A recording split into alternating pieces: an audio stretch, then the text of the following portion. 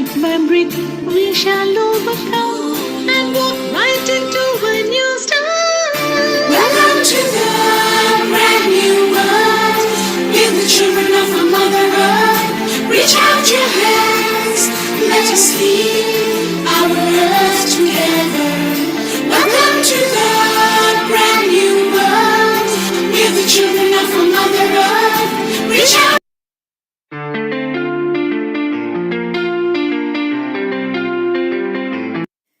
Global Namaste. Please join us this Sunday on a free global online episode, World Environment Day. Our Earth, our future.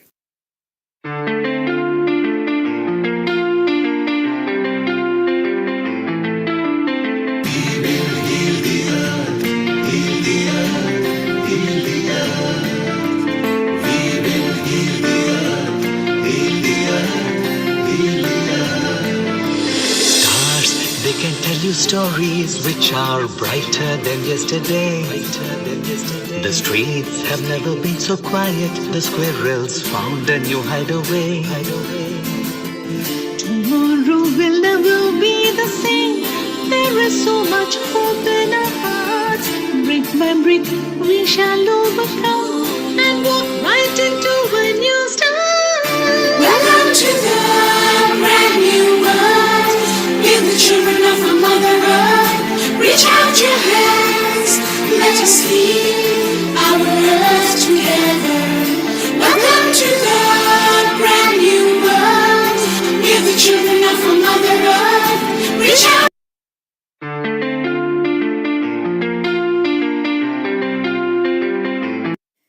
Global Namaste.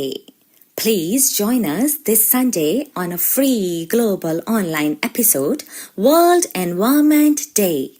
Our Earth, our future.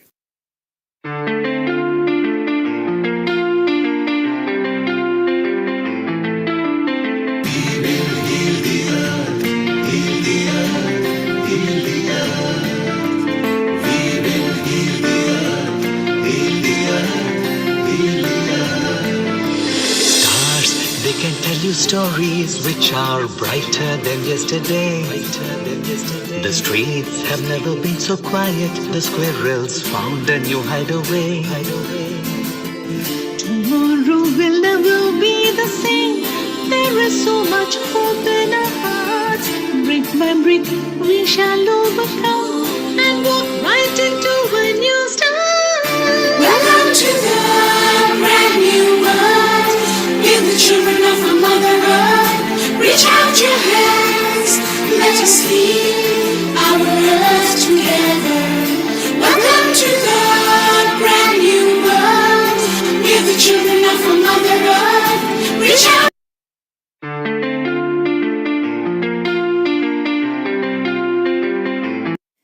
Global Namaste. Please join us this Sunday on a free global online episode, World Environment Day. Our Earth, our future.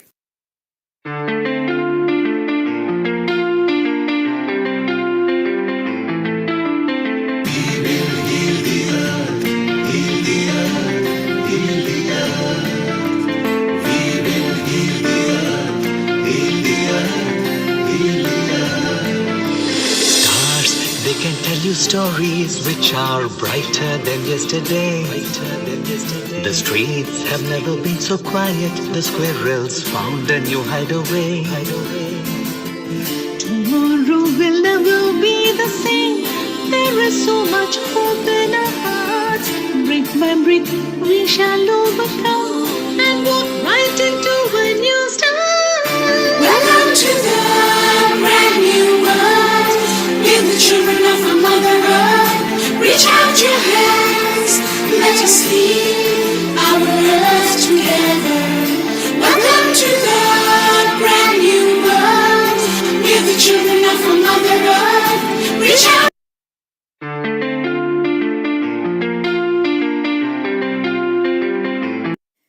Global Namaste.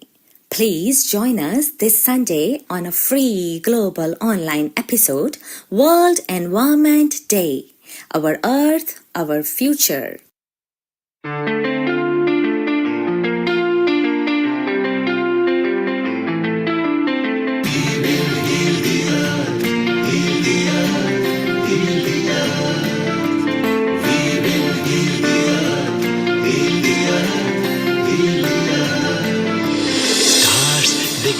stories which are brighter than yesterday. The streets have never been so quiet. The squirrels found a new hideaway. Tomorrow will never be the same. There is so much hope in our hearts.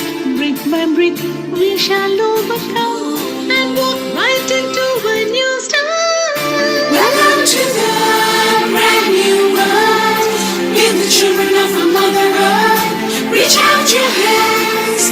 Let us lead our earth together.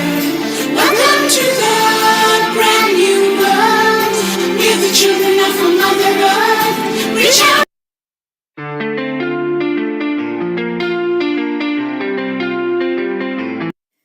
Global Namaste. Please join us this Sunday on a free global online episode, World Environment Day. Our Earth, our future.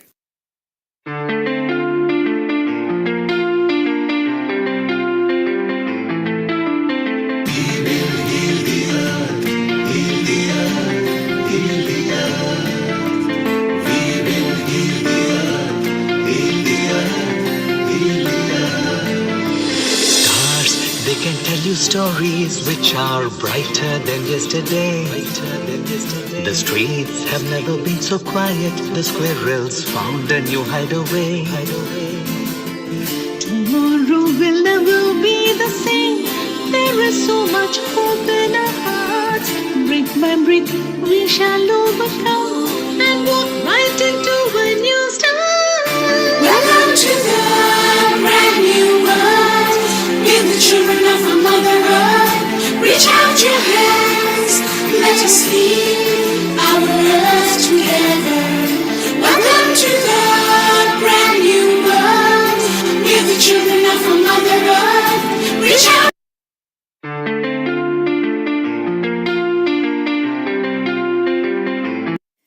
Global Namaste. Please join us this Sunday on a free global online episode, World Environment Day. Our Earth, our future.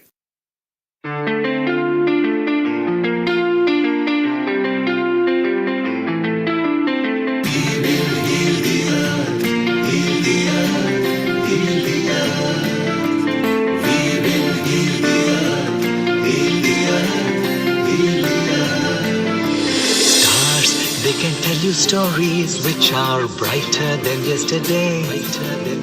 The streets have never been so quiet. The squirrels found a new hideaway.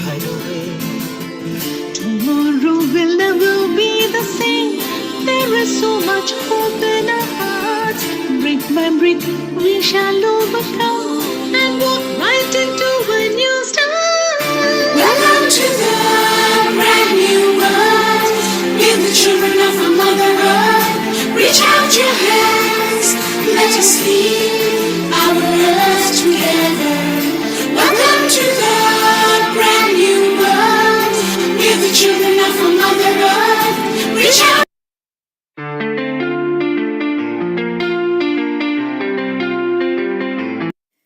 Global Namaste. Please join us this Sunday on a free global online episode, World Environment Day. Our Earth, our future.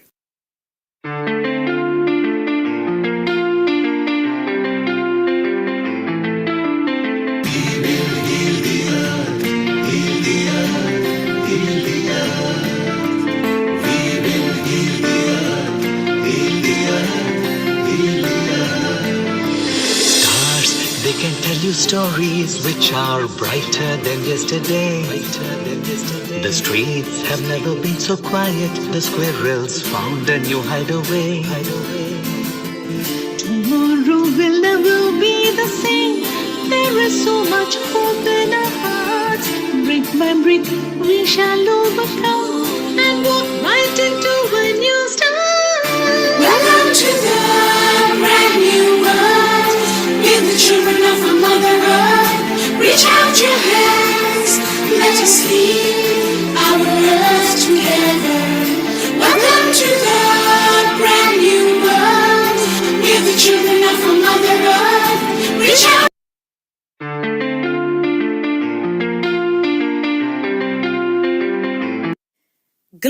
Namaste.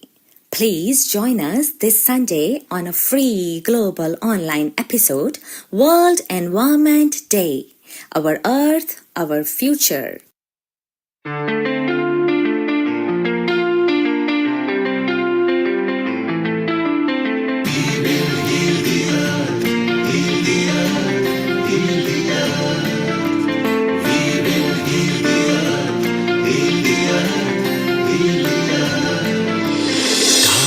They can tell you stories which are brighter than yesterday. The streets have never been so quiet. The squirrels found a new hideaway. Tomorrow will never be the same.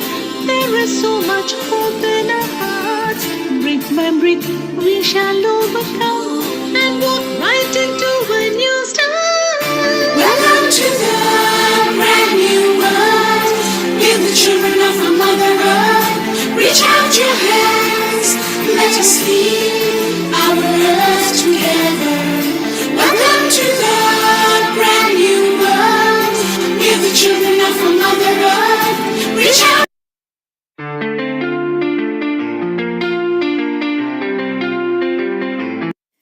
Global Namaste. Please join us this Sunday on a free global online episode, World Environment Day. Our Earth, Our Future.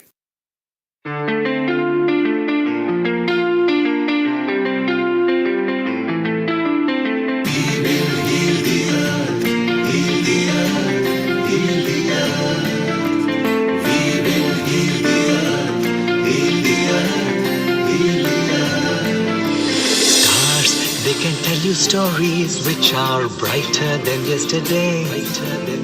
The streets have never been so quiet. The squirrels found a new hideaway. Tomorrow will never be the same. There is so much hope in our hearts. Brick by brick, we shall overcome and walk right into a new start. Welcome to the brand new world. We're the children of our Mother Earth. Reach out your hands. Let us lead our earth together. Welcome to the brand new world. We're the children of our Mother Earth. Reach out.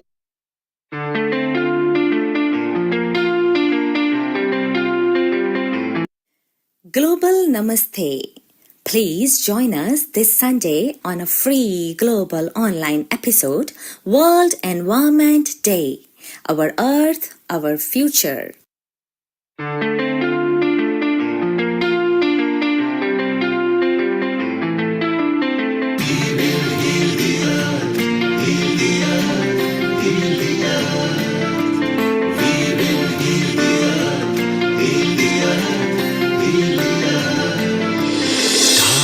They can tell you stories which are brighter than yesterday.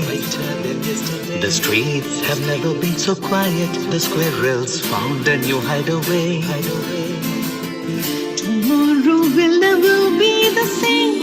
There is so much hope in our hearts. Brick by brick, we shall overcome and walk right into a new start. Welcome to the brand new world. We're the children of our Mother Earth. Reach out your hands. Let us lead our earth together. Welcome to the brand new world.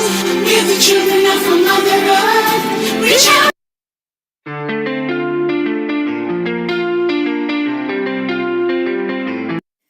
Global Namaste.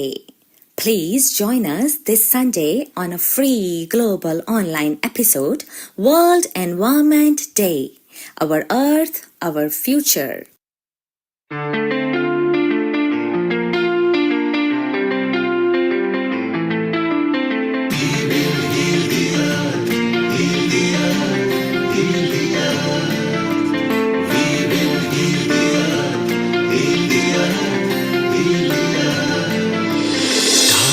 They can tell you stories which are brighter than yesterday.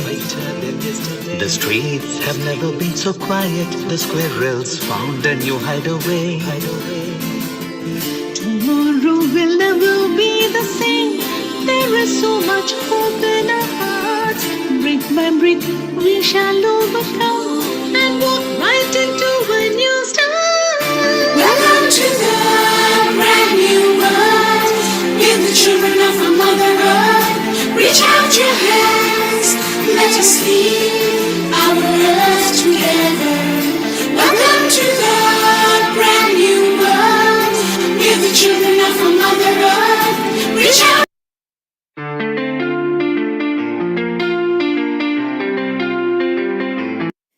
Global Namaste.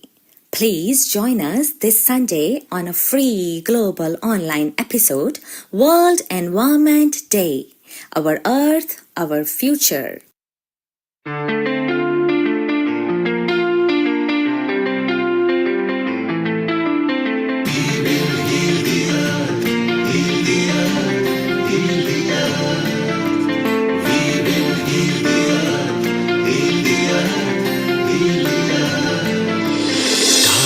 They can tell you stories which are brighter than yesterday. The streets have never been so quiet. The squirrels found a new hideaway. Tomorrow will never be the same. There is so much hope in our hearts. Brick by brick, we shall overcome and walk right into a new start. Welcome to the brand new world. With the children of our Mother Earth, reach out your hands. Let us heal our earth together. Welcome to the brand new world. With the children of our Mother Earth, reach out.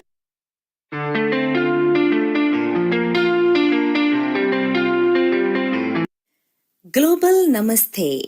Please join us this Sunday on a free global online episode, World Environment Day. Our Earth, our future.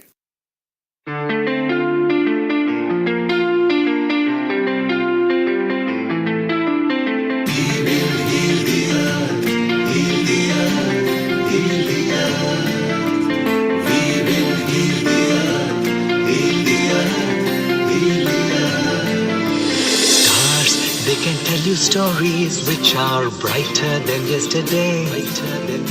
The streets have never been so quiet. The squirrels found a new hideaway. Tomorrow will never be the same. There is so much hope in our hearts. Brick by brick, we shall overcome and walk right into a new start. Welcome to the brand new world. With the children of our Mother Earth, reach out your hands. Let us heal our earth together. Welcome to the brand new world. With the children of our Mother Earth, reach out.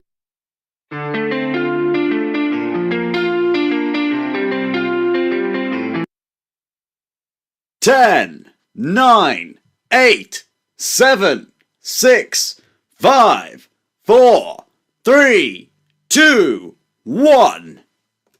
Global Namaste. A very good morning, good evening, and good afternoon to all the viewers of Healing Our Earth.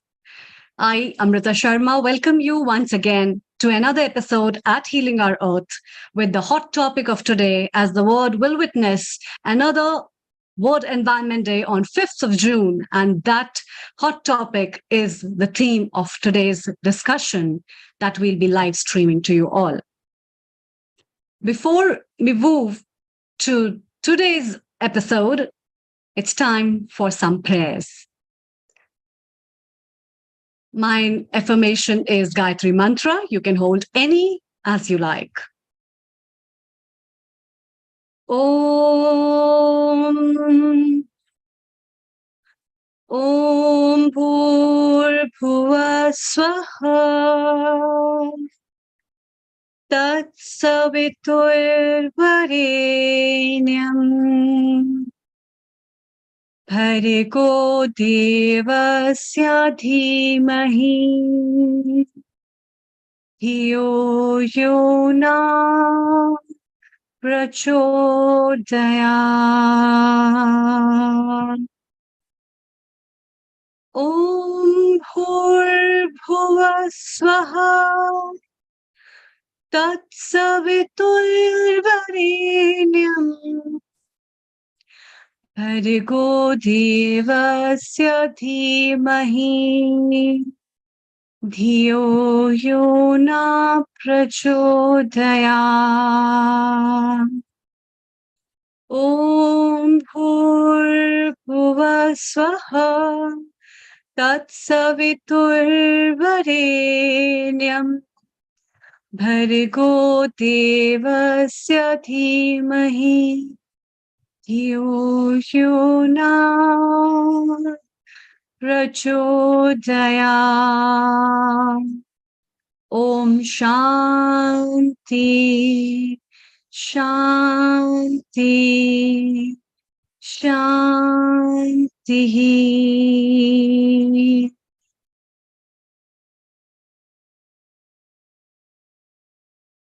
Welcome once again.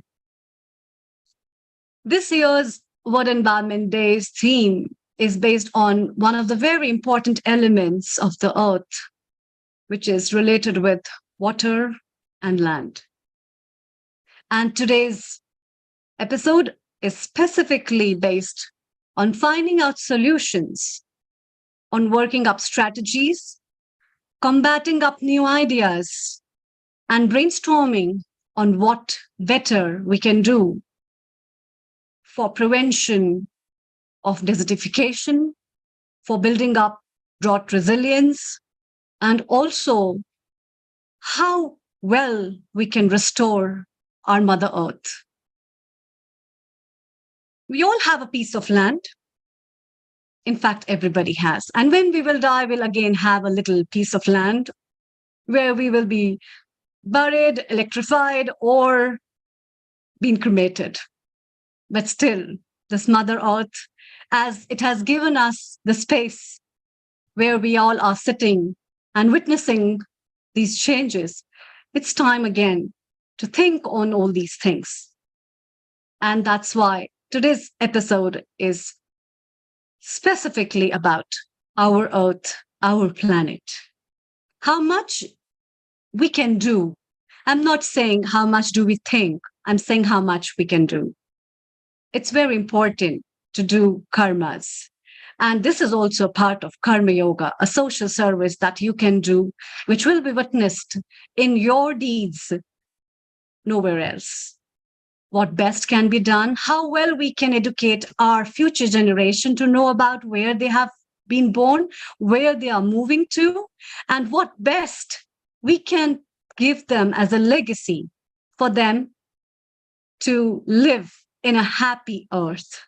Because ultimately what is required are the 5 elements: pure space, air to breathe, good land to till, a fertile land where they can have crop and food, and what a good glow of water, the pure hydrogen and oxygen that combine together to give us the vital source. That's why we are alive. So it's time also to thank Mother Earth, and it's also time to acknowledge what changes are important. And that's why we have various experts, very renowned personalities in today's time who will be joining us. So don't go anywhere, stay around, fix your seats, have some good tea, coffee, beverages, snacks, breakfast, lunch, and make your dinner ready and tie up your seat belts off your bed, couches, and chairs to know and find solution. And yes, if you have any question and answer, you can just also just give those questions and put them at www.info@healingourearth.com as well, or log into www.healingourearth.com and you'll find the info@healingourearth.com, where you can put your questions and that will be lively answered right now. Moving ahead at this episode, let me welcome our guest for today, with whom we will be having our discussions, our chit-chats, and we will be taking up this discussion of what better can be done forward. So, a very warm welcome and a global namaste to you, Kailash Parekh, and the guests, Dr. Shorna, as well as Dr. Richa Soni. Very good afternoon and a warm welcome to all three of you. Over to you, Dr. Kailash. Before we take our guests as well, let's welcome them and your thoughts about what best we can do for Mother Earth as well. So global namaste to everyone, and thank you so much for inviting us again to this wonderful platform where we can share and work together to protect our Mother Earth. Very, very important. Like you said, we need to protect, to live in harmony, and to enjoy this life here and for our future generation. So we've got a short PowerPoint presentation, which, between the three of us, my colleague, Dr. Shona Pal and Dr. Richa Soni and myself will take you through. And it's all about, like you said, raising the awareness through education, and has members of the organization called LEAP, which is Lancaster Environmental Action Protection Group. This is what we're aiming to do, is to raise awareness through education and training. And so this will give you a snapshot of the kind of work that we do at the grassroots level. So I'd like to pass over to my colleague, Dr. Shona Pal, to start us off. Thank you.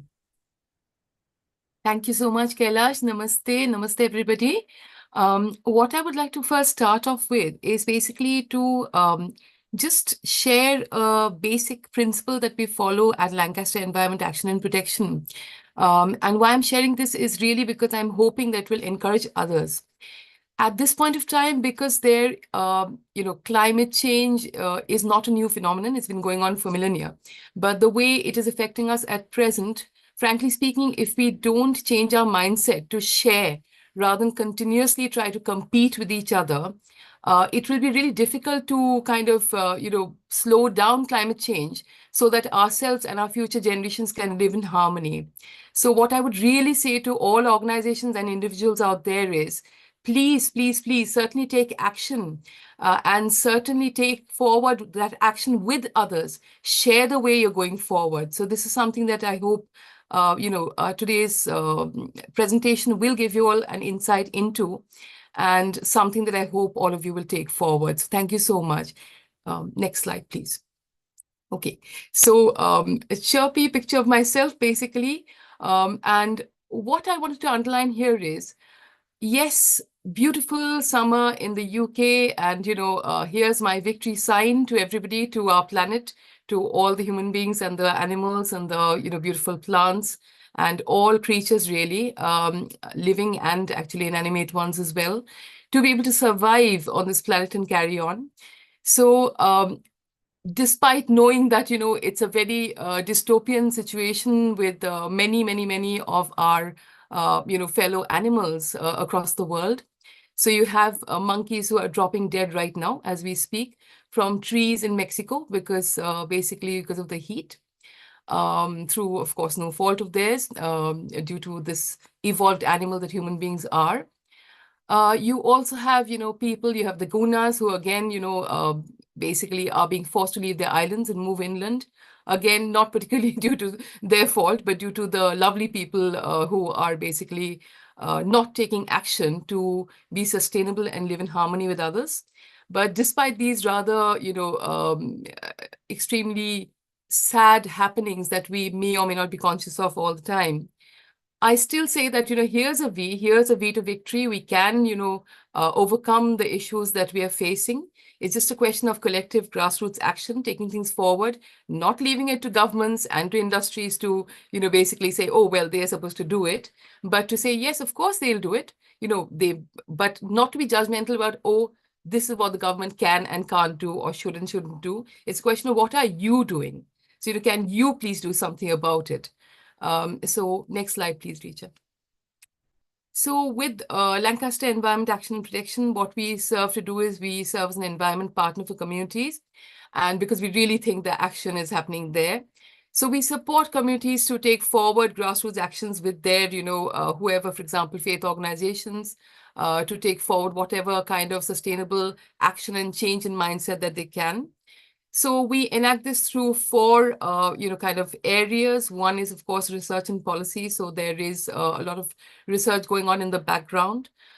So right at present, for example, we are talking about, we are kind of researching, looking into what's happening with the clothing fashion industry, fast fashion and its impact on climate change. We've got schools action. So schools action is working with schools to support their green teams, to help these flourish, as well as, for them to take it forward. Because like faith organizations, schools have a huge impact in being able to reach not only their pupils, but the families of the pupils. And that's how we're trying to reach out. And of course, youth action. So we have a wonderful Lancaster Environment Action and Protection Voices of Youth. So quite a, mouthful. So I'll just call them LEAP VOI, who are doing some wonderful work, which I'll share briefly on the next screen. And of course, we have the community organizational action, which is, you might say, a very big part of our forte, which is working with faith and non-faith communities through their community organizations to take forward environmental assessment and management. So thank you so much, Richa. So again, to just very briefly touch on this, so my favorite, which is basically Lead Voice of Youth. You can see, I think, from the kind of work that they're doing, that they are really taking forward something very fantastic. So just very briefly, the Eco Festival booklets are things that you can download from our website. And our website is there at the bottom of the slide. So please do go ahead, share them as widely as you like, because as I was saying, this is not about competition, this is about sharing. And what these do is basically anybody, any person, any child, along with their family, even very young children, can take forward the activities in these festival booklets to celebrate festivals very, very, very economically and very, very, very sustainably. So that's something that we're particularly proud of. Of course, we have other, partnerships with UNESCO and with the Art of Living. And, we've had some wonderful national sustainable quizzes, which have been spearheaded by the Art of Living. And we've worked alongside with them, where our Lead Voice of Youth have basically been a part of that. Moving on to very quickly, the schools action. So with primary and secondary schools, as I was mentioning, we work not just around the Green Week, but at other times as well, having sustainability, superhero competitions. So really changing the mindset again, that, to be a superhero, being, sustainable, being recycling, these are things that actually are really fantastic in becoming a superhero. So change the definitions really, helping young people feel valued as people. If you're picking litter off the streets and you're, actually putting it into the recycling bin, you are a superhero. So changing the mindsets of young people and their families. And basically also, as I was saying, the energy at home, that really links into the larger environmental assessment and management that we are taking across, that we conduct training for, which Kailash will be going into great detail about. Just to speak in terms of community organizational action, we have been massively supported by the Hindu Forum of Britain. So this is what we need. We can, certainly cough up the goods. We can make these wonderful toolkits, but unless community organizations take it forward, they're not going to go very far. And the Hindu Forum of Britain, basically led by President Mrs. Trupti Patel, has been massively supportive in, rolling out this environmental assessment and management training across to, many, many temples and organizations. So to take forward, look at their activities, celebrate what they're doing well already, and take forward or think about what other activities they can do. Again, the toolkit is absolutely something you can download free of charge from our website. Again, it's about sharing and not about keeping all the goodies to ourselves. You can always come up with new and good ideas to, take it further forward. You don't need to compete. And I think basically with that, I'll kind of wrap up. There's also some exciting stuff going around with Preston City Council with the climate jury that Dr. Parekh served on very recently. But I'm not going to go into all the, LEAP actions, because I think at that rate, we won't leave space for others to speak. So handing over, I think, Richa, I think the next slide is straight onto yours, probably, to Dr. Richa Soni. So a very wonderful, director who is an environmental engineer, and she will speak to you about climate change and why it's so important to all of us. Thank you so much. Namaste. Thank you, Sharna, and namaste, everyone.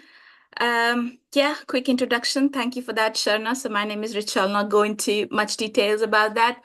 I would like to talk today about this year's Environmental Day theme and some action points from COP29. The purpose of Environment Day celebration is to raise awareness and promote environmental conservation. Now, this year's theme is land degradation, the restoration, desertification, and drought resilience. So all this bad things, maybe degradation, desertification, and droughts, why this is happening? I think this all is happening because of some human-led activities. And what we need to do is we need to stop them and stop actually the drivers which are causing that. Stop deforestation, reduce the waste, reduce pollution, because all these activities are actually leading towards climate change. I would say a lot of awareness is ongoing and people, they know what are the harmful effects. But at this point, in my view, what we need is to counter the climate change. So awareness is there, people are doing it, but now is the time to actually act. And for actions, we need to change our habits.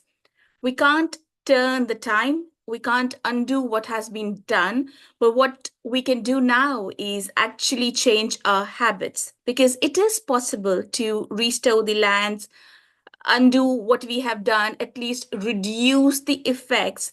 But all this can be done if we have the urge to tackle to the climate change and have an urgency to understand that we need to change our habits.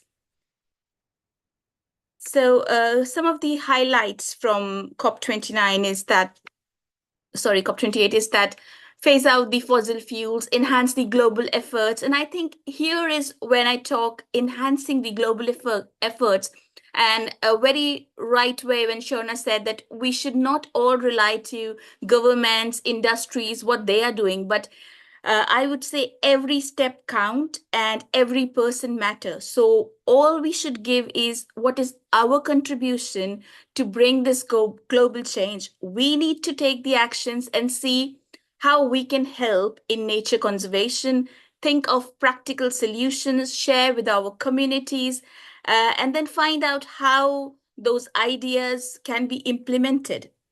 Now, as Sharna has already touched base, and Kailash would later on talk about LEAP's initiatives, I would like to point out that we at LEAP have got onto the job of playing our role and getting this work to counter climate change, roll further.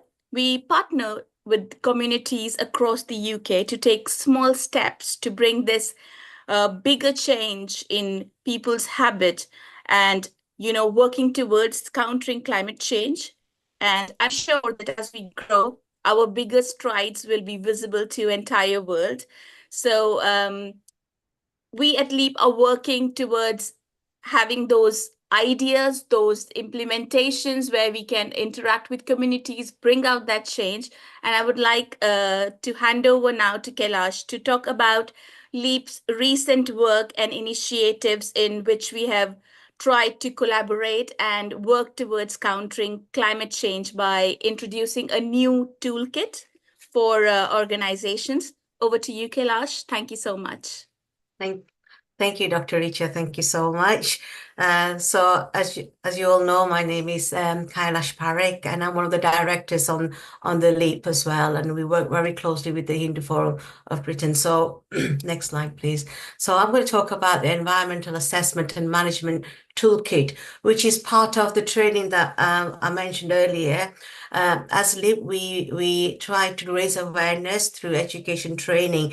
So we rolled out a program almost 18 months ago, 2 years ago, providing the training on two modules. Module 1 was all about climate change, which Dr. Richards has explained about us, looking at, what is climate change, and how we can all work collectively together to help raise awareness and make those small changes. Collectively we can make a huge difference to our climate. So we provide that at 8th session, and the next module is all about the Environmental Assessment Toolkit, which has been supported by our president, Mrs. Tripti Ben Patel, the president of the Hindu Forum of Britain, who's been a very active and very supportive individual who's actually provided all the support. So we provide this training, and this toolkit is, I'm going to talk a little bit more about it, but it was actually designed by our co-director and founder of LEAP as well, Dr. Shona Pal. It is her brainchild, and it's a very wonderful toolkit where it's a live living document. So and it includes a versatile environmental assessment and management plan, which comes with the detailed guidelines, including understanding and formulating environmental policy from the plans, which I will explain more about in my next slide. So what is the impact of this grassroots climate action enabled by the Hindu Forum of Britain and supported by the LEAP? So temples all over the UK will start to use this environmental assessment toolkit. And it's basically to help us to look at the good practices that's already happening within our places of worship and how we can improve that. And it's a document that helps us to then focus on what we need to do, basically, what's happening and how we can make those small changes. So it's like I said, it enables us to reflect. So next slide, please. Sorry. So it enables places of worship to record the good work that's already taking place to protect our environment, and to make a plan of what to do more. And like I said, it's a living document, so you can change the plan when you need to. So it's live and it's flexible and it's a working document. You can take it anywhere, anywhere in the country, in the world, actually, and it's still a working document. And it prepares, all the committee groups to work together. And to also prepare ourselves for any climate emergencies. So again, I'll be talking about the climate emergency plan as well in my next slides. Over to you. So as you can see on here, this is the actual form. It's a very user-friendly form, and what it is, it reflects on and identify each aspect of your own organization's working and the use of premises, interaction with the community. For example, if you look at some of the points here, it says it looks as to reflect on how the temple, priests, staff, volunteers, devotees, patrons, and other visitors interact with each other, in the community space. And it also talks about religious ceremonies. How do we, what sort of ceremonies are performed, how often, what's needed, what do we need to do to help to protect the climate. For example, if you're using yagnas, fire, how can we make it more environment friendly using fire and water and all these other elements that we talked about. So you can see on the left hand side it says name of the event, for example, yagna, morning prayers, and then it talks about how often you do it, where you do it. And it just gives you, some guidelines on, reflect on how what we're doing now and how we can then help to reduce, any climate change effects on our environment. So again, there are some examples here. For example, buildings using lighting. So can we use energy efficient bulbs? Are we using that? What can we do? Where can we buy them in bulk? How can we save money? So all these kind of things are actually recording on this form. And we also encourage, each of the places of worship to have what we call a climate change coordinator, who is responsible for filling in this form and reviewing and making sure it's a living document, so it can be flexible and change it as and when it's needed. So again, it helps us to set short-term and long-term goals with days and how to increase our sustainability, and that is really important as well. So next slide, please. So we talked about, again, this toolkit will enable us to to look at a climate emergency group network. So should there be an emergency, how do we deal with this? And we, again, share those kind of links and resources and helplines and networks to come together to help us to deal with such emergencies in our places of worship. Next slide, please.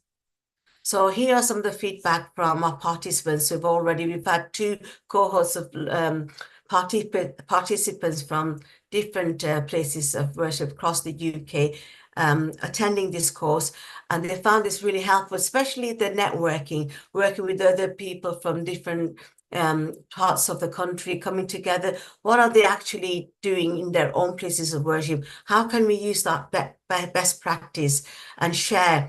And one of the good examples we talked about was, when we use plastic plates, for serving food.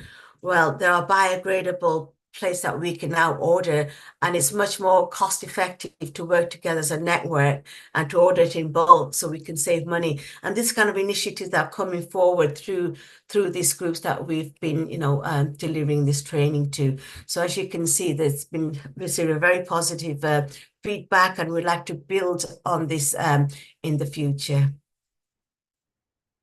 Again, there's a case study that we did for one of our Diwali magazines that came out just recently, last Diwali, and this case study of one of our participants who talked about their experience, tell us a little bit about your organization, what was happening, what initiatives are you taking place to help, with the climate change, and those kind of experience. And they talk about their experience and how they're going to use the knowledge, the understanding, the training that received on the climate change, and how they're going to use that and spread it out with other groups within their organization. So I hope that, obviously this today's presentation motivated you, and hope that you can all start using the environmental management toolkit. It's free of charge, like Dr. Shona said. It's on our website. You can download it. It's easy to use. It's user-friendly, and it'll help you to sort of reflect on what's already happening within your organization and what more can we do as an organization and work together as a team to protect our Mother Earth. So thank you for listening. Thank you. You have been doing a lot of work, in fact. So first of all, congratulations from all our Healing Our Earth family for such a wonderful thing. And in fact, from my point of view, Kailash, I think this is also one of the very important things, that the spiritual angle of thinking in every religion or every part of the society, and the norms and rituals people follow, and how does that impact the environment. We always think about the inner environment at that time in terms of spirituality, and wondering the God will bless us if we'll be having all these things. And there are a lot of rituals which have bigger sense. But it's time to think on what changes are important as per the present generation of when we are heading towards 22nd century.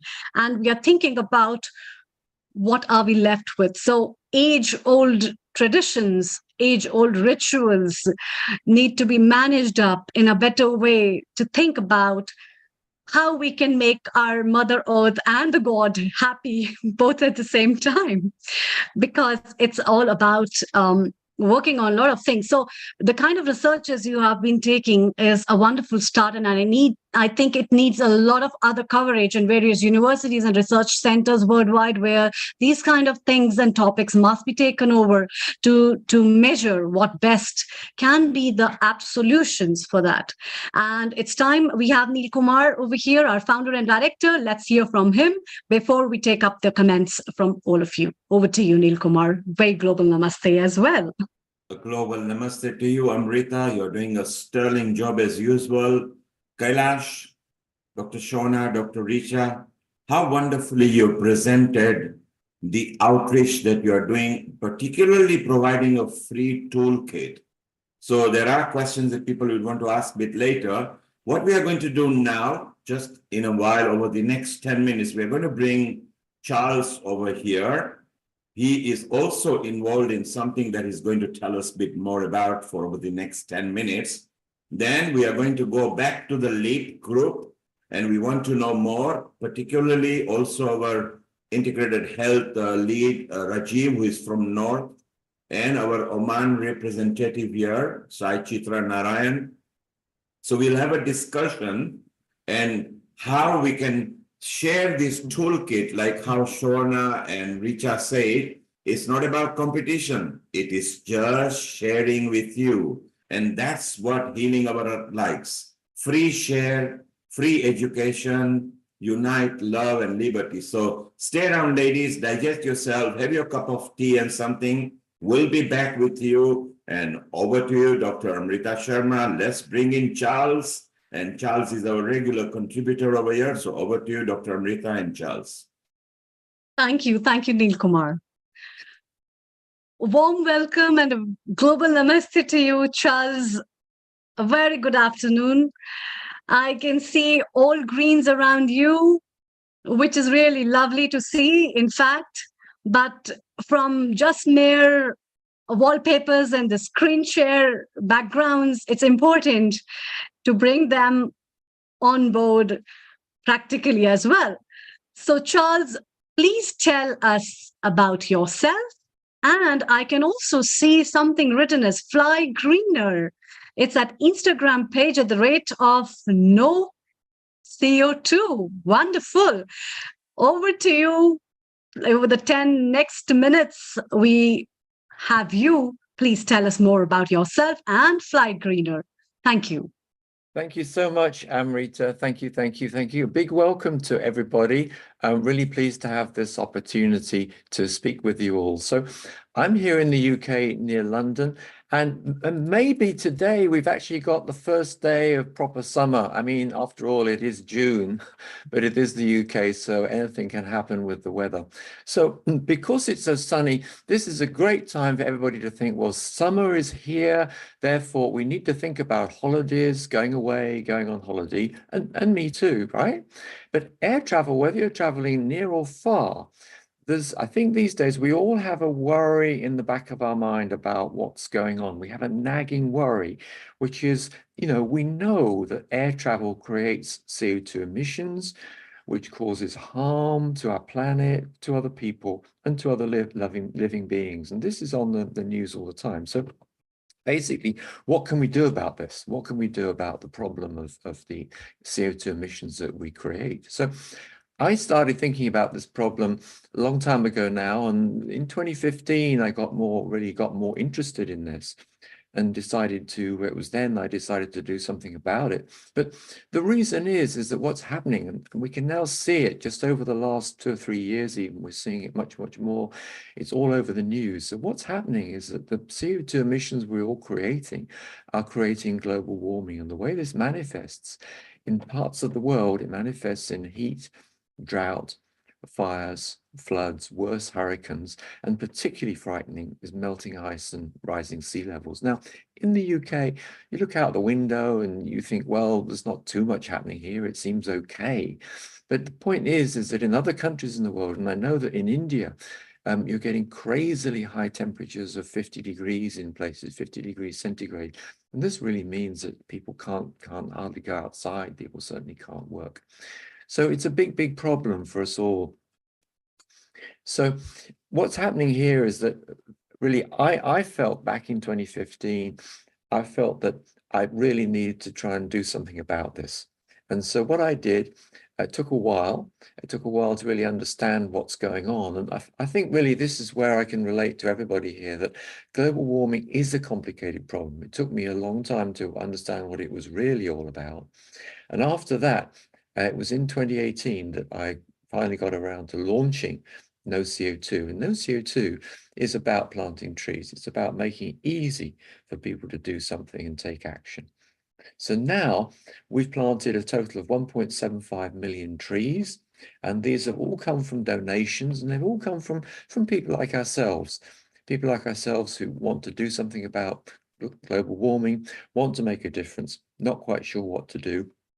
and thinking, well, hey, planting trees really does make a difference. So since then, you may have seen me on some of the webinars. We've run live webinars from the COP meetings. This is the COP26 meeting in Glasgow, from COP27 in Egypt, COP28 more recently in Dubai. We've ran webinars from these meetings, had live speakers from the events. And just more recently, for Earth Day 2024, we've launched a campaign, One Person, 1 Ton, and this is a campaign in partnership with IAHV. This is the International Association for Human Values, and my friend and colleague, Shailin Mittal, will be speaking later today with here, and also with Rotary. And what we're doing here, we're inviting people to remove a ton of CO2 by planting 120 trees. Okay, so that's what it's all about. So Amrita, back over to you. Thank you, Charles. That's really a great initiative. And my question to you is that why fly greener? And what does it, how does that impact? And what basically is this project about? Sure. Over to you. Okay, thank you for your question. Okay, well, the heart of this is really about flying. We all want to travel. We want to travel to see friends, to see our family, and just to go on holiday. As I say at the beginning, it's summertime, so we want to get away, want to go somewhere different. Now, we know that air travel actually harms Mother Earth, it harms other people, it harms other living beings by the heat, the drought, the floods, all the rest of it that it causes. So the question we have, the nagging question in our mind really is, well, look, actually, what is the right thing to do? So what's the right thing to do for us? So the options are, well, first of all, you think, well, maybe not go at all, maybe not go this year, maybe go another year. And then your friends and family say, well, look, hey, you know, really, we need to see you, what this is all about. Why are you doing that? So very often it's not going to be realistic just not to fly. And then the second option is to say, well, look, it just seems easier to leave it. I'll sort of think about doing something about it. And then you leave it and you end up getting on the plane. And when you're on the plane, you think, oh, perhaps I should have done something about the CO2 emissions. But by that time you sort of think, well, it's a bit late. But the other thing is to actually remove your CO2. So you've got an option with ourselves, which is to remove your CO2 emissions. So what we do, we help you by making it easy for you to plant trees. We plant the trees for you, we remove the trees. So obvious question then is, well, how many trees do we need? So simple calculation is that 1 hour, one ton of CO2, which is sort of measure for all this, 1 ton of CO2 is created by flying for 8 hours. So just look up where you're flying to. You probably know if you're flying from London to India, to Delhi or Mumbai, it's about 8 hours, 40 minutes. So that's about a ton of CO2, and that's each way, 1 ton to go there, 1 ton to come back, and that's for each person. So if you're traveling with 2 of you or 4 of you or more, okay, that's a ton each way. Okay, so if you're going on holiday in Europe, so to go to Cyprus, for example, that's 4 hours flying, 4 hours there, 4 hours back. So that's again a ton of CO2 emissions. So to remove that CO2, what we do, we plant for you, we plant 120 trees. Now those trees on average will remove a ton of CO2 for every year they're growing. So this covers your removing CO2, not just for the 1 year, the one flight, it covers it for every year the trees are growing. So if you take a look at our Instagram page, which Rita mentioned, if you take a look at this page, you'll see there our Instagram reel about this. And to plant 120 trees, it's just £24. So there's a link there which explains all about it. If you're in the UK, then you can get gift aid on this as well, which means we can plant more trees for you. So it's very, very straightforward. All you do, take a look at the Instagram page, take a look at the reel, that takes you through to the Global Giving page, which was set up by IAHV, set up by a friend and colleague, Shailin Mittal. Take a look at that. I'll put a link in the chat about it if you'd like to click on that link. And if you want to talk to me about this, I mean, if you've got concerns about this, you're interested in more information, I put my number in the chat as well. So do give me a call on WhatsApp and we can talk more about it. Hopefully that helps, Amrita. Definitely, definitely. Why not? That's really wonderful. In fact, a lot of us might not be thinking about it, that where we are moving towards urbanization, modernization, where we are happy, oh, we have got flights to fly from this place to this place, and the time has been reduced. We are not thinking how much CO2 we are producing and what impact in the coming years will it give to our future generation, where they might not even have air to breathe also. And that's really nice. Charles, please stay around. Let's have a quick question from Dr. Rajiv Gupta. Global Namaste to you, Dr. Rajiv Gupta. He is our integrated health producer, as well as a regular contributor and a marvelous person as well. Let's have a question from him. Over to you, Dr. Rajiv. Thank you so much, Amrita, and thank you very much, Vinil Kumar. Very, very interesting episode. Two important questions. The first one was about that we all know that there is global warming. We know that environment is being harmed by many of the acts we do, but very few of us consciously do something every day about it. So it's really good that this all is brought up, that the harm that we are going to do to our Mother Earth, to the environment, to the nature from where we are born, is going unnoticed by many of us. It's not just people who are ignorant, it's also by the people who know it and consciously ignore it. So I think that's something I found very not just interesting, but really intriguing. Okay, thank you. So that is something I wanted to bring to your notice and what your views are. And also, as a small observation, I just saw it, no CO2. I was thinking plants need CO2 to convert back into oxygen to give to us, and whether the slogan has taken that into account. Well, what I mean by this, I mean people as individuals know CO2. I mean, on average in the UK, we're creating about 7 tons of CO2. So to remove 1 ton is just a part of this. So if people would like to remove more CO2, then that's great. But I would just like to pick up on what Amrita said just now. There are some people who are flying around all over the place. Most people in the world, I mean, still 10% of people in the world are in extreme poverty. And by planting trees, a key benefit here, it's not only removing our CO2 emissions, it's not only helping protect other living beings, other people, other families, other animals, wild animals, birds, fish, etc. It's also creating paid work for people who are in extreme poverty. So these 120 trees approximately are creating 1 day of paid work for people in poverty. And the other point about what Amrita was saying is that we do have a very polarized world now. We have 10% of the population in extreme poverty. We have a lot of people who are unable to travel. They don't have the money to travel. And then we have a very privileged group of people, of which most people here will be part, who do have the funds to travel. And where we are traveling, a key point for me is that really out of fairness to those people in the world who don't have this, who are basically, very often the subject of the problems that we're creating, which Dr. Gupta talked about, it's really only fair to do something about it. And this applies to so many of the things we're doing which damage the planet. So I'd really just like to put on the table the option for everybody of making a difference by planting trees, going through the links here. And big thank you to everybody here for giving me the opportunity to talk about this. Thank you, Amrita and Dr. Gupta, for your questions. Thanks, Charles. Before you go, I would like to just mention one thing, because we are bubbling hot in India. To be very honest, what is happening, everybody cannot afford air conditions. Everybody doesn't even afford a fan. And in India, we have got a lot of trees, especially the banyan tree, the peepal tree, where there is already a tree and they have built a concrete around for people to sit. And people have, through community service, put earthen pots for people to rest under the shade of the tree, which is considered to be much cooler.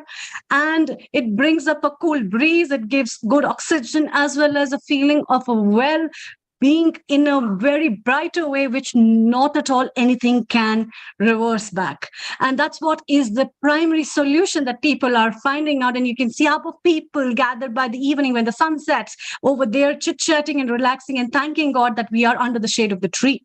And Perfect. therefore, this also gives a very clear importance of planting trees and having all that around us. Also, very big thanks to you and a great initiative of Fly Greener. Before you fly somewhere, please think about Charles, what he has been saying, or if you get time, space, anywhere, and you have land, please plant trees. That's a very big, a huge message. And travel with safety and plan your trip accordingly. That's very important. And let's take up a quick comment from Neil Kumar, our founder and director, and move around with to Oman, as well as with Dr. Richard, Dr. Shona, Kailash, as well as to Uganda. Over to you, Neil Kumar. Thank you. Thank you, Amrita. Charles, thank you very much for yet another initiative from you. You keep on flying, and as you take off, we wish you all the best. You are in a private Zoom room. The audience is in website, YouTube, Twitter. So if you could send your flyer to Vaishali and Amrita, we can put it on a social media. Here it's only the people who are contributors who are talking. So if you could send your flyer, let's make it viral on the social media so we get better exposure. Charles, thank you very much, and we'll see you shortly in some other episode. Thank you. Thank you, everybody. Thank you. Thank you, Charles. Thanks And for what we'll coming. do now, Amrita, what we'll do, Rajiv has got a comment, and as has Robert from Uganda. So we will bring them, and we want to go back to our LEAP organization because, you know, they are offering toolkit and it's free. And we want to take a comment from Sai Chitra Narayan, our Oman coordinator there. Global Namaste, Sai Chitra ji. You were listening very intensively what the LEAP ladies were talking about. What are your comments? Global Namaste to everyone. I'm very happy to share one beautiful thing. Got around 300 students in my nursery, and we made each one of them to plant one sapling. And we had poster making competition where around 300 children participated. One plant, one earth, one future. This was the topic, you know, like each one of us, if we can plant one, we can save one. I just wanted to just share one small song on 5 elements, which we used to teach to all the children, you know, like from kindergarten to 5th standard. So can I go ahead? Yes, please go ahead. Yes. Oh, space, dear space, how can I live without you? Oh, space, dear space, we pray and bow to you.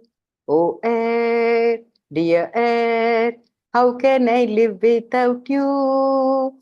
Oh, air, dear air, we pray and bow to you.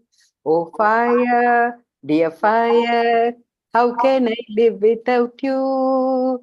Oh, fire, dear fire, we pray and bow to you. Oh, water, dear water, how can I live without you? Oh, water, dear water, we pray and bow to you. Oh, earth, Mother Earth, how can I live without you?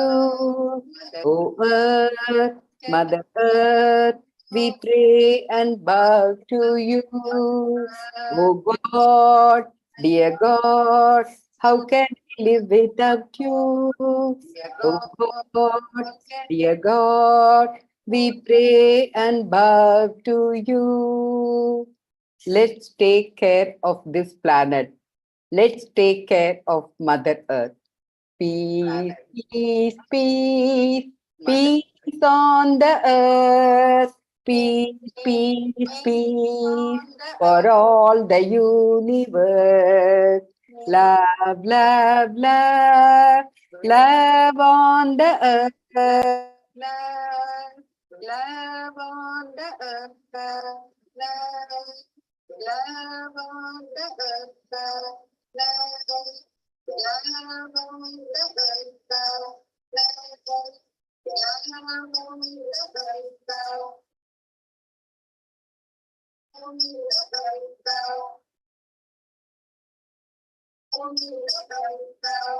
How wonderful. I think we've got an echo because there is a, I think there is, okay, we are, I think there is, when somebody has got some instruments on, if they could switch off, please. Somebody has got some instruments on, if they could switch off, please. Somebody has got some instruments on, if they could switch off, please.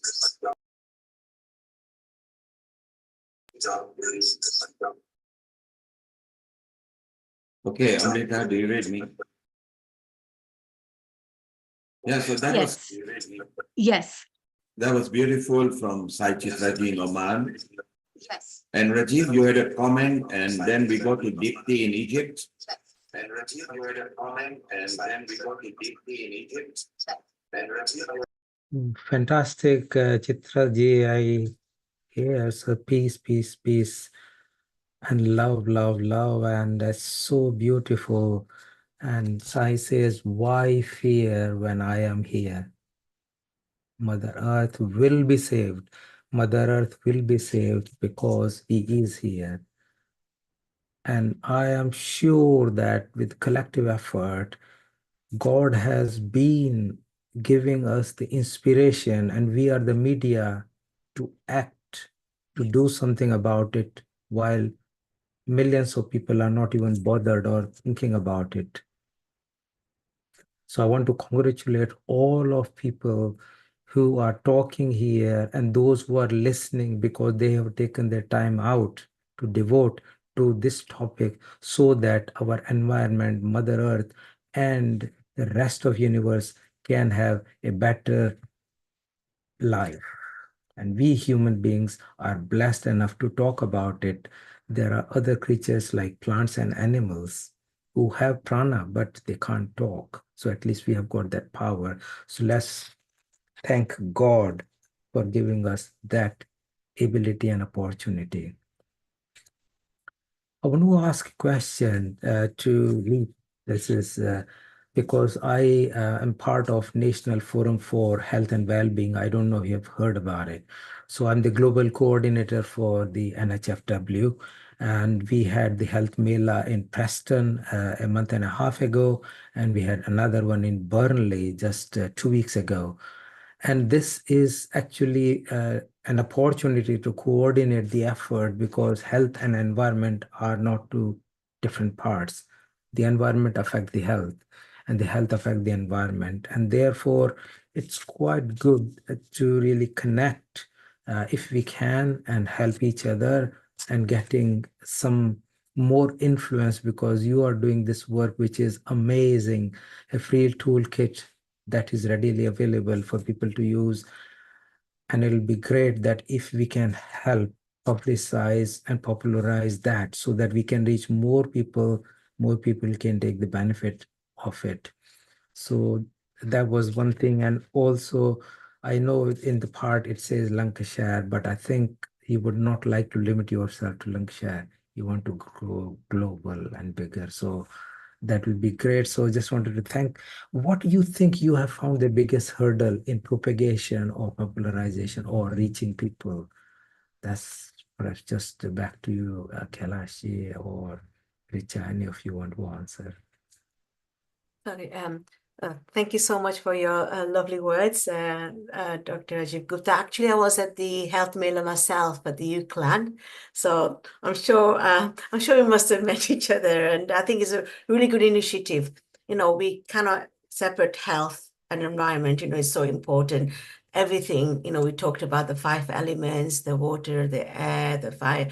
Everything plays a part, and as you know, those who study Ayurveda, that it's all about balancing those 5 elements within our own body as well as the environment. So I think health and environment go together really well. One of the hurdles, like obviously, you know, our LEAP is doing our very best with the Hindu Forum of Britain to reach out to all the organization across the UK, and we want to raise the awareness. We want to see how we can work together collaboratively to share good practices and to share resources, to raise awareness within our individual places of worship. We do our little bit can help have a great impact. So, but one of the things that when we rolled out our training, we got a very poor response, and we want to raise that when we want to work with organizations to encourage more participants to take part in the training. I think it's through education training that we can raise this awareness. So I think one of those, I'm sure my colleagues will agree with me as well, but this is what we personally found, that, we really want to encourage more people to take part in this training. And thank you, for sort of reaching out and saying that you'd like to work with us and raise that awareness within the health sector as well. I think that would really be very helpful for us as well. So over to Dr. Sean, if you want to add anything, Dr. Richa. Thanks so much, Kailash.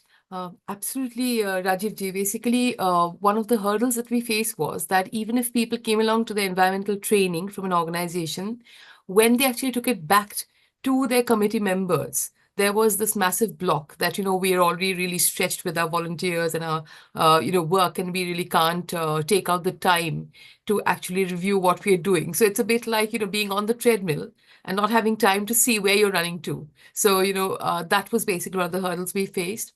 We also, from the responses, we thought that another way of engaging with the community would be through cultural activities to again raise awareness. So in a different way. So like I think we were discussing a little while ago, as long as we keep moving in the right direction, it doesn't matter. So if you come across, something in your way, just if you're walking along a path and there's a boulder and, perhaps, you're not as fit as, some other persons where you can actually sprint over the boulder, you would find a way around it.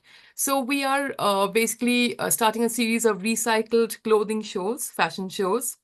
And what this does is really because, just commenting on Charles, basically, it's a wonderful initiative that he's taken it forward. But in terms of clothing, fast fashion contributes to 10% of global emissions. And, basically, I'm laughing because it's unbelievable that 85% of the clothes that people buy end up in the landfill.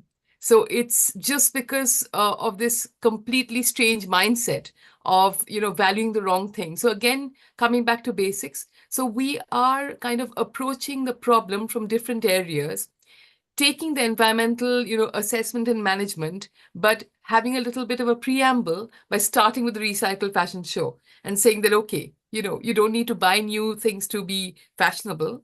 Why don't you, use something, and actually involving our young children to take this forward? So it's just basically Thank finding a you. way around. You just don't stop thinking. Think about the earth. There will be hurdles like every other game in life. You just overcome it and find a way around it and move forward. That's really nice. Thank you so much, Dr. Shorna. It was a good input. Let's take up a comment from Dipti Kataria ji from Egypt, who is again a wonderful soul, a regular contributor at Healing Our Earth. And for over 2 minutes, can you, Dipti ji, please give your comments, and we call you again and we take over with Charlene and then bring you back again with all the panel discussions. Over to you. Global Namaste to everybody. It was wonderful listening to you all. Wonderful, knowledgeable people. It's always a pleasure to be here. Apart from whatever has been mentioned and said, there is something I want to, put my lines through is humans. I was just going across these lines. Humans literally means the word is coming from humus, and that means living soil. So we are living soil ourselves. And actually, if we talk about, if we just consider our civic issue, if you look after our civic issues, most of the issues, many of the issues would be resolved, like the basic pollutions, I would say, instead of, making leaps of things at particular places. If we look after our civic issues, things will be taken well care of. I was also reading rivers, if we look after well, can be reformed in few years, but we have to think very seriously about the soil. We just have 80 to 100 crops left on this planet, which is like 45 to 60 years more left on this planet to grow crops, because soil is being destroyed so badly. as well as along with this, this, since in Bharat and elections are on and every country elections are constantly on. So I always feel that ecological issues should be raised as an election issue as well. Along with this, as per our Indian culture or Indian Sanskriti, I would say, there's a word in Hindi or in Sanskrit, it means aparigrah, which is very much popularized these way by the name of minimalism. So I personally feel this is the only way towards the environment, save the environment. Everything else will fall into its places when everyone thinks and everybody starts to live as minimalistic life. And I mean, as one of the previous speaker was talking, the clothing issues, I've been to that place in Chile, there's a desert, Atacama Desert, where the piles of used and unused clothes are there, and they are creating big pollutions. I mean, I'll not talk about the pollutions because we have many experts here. I just want to say that we need to work hard on saving the soil. One of the speakers was talking that how many trees he has planted. This is the new way further. We have to start the vegetation in our planet. Otherwise, this land is going to, the biomass, I just wrote down this 80% of biomass insects have already been disappeared.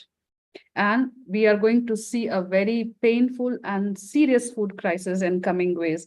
And only the powerful person or powerful country will have the food. You can think about it. I mean, how dangerous it sounds, how scary it sounds. Soil is not just producing food, it's also a carbon, it sinks the carbon. It's a big water soak. It's a basis for 35 to 40% of topsoil is basis for 80% of life on planets. So along with others, the vegetation and minimalism, which is aparigrah, is the next move forward. And at the same time, we always say we have been doing, somebody is doing, but nothing has been happening. I have so much faith in our culture and our transcripts. In Gita, there's a shlok called Karmanyavadhikaraste ma phaleshu kadachanam. Doing your job is only thing which is in your hand. What phal would come, leave it for the time to decide. So let's continue our work. Namaste. Thank you. Thank you. Deepti ji, stay around. And we'll have your comments again. Let's move over. It's time to welcome another guest from UK. A very good afternoon to you, Shailene. Global Namaste. Global Namaste. Thank you, Amrita ji, for having me over. And thank you, Neil ji, for the opportunity. Thank you. Thank you very much. What have you lined up for us today on this topic of World Environment Day with the theme of land restoration and drought resilience? Over to you for over next 15 minutes. Thank you. Thank you. So I'm going to speak about tackling poverty and global warming through volunteering and Seva project. So before jumping into that quick introduction of myself, during the day, I work for HSBC Bank as part of their wholesale risk compliance. And I'm also part of the bank's climate action committee. My second hat I wear is I'm the board member for 13 years for International Association for Human Values, which is a global nonprofit that has service projects around the world. They're all humanitarian service projects for community intervention. They are based on volunteering and for uplifting human values such as compassion and love and respect. I'm also a trainer for Art of Living Foundation for individuals, for Sudarshan Kriya, for courses and all of that. Personally, I have a 14-year-old daughter. I live in London in Uxbridge with my wife. My hobbies, I like to write poetry when the emotion gets intense. I also collect different kind of coins, and I facilitate climate fresque workshops, which is the science of climate change. And I'm passionate about restoring and uplifting human values in the society.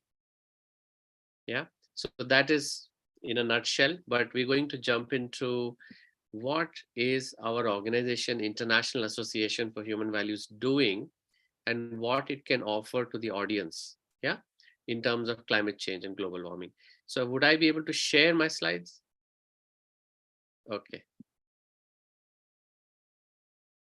Actually, my partners in green crime have already spoken here. Charles Appleby, I think Stephen Severus was also here, no? And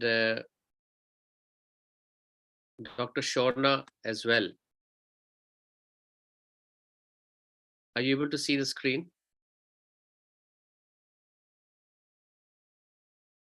So the organization, this has 13 service projects in the UK, but globally we have over 100 service projects. Yeah. So I'm going to spotlight on only one, which is about climate action. It is creating forests and creating jobs and awareness. And it serves at least 4 UN global goals. Climate action, goal number 13, no poverty, which is goal number 1. Goal number 15, which is life on land, and 17, which is partnerships for the goals. So we have the project you can see on the right. There is a picture at the bottom. That is from Madagascar, where mangrove trees are planted. And this is where one of our 3 sites, the second site is in Uganda. I saw Robert, who's in the meeting, who is our key person there. And Charles and I, who are working on the 3rd site in Brazil. The project so far has planted over 1.75 million trees, and we have removed 216,000 tons of carbon dioxide. And this is not us, we are just mediums. The program, it has been sponsored, supported, and scaled by partners. We have a wonderful company called the Bamboement in Holland, who contribute to planting of certain number of trees with every product that they sell. Every single product, certain number of trees are planted. They've been our partners since pre-pandemic times, for 4 years now. Rotary London is a key partner. We have generous donors, and we have done initiatives with British Hindu Foundation and LEAP with Dr. Shorna Paul, who was speaking a few minutes earlier. We organized green quizzes for the children. So children put the quizzes together, they moderated it, and children participated. In terms of tree planting, I think Charles already spoke about this. Our project is one of the most cost-efficient projects, reforestation projects of the world. 20p, so £1 plants 5 trees. And if you go to NSPCC or some other organizations, their costs can range between £2 to £5 for 1 tree. And the campaign 1 ton, 1 person that Charles spoke about plants 120 trees. So I'm going to move on, but every slide has got my contact at the end, my mobile number, as well as the email of the project. The main thing that we want to foster and offer to the audience is to volunteer their time and skills. We all have spoken about how important it is and how many more people need to get involved, and we offer the perfect platform for people to volunteer. So besides tree planting, our second initiative is this climate change book. As you can see, that picture on the bottom right is me and other Art of Living volunteers and teachers distributing. We went from school to school before the COP26 Glasgow hour started. Early morning, we would be at schools at 8 a.m. We would give them the books. These books are in 4 languages. And this book is the complete piece of education on climate change. It talks about causes and effects, all the science terminology, what happens, what are the solutions. So it really makes children aware and empowers them. When there is awareness and knowledge, they are able to do more and tackle eco-anxiety a little bit better. So we would invite any of you who are linked to schools to help distribute these books. It's a wonderful resource which we have invested in the last 7-8 years. Every year it is updated. So we print a new edition of it. There is also a digital edition, so we use less paper. Rotary has been a wonderful partner in that. I'm going to quickly jump to the 1 person, 1 ton, but Charles has already spoken about it. And Dr. Hani Kalaria, who's been a key contributor, she used to be a presenter here. She is she as a partner. Rotary is a key, one of the 4 organizations in this campaign, and Saving Our Planet from France, and Charles Appleby, who spoke earlier. 4 organizations have come together to run this. So whether it is Fly Greener or Drive Greener, the idea is let us remove the carbon dioxide as our footprint is created, right? So we are also spotlighting this on actual World Environment Day on 5th of June on Wednesday. We are running 2 sessions at 5 p.m. and 8 p.m. You're welcome to join, and I'm happy to circulate the details for those who would like to listen in. We are going to focus more and more on these campaigns, how more people can get involved. Yeah. Any questions thus far? I'm happy to, only I've been speaking. I thought I'll take a little break. Okay, so we press ahead. I'm a facilitator for this workshop called Climate Fresk. It is based on the IPCC's Science of Climate Change, which is IPCC, for those of us who don't know, is the UN body of 2000 independent scientists. It expands as Intergovernmental Panel on Climate Change. And this workshop, it's basically a game of cards. There are 5 rounds in it. A small group of 6 to 8 people play this. So it's an intimate setting. It's great fun for team building. I also do this workshop as a guest faculty at the University of Cambridge. These cards are, this workshop has become so popular. It has facilitators in 100 countries, and it has been translated in over 45 languages. So I would welcome the opportunity if you would allow me to step into your offices, colleges, schools, or homes in a circle of friends. I'd be very happy to facilitate this game. And we have, I don't know if we'll get the opportunity to share this, but there is a wonderful song of the change of climate, which is very peppy. I put the link here, and a very touching story in a 4-minute or a 6-minute YouTube on reforestation, how lives of women are being transformed in communities such as Nepal, where they are empowered and they are able to live a life of dignity because they have jobs through the reforestation project. So the reforestation is adding so much value to the community. It is very noble. It is just very touching, and it's things like these that inspire me to continue to volunteer and support these kind of projects. I would also highly recommend watching this series called Getting Warmer with Cal Penn. It's a Bloomberg original series, 20 minutes of podcasts. You would be able to catch up, get a lot of technical and practical knowledge on all aspects related to environment and climate, whether it is what hydrogen solutions are being made, what cryptocurrency farming does to global warming, how plastic is recycled, what are the latest innovations in that. All of those things is brilliant, and he's funny actually. Finally, youth internship. So our project from International Association for Human Values, it has a youth wing. We are offering 13-week internship program for the youth in the age bracket of 18 to 30. If they would like to volunteer under various causes and projects, such as Climate Action Now, disaster relief, and mental health for youth, we have 2 interventions. One is called Sky Campus, which is a program where youth are empowered in the universities to take care of their well-being. And another one called Wild TP, Youth Leadership Training Program. So this one is in the communities and more in the global south. And Shalin, could you please make your screen full screen mode? Yeah. Sorry to interrupt. No problem. Is this coming up? And is it better? Yes. Thank you so much. No problem. And youths are encouraged to apply simply by sending us an email. They can go and check the website, and my contacts are also here. We would really encourage youth to come up and participate. Not just youth, even grown-ups like us.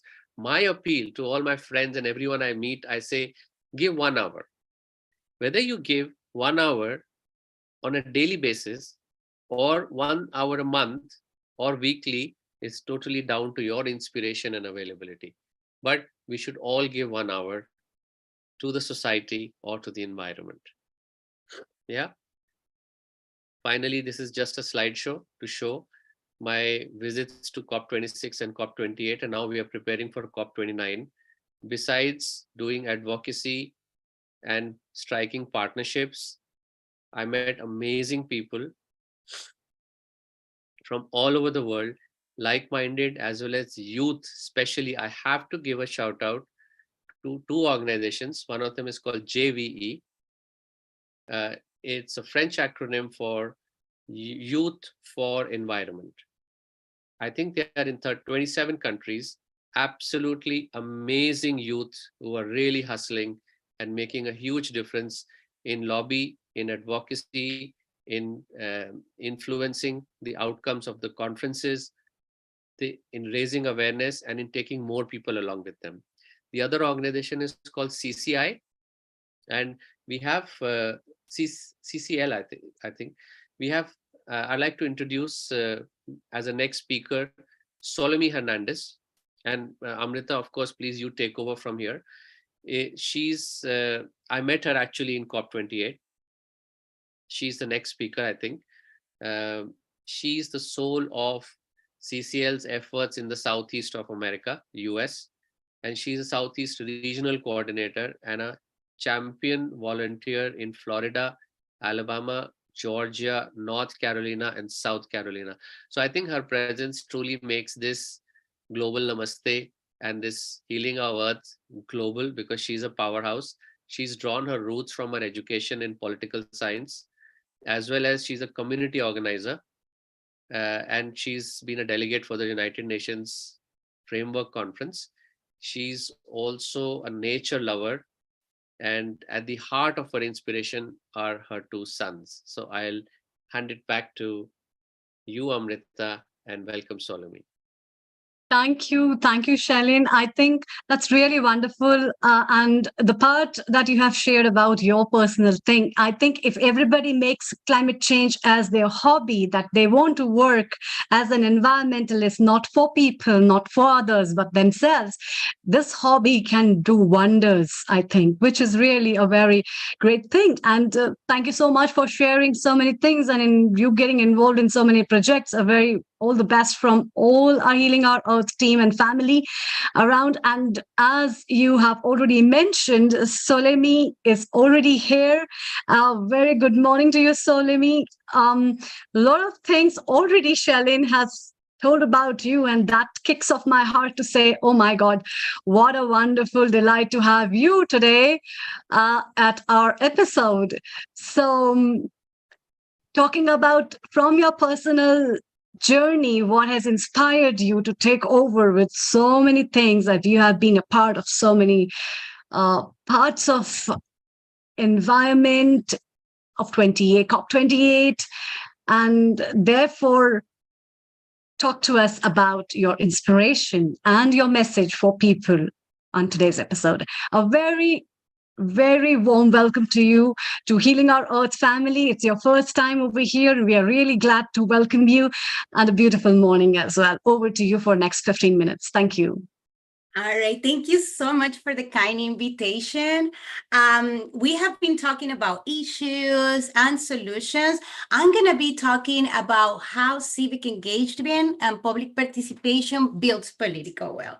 So, Chanel, I have some slides. I can probably share them too. You can share them for me.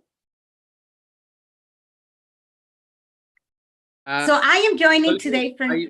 Sorry, are you able to share them on your computer, because I'm due to leave and I won't be able to move the slides. All right, let me go ahead and you can share the screen as well. By the time, so let me tell us more about your inspirations and your journey in this walk of environment. I'm gonna go ahead and use my slides because most of the things that I have to share. I got pictures. I love pictures. So hold on, let me just a minute and let me go ahead and share a second. Oh, wait. All right, we got the second screen. It's really nice to listen to people and to get so many opinions. And here we move with Solemi Hernandez. Over to you. All right, thank you. So I work for Citizens Climate Lobby, and I started with this organization as volunteer. Could you make it full screen? Is it full screen, please? Excuse Is me. it not full screen? Can you see the full screen It or is. not? Just make it as full screen. Yes. It's not? It is. It Okay, is. okay. But okay. Thank you. But you can see probably my whole tabs on the top. So I started with this organization inspired by their mission of creating political will for a livable world by enabling individuals breakthrough in exercising their personal and political power. I had my own personal political power breakthrough when I won a scholarship in 2018 to go to Washington, D.C. for the summer conference and lobby day. For me, that was a transformational experience to be among 1,000 people behind my picture. I was there lobbying at the same time for climate solutions. I thought that I was part of a great group of committed people that wanted to change the world, and I was being part of that change. So I decided to go back to school, study political science, to learn about how government works and get the skills necessary to be an effective advocate. I graduated in 2022, and I started as a staff with CCL in 2019. And now I can be a hyperactivist and being involved and do this full time with as many organizations, as many great people that I get to meet just like you with these events like this. Let me go ahead to the next slide. So we also have a sister organization, which is Citizens Climate International at the international level. And we have a ton of chapters everywhere in the world and here in the US. And the mission is that constituents or community members meet with their elected officials to push forward climate solutions or legislation that we want to be enacted. And part of our international work with Citizens Climate International in public participation and civic engagement is participating in the COPs or Conference of the Parties. But I want to talk about a little bit about what COP is because it's a very complex process. So we have the United Nations Climate Change Convention with the United Nations Framework Convention on Climate Change, or what we call the NFCCC. The Conference of the Party, which is COP28, COP29, what we had in Dubai, or what we're going to have in Baku next year, is a 2-year annual meeting with 198 parties. Imagine that. 197 nation states plus the European Union that are signatory to the 1992 United Nations Framework Convention on Climate Change, or the UNFCCC. The COP agenda is actually 5 processes. Parallel processes happen at the same time with these 198 parties. We have the Conference of the Parties, that could be conference COP28 or COP29 in this case. We got the meetings of the parties in service of the Kyoto Protocol. We have the meetings of the parties in service of the Paris Agreement. We have the subsidiary body for implementation and the subsidiary body for science and technological advice that is happening right now in Bonn in June. This is a midterm process that happens in June every year in Bonn to get prepared for COP29. We to our delegations and our partner always tell our observants or party members or participants of the COP to embrace complexity and unpredictability of the process because and to study the process and get comfortable with a dynamic that change, shift, evolve, and out of our control. So you cannot change. I mean, it's just crazy. Things can change from 1 minute on another one within the negotiations. And this is a natural product that happens when you bring together diplomats for 198 parties and observers for thousands of organizations to focus and discuss about 5 detailed structural processes for implementing a treaty that mandates transformational action. We observers and their parties, there are many constituents, interact officially with the UNFCCC process through defined constituencies. Some are named in the convention or other ones are named in the Paris Agreement, but all which have representing, they have a stand as representatives of stakeholders across the youth. One of these examples of the constituency is Jongo. It's the youth constituent. We have the women's constituents. Another way that the first time I am an observer since 2019 for the COP, the COP of the Conference of the Parties. And when I went the first time, I realized that all the knowledge that was being shared there and the opportunity to engage with decision maker wasn't accessible to the people. My people in my community that someone mentioned before don't have the financial capacity to participate, but they are the ones in the ground doing the work. So we and a couple of the friends decide to organize to build a platform where people could access through their phone, through their computer, anywhere in the world, and they could tune in to all this new information because they also have climate finance opportunities, new technologies. Oh, I learned so much with the new things that they can do now with the AI to accelerate climate solutions. And all of those things, transfer of technology, are things that, you know, our people in our countries that cannot do the travels can be there. So our first try, it was a failed thing. We just can like live stream one event. The platform was terrible. But 3 years ago, we have a wonderful platform where we can live stream around 600 events that are happening live in the UNFCCC, panels, talks, you name it. We also, there's also different pavilions that have their own agenda going parallel and talks.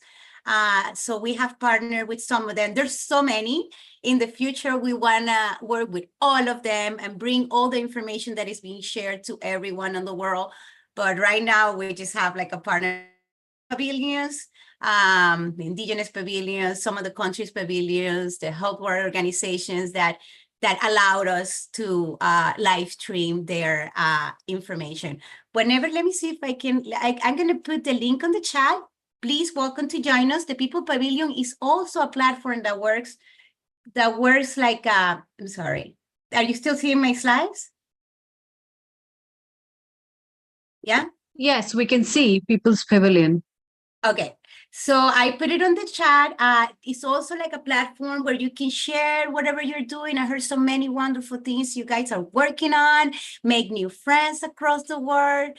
And whenever the COP is happening, you can be there with us, tuning into all those amazing workshops and events that are happening during the COP.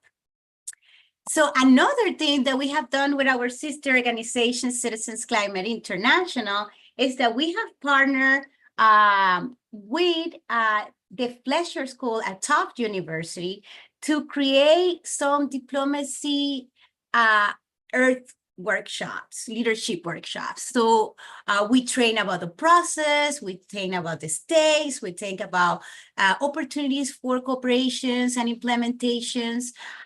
We also do this before COP. This is completely free. Again, we just did it for the what is happening right now in Bonn. So it just finished, unfortunately, last week, but we're gonna have this ones for COP29, expressing, talking about what the process is, what are the stake, how can we push forward for international cooperation and implementation and ambition. I wanted to mention a little bit, the road for Baku should also take us to the road to resilience. We're looking a lot of a lot to multilateral agreements to accelerate action towards the Paris Agreement goal and prevent dangerous climate destabilization. And we have opportunities to evolve international arrangement to value and respect vulnerabilities. We know that there is for developing countries, we wanna reform the whole debt system to make it easy for them once there are, after a natural disaster, they don't have to borrow with so much interest because they're a developing country and they have a worse credit. So reduce, that's what I was talking, shift incentive by removing subsidies and pricing pollution, supporting regenerative and agroecological food production, and upgrade bilateral and multilateral trade agreements. And we also want to involve in these processes that it's not on the United Nations climate change framework on the COPs, but we want to bring together the international institutions to be part of this.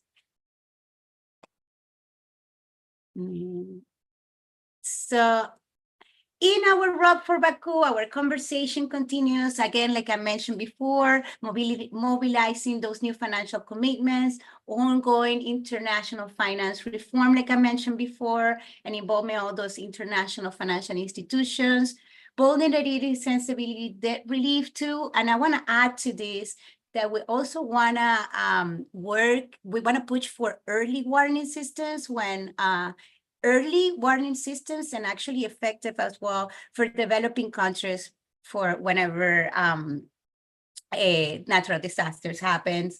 Again, we want investment in food mitigation, adaptation. We want climate science data sharing, which is really important. And we need to upgrade our national determined contributions, which is how countries report the work they do on climate change at the national level. And this is by the Paris Agreement. We want to cover a whole economy. We want to cover global emissions, heatings, while engaging stakeholders to support rural relevant policies to then engage in the climate, that public participation, civic engagement. One of the things that I love, and I'm just going to talk a little bit very quick, and Chatel, this is our COP picture here in the right-hand side. We work a lot. I'm big and passionate about public participation and civic engagement. I think the government and these institutions are ours for us to work and take over and do what we need to do to tackle this big issue of climate change. So Action for Climate Empowerment is all about elevating rooted climate action through education, training, public awareness, public participation, public access to information, and international cooperation in this. And we are going to have, I'm really, really excited because next week I'm getting ready to go to DC. I'm the Southeast Regional Director, so I get to deal with 69 congressional offices, including senators in my whole region. This is us, and it's the picture I have behind us. We have over 1,000 volunteers that come from all over the world. We even have a delegation from Ghana we had last year. We're hoping from one from Ghana, Sierra Leone, Nigeria, from the parliament. So we're super, super excited. They're doing their own work, building relationships with Congress, but you have the opportunity to join us because we have, we're not going to be doing everything, but you're going to be able to live stream some of the workshops that we're going to have. So I'm going to put that in the chat. And I want to finish with the song that we did last year.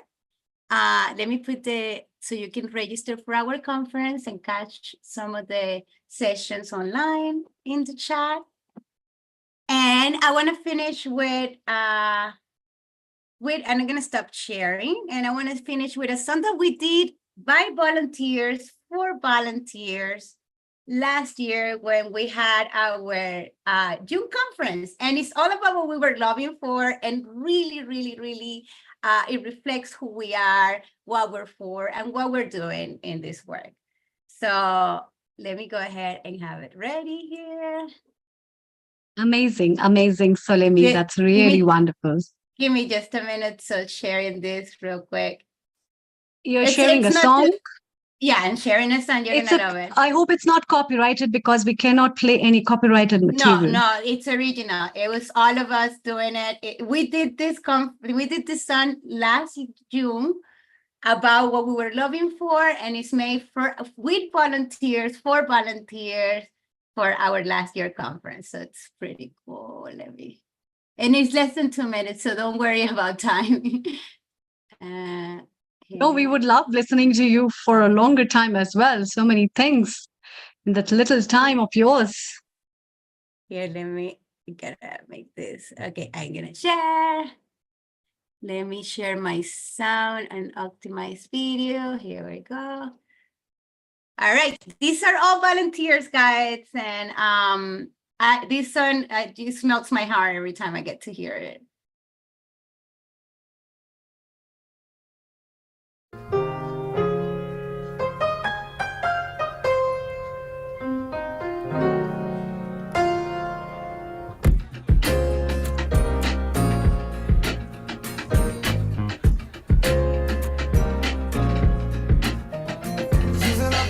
Using our minds, saving the world by protecting the climate. Rising pollution is the way that we align. Market-based solution, get it going in no time. 'Cause heat waves, wildfires outside, our time is up. Hurricanes, no change today. We won't hide from it, 'cause we're gonna live, laugh, lobby. Live, laugh, lobby. CCL at the Army, 1,000 people around me. This is a peaceful army, kind of feels like a family. Showing up for the climate, standing up for the earth. Trying to preserve the future that everybody deserves. Making our voices heard, we don't sit on the side in silence now. Why does it seem like power's always trying to divide us, man? That's why I'm smiling when I reach across the aisle in kindness to you, like behind the science. 'Cause heat waves, wildfires outside, our time is up. Hurricanes, no change today. We won't hide from it, 'cause we're gonna live, laugh, lobby. Come on, yeah. Live, laugh, lobby. So right now, my primary ask, the Carbon Fee and Dividend Act, which means we gradually price these on price externalities and make this a fair fight for renewable energy. But besides that, my second ask is to help us with permitting reform. Come on. 'Cause if we can act fast and rise to the task, then that's how we change the world. Come on, because heat waves, wildfires outside, our time is up. Hurricanes, no change today. We won't hide from it, 'cause we're gonna live, laugh, lobby. Gonna change the world. Live, laugh, lobby. Live, laugh, lobby. Let me get the claps in there, say. Live, laugh, lobby. One more time, one more time. Live, laugh, lobby.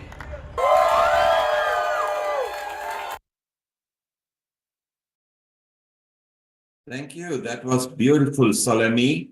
You are now part of Healing Our Earth, and you can bring this kind of outreaches. We love it. You need to keep in touch with Amrita and Vaishali so we can put it in social media for you. In fact, say hello to Vaishali here as well. She's our resident beauty expert and an anchor and a host here. And she will also make sure that, Vaishali, what did you think of all the groups getting together and in a rhythm talking about the earth and its problems? Global Namaste, Solemi, Global Namaste, Amrita, Nil Kumar, and Ishji. What a beautiful song, and the energy, and live, love, lobby, and I absolutely loved it, and the way communities are coming together in the whole world. This is a called evolution, true evolution. We all know that we want change, and in order to bring the change, we have to be the change. And people like you, people like us, it's our responsibility, isn't it? And I loved it, absolutely. What a community you have, and outreach. I would love to, as Nil Kumar said, our founder director, that, we would love to bring more communities together. We need to meet hands more. I loved it, absolutely. And DC, oh my God, I felt like I was actually there. So thank you, Vaishali. Vaishali, thank you. We are going to carry this further. We'll take comments from everybody else. Right now, we want to go to Professor Ish Sharma. He has brought a very good point. He's actually brought a practical solution through millets. So let's listen to a bit about Professor Ish Sharma. Solemi, hang round. Dipti, hang round. Lakshmiji, hang round. Shona, hang round. We will chit chat. Let us see how even millets can help the earth. So over to you, Professor Ish Sharma and Dr. Amrita. Take it over. Thank you, Neil Kumar. Solim, it was really wonderful. All the very best and best wishes. I hope we see you again and again.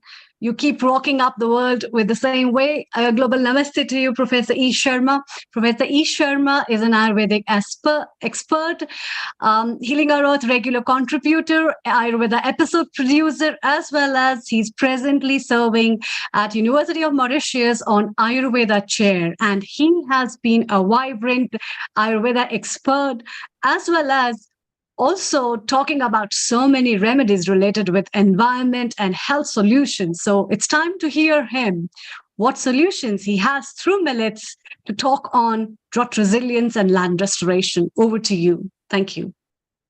Thank you, Thari. Thank you very much, Amrita. Thank you very much, Neil, and global namaste to all. Environment is becoming like such a challenge that maybe one strategy might not suffice. We have to think from multiple directions. And that is where our food can be a very important contributor. What do we select to eat? For example, becoming more and more vegetarian is surely going to protect environment. That is one thing. The topic for today being millets. Millets have been in use by mankind for millennia. There have been excavations like from civilizations which are like thousands and thousands of years old, and excavations could find pots filled with millets, proving that millets were very much in use ab initio, since very beginning. And millets can serve a very important cause when it comes to protecting environment as well. The United Nations declared 17 sustainable development goals, which are 360-degree all-inclusive, where every person from like every nook and corner, every strata should be uplifted, and then only these SDGs will be fulfilled. So making small changes in our own life will surely contribute to all the SDGs, including environmental protection.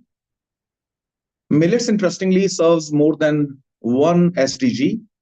It can cater to SDG number 2, that is zero hunger, SDG 3, good health, SDG 12, that is responsible consumption, and finally SDG 13, which is protecting our environment, the topic of the day. Ayurveda did tell about millets, and those are called as kudhanya. Kudhanya means not the most superior food, not the most nourishing cereal. Why so? Because these do not give as many calories as given by rice and wheat. So these were considered inferior. But nowadays, we all are unfortunately suffering from calorie overload. Starvation is killing lesser, and overeating is killing more people. That is where a food which renders lesser energy, lesser calories, will surely be highly appreciated. And that is how we can see, like 100 years back, having a car was a luxury and cycling was not considered a status symbol. Wearing cotton was not a status symbol 100 years back, but we have come full circle now. Cycling and wearing cotton is surely very much appreciated and is adorned by all, maybe rich or poor alike. When it comes to health, maybe if I can give a small backdrop, environment is the biggest health risk factor as per WHO. This climate change is number 1, and non-communicable diseases are listed at number 2 by World Health Organization. So climate change is a bigger health concern even than non-communicable diseases. This is by the WHO report 2019, where they have enlisted like top 10 health risk factors, and climate change is number one. How can millets serve against this climate deterioration? Millets are seedy grasses, and these do not require watering or cultivation, whereas wheat and rice are very water intense crops. Rice, for example, will be requiring 3,500 liters of fresh water for growing just 1 kilogram of rice. Now we are left with very little fresh water. From the total water available on planet Earth, 97% is in the oceans, 2% is permanently frozen in glaciers, and only 1% water available for all life form, plants, animals, humans. Only 1% is available for all of us. And from that, if we all keep eating rice, rice, and rice only, you can imagine with 1 kilogram, you are consuming, if not wasting, 3,500 liters of fresh water. Millets will be saving water. They save time. Millets take half the time than what is taken by wheat or rice. Millets classically develop, mature somewhere around 60-70 days, which is half the time. We can take more crops and we can ensure zero hunger, the SDG number 2. Millets are C4 kind of photosynthesis crops. Now C4 is a special photosynthesis. The plants will be consolidating, absorbing more and more carbon dioxide, and will be releasing more and more oxygen. So this is the biggest change millets can make to the environment by adding more oxygen and absorbing more carbon dioxide. Carbon footprint will be reduced. Now this will only happen when the whole world is not growing rice and wheat only, because if we all start eating millets, then surely more farmers will grow millet. And when there are more millets growing, then surely environment will be protected. Millets are very thermophilic and xerophilic. That is, they do not require water and they grow very well in hotter climates. But millets were grown in the USA, Korea, China, Japan, Australia, Germany. Almost every geography was and is growing millets. Now surely it has come down largely. India grows like 40% of world millet production, and Africa consumes 70% of the world production. And interestingly, millets will not require pesticide treatment. Because of their genome, these are very resistant to bacterial infections. There are very few infections which can actually catch millets. So when these do not catch infection, it means their genome is bacterial resistant. If we keep consuming millets, our immunity will go up. And we will not be consuming so much of unwanted pesticides and antibiotics with the crops or with the animal products what we have to. Now, boosting our immunity and saving us from a pesticide and antibiotic overload are some of the effects which our health can attain from millets. The best component in millets which contributes to our health is the richness of complex carbohydrates. They have got very high quality complex carbohydrates which do not give a lot of energy, and that is why Ayurveda calls them as kudhanya. Kudhanya means not the most superior cereal, because these are giving lesser energy, lesser calories. And now this has become the beauty. Being dry, hot, not contributing a lot of calorie, these are very protective against almost every non-communicable disease, including diabetes, cholesterol. These are two very direct benefits, then indirectly serving against cancers and obesity and whatnot. And we see that millets are not like, there are 10 types of millets which are the commonest.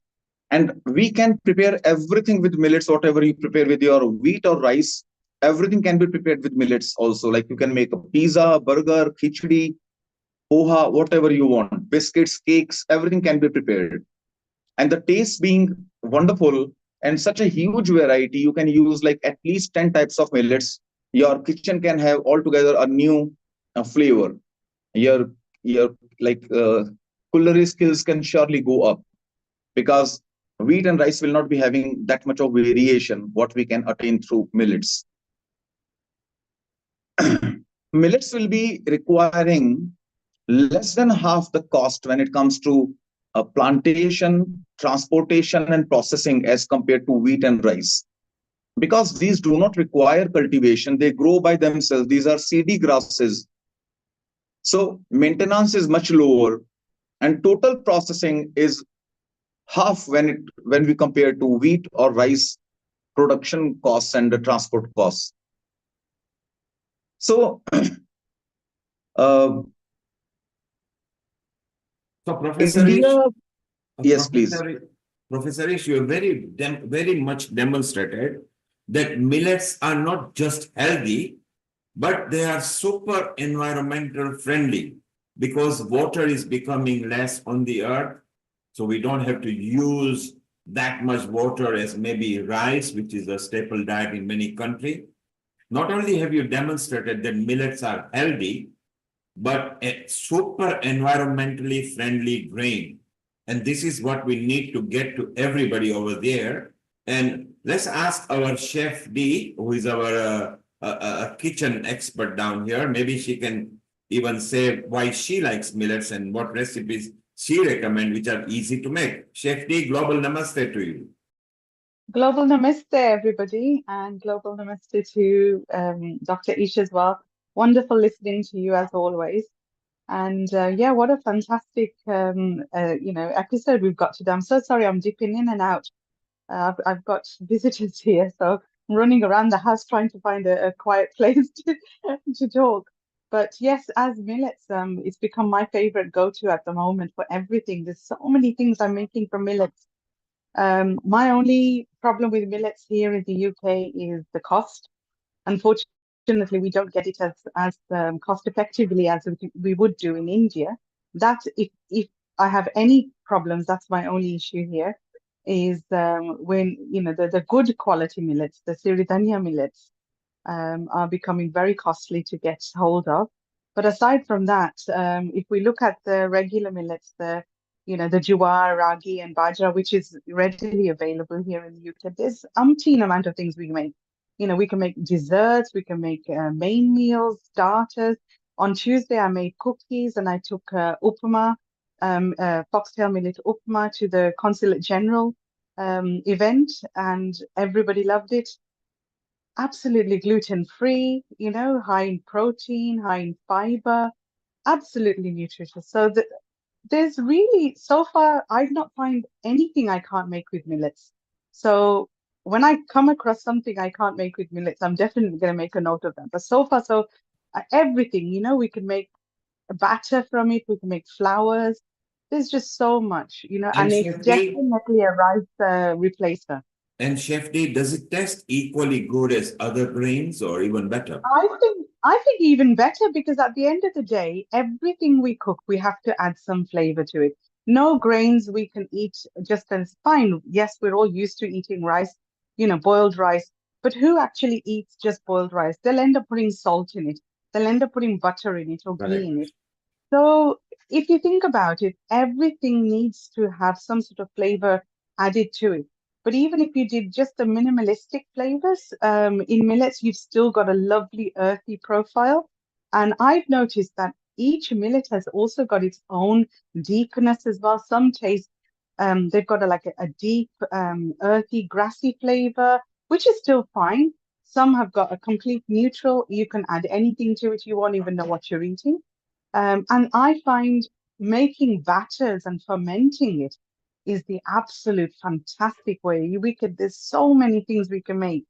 And obviously, when we ferment things, when we sprout things, we're adding so much more nutrition to it as well. So millets are definitely those. Shefti, you have obviously demonstrated that millets can be very exciting, very tasty. Professor Ish Sharma has demonstrated that they are very eco-friendly and environmentally friendly. Let's ask Dipti. Dipti, in Egypt, do you use millets? Do the local indigenous population use millets, or has the Indian influence brought their millets in Egypt? Yes, definitely. As India is the biggest millet production country, I'm very proud of that. So, along with my food habits, definitely Egypt uses a lot of different kinds of millets, especially with the corn and the wheat. The millets of wheat and corn, and of course, the cuneo and other millets. They're kind of part of the fashion now. Everybody is on diet, as Doctor Can I mentioned. just stop you? Sorry, I don't want to interrupt rudely, but can I just stop you there? Wheat, corn, and quinoa are not millets. They're not in the millets family at all. Thank you. So we Okay, need to correct ourselves there. So those okay, three but things there are are different kinds of millets who looks like wheat. I'm not sure what's the name of it. It's I don't know what's the name. I know the name, Egyptian name, which is called basaha and all these. I don't know. They look like cracked wheats. They don't. They're millets. They're sold as millet shop, and they are. Are they like a local diet there? Are they Yes, it's a staple food here. Wow. It's a staple So food look, here. so look, even Egypt likes it. Dipti is there. She has seen the influence going there. Daksha, you have made it. Professor Ish Sharma has demonstrated eco-friendliness. Amrita, you use millet as well there in Punjab? Yes, definitely. I prepare chapatis as mentioned by Chef D. Some cookies I have tried. I've got a couple of friends who use it. And I think it's very important to make children adapt to the tastes of that so that they start loving it and realize the importance and what's the difference rather than just living on wheat and rice. And it's very important to give children the taste of different grains for our survival and everybody's survival. Thank you. So the beautiful part is it's not just eco-friendly, environmentally friendly grain, but it's tasty and healthy. So I think we should bring this facet out to the public very much. Vaishali, you were very much concerned when you were doing your master's project for future, where you found that water will be scarce and millet requires literally fraction of water as compared to rice. What are your thoughts on it? And then we go to Rajiv, and then we move to our chief guest, Sister Jayanti.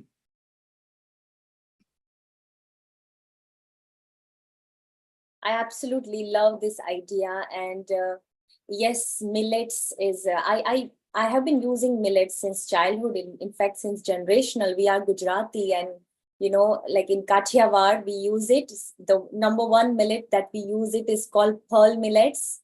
So it's a bajra, and we make bajre ki roti, like rotla and good organic jaggery. We add ghee. So, oh my God, it's so mouth-watering. I absolutely love, the bajra roti of pearl millets, and I add loads and loads of ghee. And on that, I add jaggery. So still I eat it in the morning, and it's very, very healthy. Like Ishji said that it is on the lower side of a glycemic index. So it will not add carbohydrates much. I'm sorry, I don't know the exact terminology. I didn't remember that you mentioned in glycemic index. Yeah. Yes. Kudanya, you said. Kudanya. Kudanya. So I absolutely like it, and pearl millet's something that I have been using. However, I don't use much like a proso millet, and some called it sorghum, that jawar, I guess. I'm not much into, honestly, like Chef D and all, much into cooking. But you like millet nonetheless, Vaishali. I love millets, yes. So stay around. We are going to ask last comment from Rajiv, and then we will ask our chief guest, Sister Jayanti, if she loves millet or not later. So Rajiv, your last comment, and then we move on, and then we'll again chit chat. Rajiv, over to you. Fantastic. So I think thanks for that. I was born in Rajasthan, and I would say that Ish was also in Jodhpur. So both of us are from Jodhpur some way or the other. And Rajasthan millet is their basic food. Bajra, they live on bajra because of lack of water. There is not much wheat. So millet is fantastic. It's tasty, but at the same time, it has got a lot of health benefits. It is very helpful for controlling blood sugars because of the low glycemic index, but also it has got both soluble and insoluble fiber. And the insoluble fiber is very good for growth of bacteria. It acts as a prebiotic. So that's very good for the gut or the constipation. It's very good for all intestinal diseases, inflammatory bowel disease, very helpful for irritable bowel syndrome, and also very helpful for the heart diseases because it prevents atherosclerosis, and for the best, it is anti-aging because it has phytates and phenols that protect against the damage in the cells and the damage because of high blood pressure. So lots and lots of health benefits. And also it has got niacin, which is one of the vitamin B, and that's very good for brain function. So it's all healthy cellular division. So I think that's very, very positive, and we all are controlling. It's very good for the environment. So it's good for health, good for the environment, good for whole thing. And thanks, my wife is very keen on millet. She cooks millet. I have no choice but to eat millet. Thank you, Professor Rajiv Gupta. If you want to keep your wives happy, eat what they cook, and if they eat millet, then even smile at them. That's what Professor Rajiv Gupta is saying. Thank you, Professor Ish Sharma. You brought a very nice, succinct point. They are not healthy only, they are tasty, healthy, but super eco-friendly, environmental-friendly grains as well. Well, Dr. Amrita Sharma and Vaishali, let's move over to our special guest here, and maybe we'll ask her if she likes millet and her points for environmental friendly tips and everything. So over to Amrita and Vaishali. Thank you. Thank you, Neil Kumar. Global Namaste, Sister Jayanti. Om Shanti. Om Shanti. A very warm welcome to you at another episode at Healing Our Earth. And before we take over, a very happiest birthday to you, Sister Jayanti, as you move over to the century beyond, just like Dadi Janki. We are so truly blessed to have you with us. Your blessings, your wisdom, your hands on all the Healing Our Earth family, and your support way beyond ever since the onset of pandemic is really remarkable. And we all are blessed to have you always with your guidance and wisdom. So a very big thank you and happiest birthday to you as well. Vaishali, your wishes, and then we move to Sister Jayanti. Over to you. Global Namaste. Om Shanti, Sister Jayanti. And first of all, what a beautiful reply you sent me on my WhatsApp, and on behalf of all the Healing Our Earth family, that I sent your wishes. And thank you so much for your blessings for the whole family of Healing Our Earth. We are truly, truly grateful for that. And all we want to say is, बार बार दिन ये आए, बार बार दिल ये गाए, बार बार दिन ये आए, बार बार दिल ये गाए, तुम जियो हजारों साल, ये हमारी है आरज़ू. Happy birthday to you. Happy birthday to you. Happy birthday, Sister Jayanti. Happy birthday to you. We love you. We love you, Sister Jayanti. We love you. Thank you so much for all your kind greetings and good wishes and all the love. Appreciated greatly. Thank you. And yes, I'm a millet fan. I've been eating millet for the last few years. And when my diet changed some years ago, I became vegan. And that was for non-violent reasons. And of course, it's beneficial for the environment too.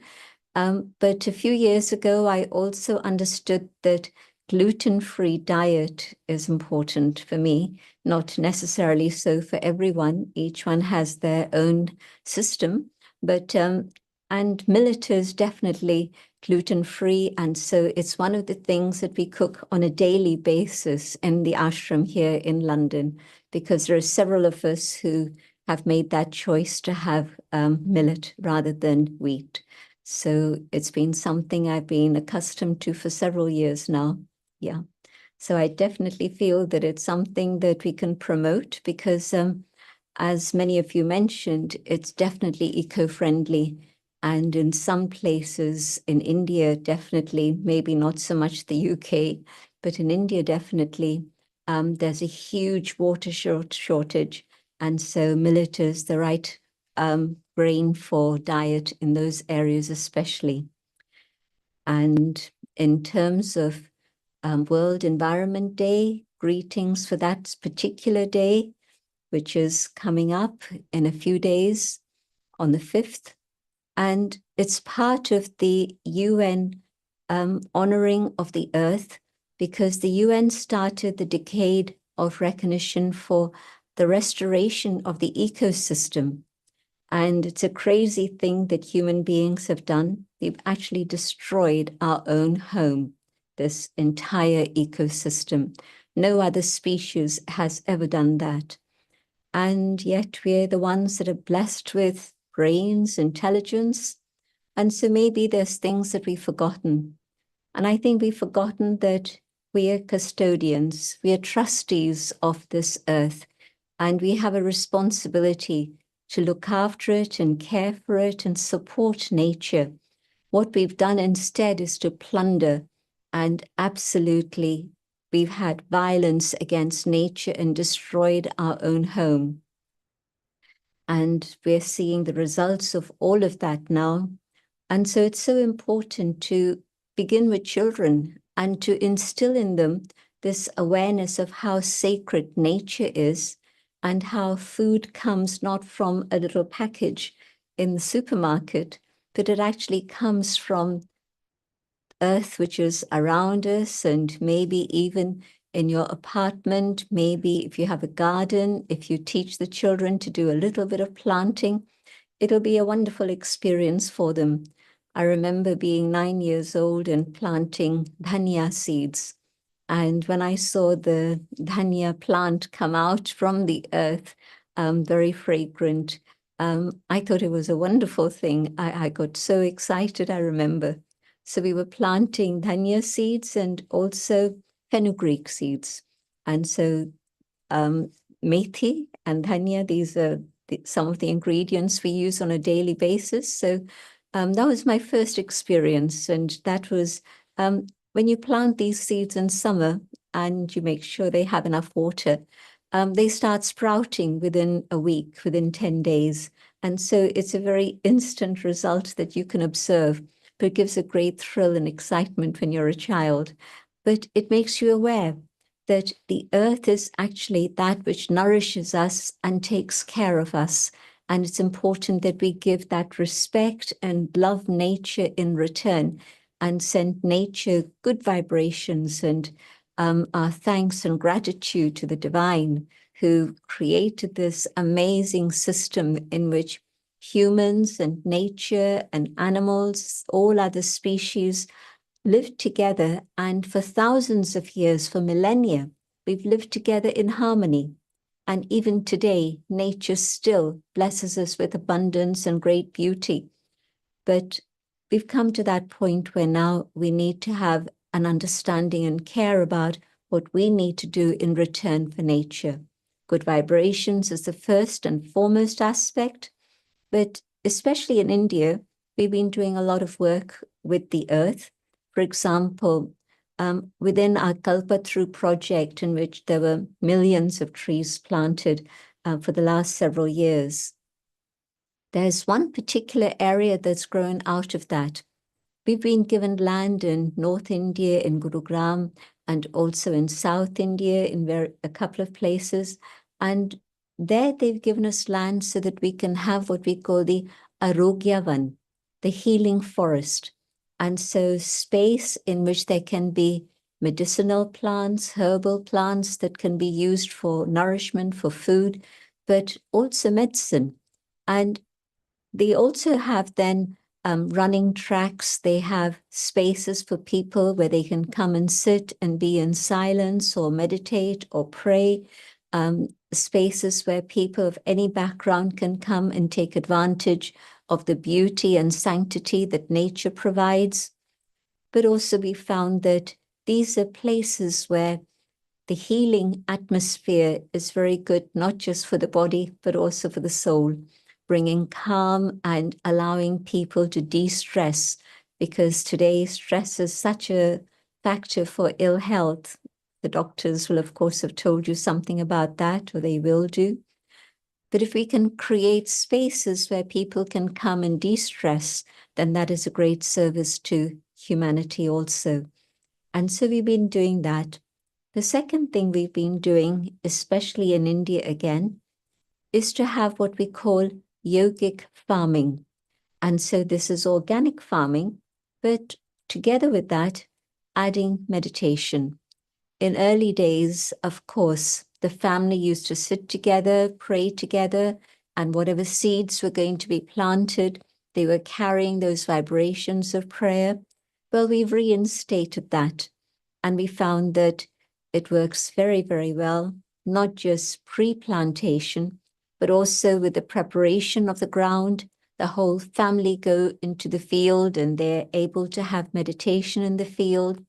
And then further, at every step along the process, right until the point of harvesting, there's meditation and more meditation going on.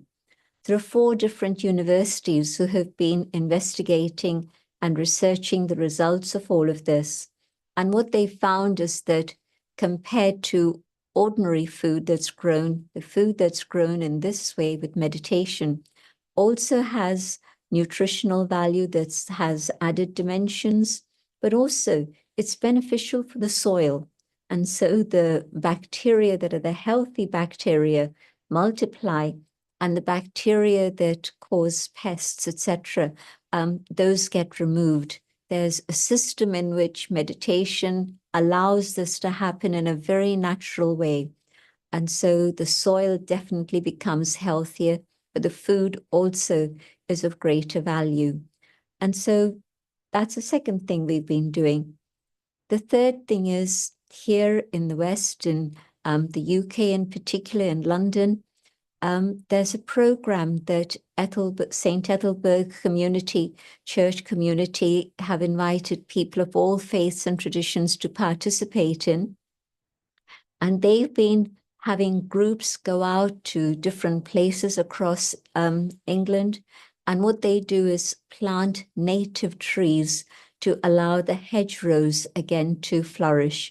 And I think around 600 trees were planted within the last couple of weeks, few weeks since March and April.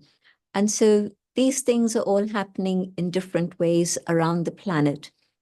But I think that the basic understanding that human beings are part of this eternal cycle in which nature and humans work together under the awareness of God's love.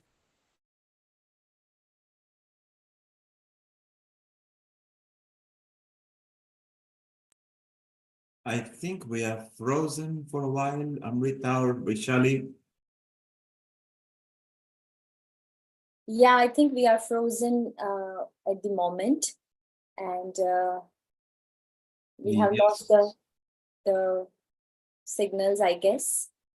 Yes, we will wait. We will wait for sister to come back.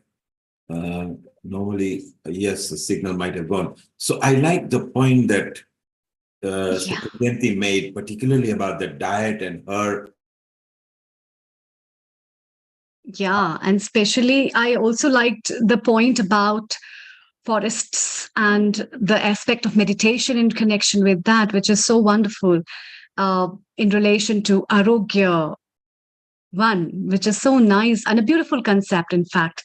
Recently, where Ayodhya Raman, that Pratishtha has been done, they are planting trees. So we are back with Sister Jayanti, and we'll be hearing to her again to know more about what else really beautiful thoughts on environment conservation. And of course, one of the biggest things is the whole use of fossil fuels. And so in India, we're one of the leading users of solar energy.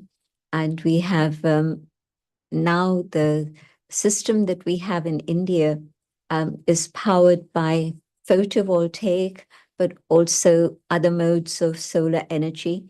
And we run the whole of the complex of 30,000 people using solar energy. And they found a way to store that energy also, so that then it's not just during the day of sunlight, the daytime of sunlight hours, but of course what you need is electricity at night for lights and so forth. And so we store the energy during the day, and then it's used all through the 24-hour cycle. And so there's been a lot of research done by our own people in this area, and that information and knowledge that they've acquired is shared freely with many, many others. Whoever comes to the ashram has the opportunity of seeing these. And then we've also run classes, courses for people to come for a few days to stay and then understand how solar energy is not just for a little home, but it can be used on a wider industrial scale too. So these are some of the projects that we're involved with. But the underlying awareness behind all of this is that we have to come back to a spiritual consciousness. In the last 100 years or so, everything has become very, very materialistic. And our own identity has been caught up with matter, with this body, rather than the awareness of the spirit that I am residing inside this body. And so first and foremost, we say the consciousness has to change. And when consciousness comes back to the reality of who we truly are as beings of light, not just beings of matter, once we have that awareness, then other things can change. So often people say, but it's so difficult to make lifestyle changes. Yes, on a human level, it's very difficult. But if I'm a meditator and I'm used to taking power from the divine, then this power is part of the whole system of willpower that we carry within ourselves, but we've forgotten. And so forgetting to use my willpower to move in the right direction means that things have become very topsy-turvy. And so I can develop willpower through silence, through meditation, and things can then start moving back on track. So these were some of the things that I wanted to share with everyone. And I'm open for comments and questions now. And Sister Jayanti, that was so wonderful, particularly the way you relived how you were when you were young and you talked about millets, etc. Carlos from Madrid is talking about eco-spirituality. His understanding is that's a faith and interaction of humanity to nature. What is eco-spirituality to you, Sister Jayanti? To me, it means that when you have a spiritual awareness, you're concerned about the ecosystem also. And so you apply spirituality to the work on a day-to-day level within the environment. So it's not just meditating and thinking about something theoretical for the future, but spirituality is being applied in a very practical way, and in particular in this case, to revive and restore my home, this ecosystem to which I belong. Well, Carlos, I hope it helped you. Rajiv, you've got a question for Sister Jayanti. Over to you, Rajiv. Thank you so much, Sister Jayanti. It was so enlightening and so refreshing to hear you again. I know we were on stage at some point in time, if you remember long ago, for Bharat Gaurav Award. And we had a discussion. It's so interesting because today we are on the environmental day. So we have an external environment, but we also have this internal environment for which we don't look after so much. And I would like to take an opportunity to ask you that this ego kick in all the time, despite knowing the fact that we are on this mortal body for a short period of time. Even myself, I experience that, I try to keep thinking that in account, but somehow it just happens that we always, whether it's, I don't know, Maya or something, get entangled into it. So what would you suggest how we can keep that spiritual environment clean all the time, which is our internal body, and keep it free of this so-called junk called ego or Maya, in very simple practical words that people like us professionals or day-to-day living people can do? In the awareness of being that being of light, the soul, there's a very lovely expression in Hindi, Swaraj. I'm not talking about political state, but I'm talking about the inner being, the self, being the master, the sovereign of this physical chariot. And in that awareness, I have a responsibility not only to the spirit, but the spirit also has a responsibility for the physical body. And so diet is maybe the most important factor in this.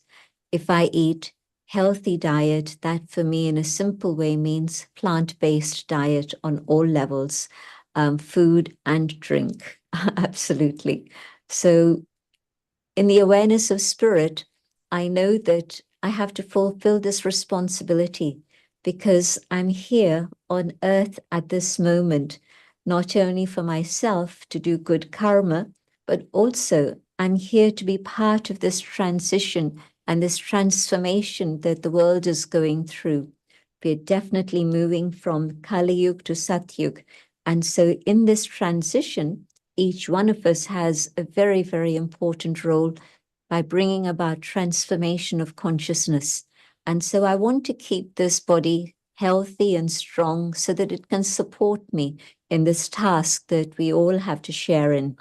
And so I think that if I'm aware of this and I make sure that I keep my diet clean, but also I keep my mind clean, because we've seen how maybe 95%, maybe more or less, different doctors would give a different percentage, but the mind, the psyche has an impact on the soma. And so the whole area of psychosomatic illness is something that has been studied way back in the early days of the Copper Age, thousands of years ago. But in modern times, it's again been revived, and we're again looking at all the aspects of psychosomatic health and illness. And if my mind, my psyche is kept clean, pure, free from anger, lust and greed and ego, attachments, all these things, then the impact of that on the body is that the body can have strength and last. Dadi Janki is an excellent example of that. She was able to serve until she reached 104. And her physical health had never been strong. So it's not that it was a special blessing, but even with a very fragile physical system, with the power of yoga, the power of good wishes, and most of all, God's love, she was able to continue to serve until that time. So I think that if we're becoming aware of the power of the soul and we become the masters, the sovereigns of this body, then we take care of it, but the body then also supports us in whatever we need to do. Thank you, Sister Jayanti. Very nicely answered. And you again mentioned Dadi Janki, who we all loved, and you, 75 and counting to century and way beyond. with the love you are spreading, reaching even more countries. We wish you all the best and very nicely answered. Vaishali, you've got a question for Sister Jayanti. Over to you. Yeah, Sister Jayanti, first of all, what a beautiful explanation, and yogic farming and solar energy and whatever you explained to us. What clicked to me, and my question is related, the way you said that it's not easy for humans to to bring a change in a lifestyle. It's not easy for humans. However we want to do, it's becoming tougher for us as a human because human body has limitations.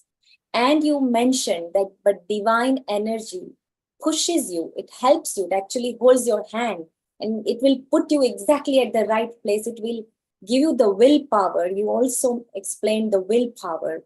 So my question is, because we have an audience from all the religion, all the countries, all the continents, and the supreme power has no religion. And what you explained here, I would like to know that what is a universal way, a simple tip, if you would please give us that, how to connect with that divine energy, a simple tip, a simple way, a universal sound or any technique that we can get in touch with our own divinity. And that way we can bring the change within us first, and then we can bring to the humanity. Thank you. Over to you, Sister Jayanti. It's very, very simple. First step, coming back to the awareness of the inner being, that this body is my property, but within this body that I call I, the inner being, am a spark of light, just a tiny spark of conscient energy shining in the center of the forehead. And if I can come back to this awareness and hold this, next step is to know that there is a being who is a supreme. And here we've shown you a tiny point of light, which is a reminder of that form of the inner being, the soul. It's also the form of the supreme being. And so when I connect with the supreme being, just simply knowing that the divine is a being of light, the source of all positive attributes. That's it. It's not a question of belief. It's not a question of mystery or magic, but experimentation. Experiment with this idea of being the energy here and connecting with that supreme source of light. And I'm sure that in this awareness of the soul, the awareness of the supreme, the divine being is able to surround me and give me that experience of divine light, of love, of truth, of joy. And it's available for everyone, anyone, whatever their age, whatever their physical condition, can do this. Thank you, Sister. Sister, we say hello in Ghana to Grace Lopez Charles. Global Namaste to you as well. Namaste to you. Om Shanti. Om Shanti to you. Thank you that you joined us as well. And whenever Sister Jayanti comes, she brings sparkle and light and a glow to all the audience, particularly those who are listening on the YouTube, Facebook, Twitter, website, and they're really enjoying that. Dr. Lakshmi Vyas, would you like to say hello to Sister Jayanti here? Privileged to say hello to you. I wish you a very happy birthday on this occasion. And I liked the Gurugram subject that you mentioned and how you do the farming, as well as yogic farming was something new that I've heard. And both of them, gave me a lot of energy, to follow this system of whatever we were talking about millets. So putting all this together, I'm sure the consumption of millets will really help a lot of people, and it will also make us much more healthy. Thank you, Dr. Lakshmi. So even the spiritual souls like Sister Jayanti are saying millets are good for you, they are healthy for you, they are eco-friendly. Sister Jayanti, it's almost time to say Om Shanti to you. Maybe for a couple of minutes, we can have a nice spiritual silence or your chant or a talk, because we love it, before we move to India sector with the advocates and Rotarian Lal Goyal. 2 or 3 or 4 minutes, please. Let's have a nice, soothing, silent voice from you that people hear to and to listen to. Sure. Just carry on sitting comfortably, and I'll share my thoughts and invite you to follow these ideas. I let the body relax. I focus in the center of the forehead. And as the body becomes calm, I become aware of the inner being, the being that I truly am, the being of light, infinitesimal spark of energy. I am a being of peace. This is my natural state of being. I am a being of truth, of living consciousness,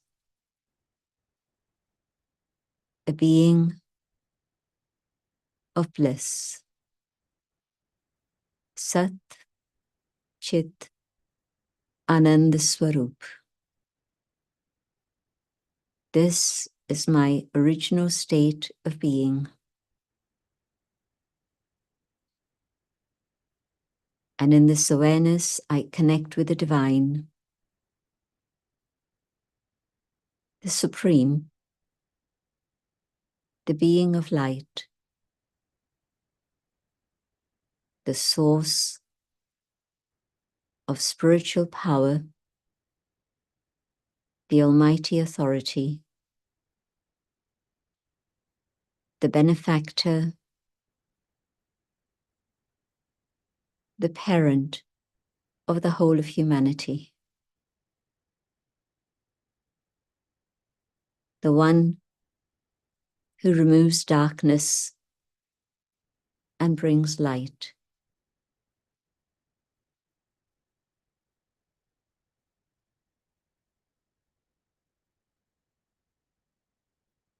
And in this silence, experiencing this divine connection,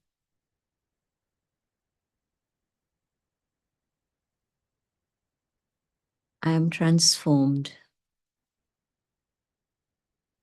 and able to return to my original state of purity.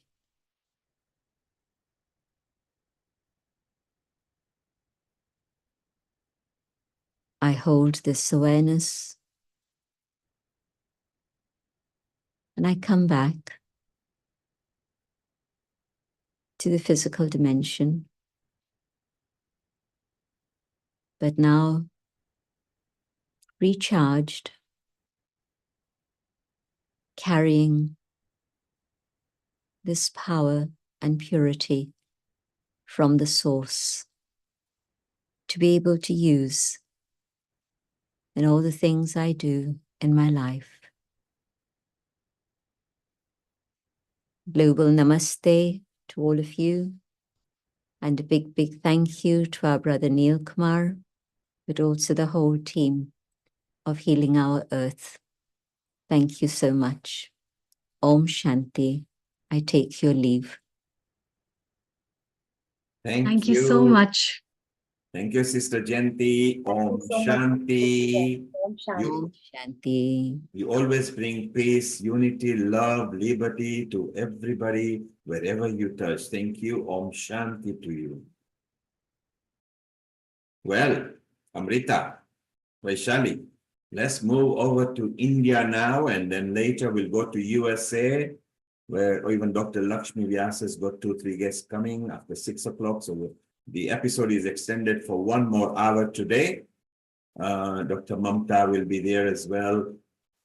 So what, Amrita, Vaishali, what did you think of what Sister Jayanti deliver? I'm like actually, I'm sure Amrita, because we all are meditators here, and I'm sure everybody who has witnessed this, there was a sensation here, and I could actually felt that Swarajya that, she talked about, that here is our third eye chakra. I could actually felt the connection. What a divine energy and the vibration she created, isn't it, Amrita? What did you feel? Yeah, that's true, Vishali. And I think everybody will align with these thoughts that eco-spirituality, your spirituality within, your calm mind, cleanliness of your inner environment is utmost important to realize and clean the outer environment. And that will be our social responsibilities on the part of where we are born, where we are living, and whose resources we are taking. So it's just that kind of acknowledgement, a thanksgiving note, and a wonderful responsibility that as a human being, we all will be sharing. Over to you, Neil Kumar.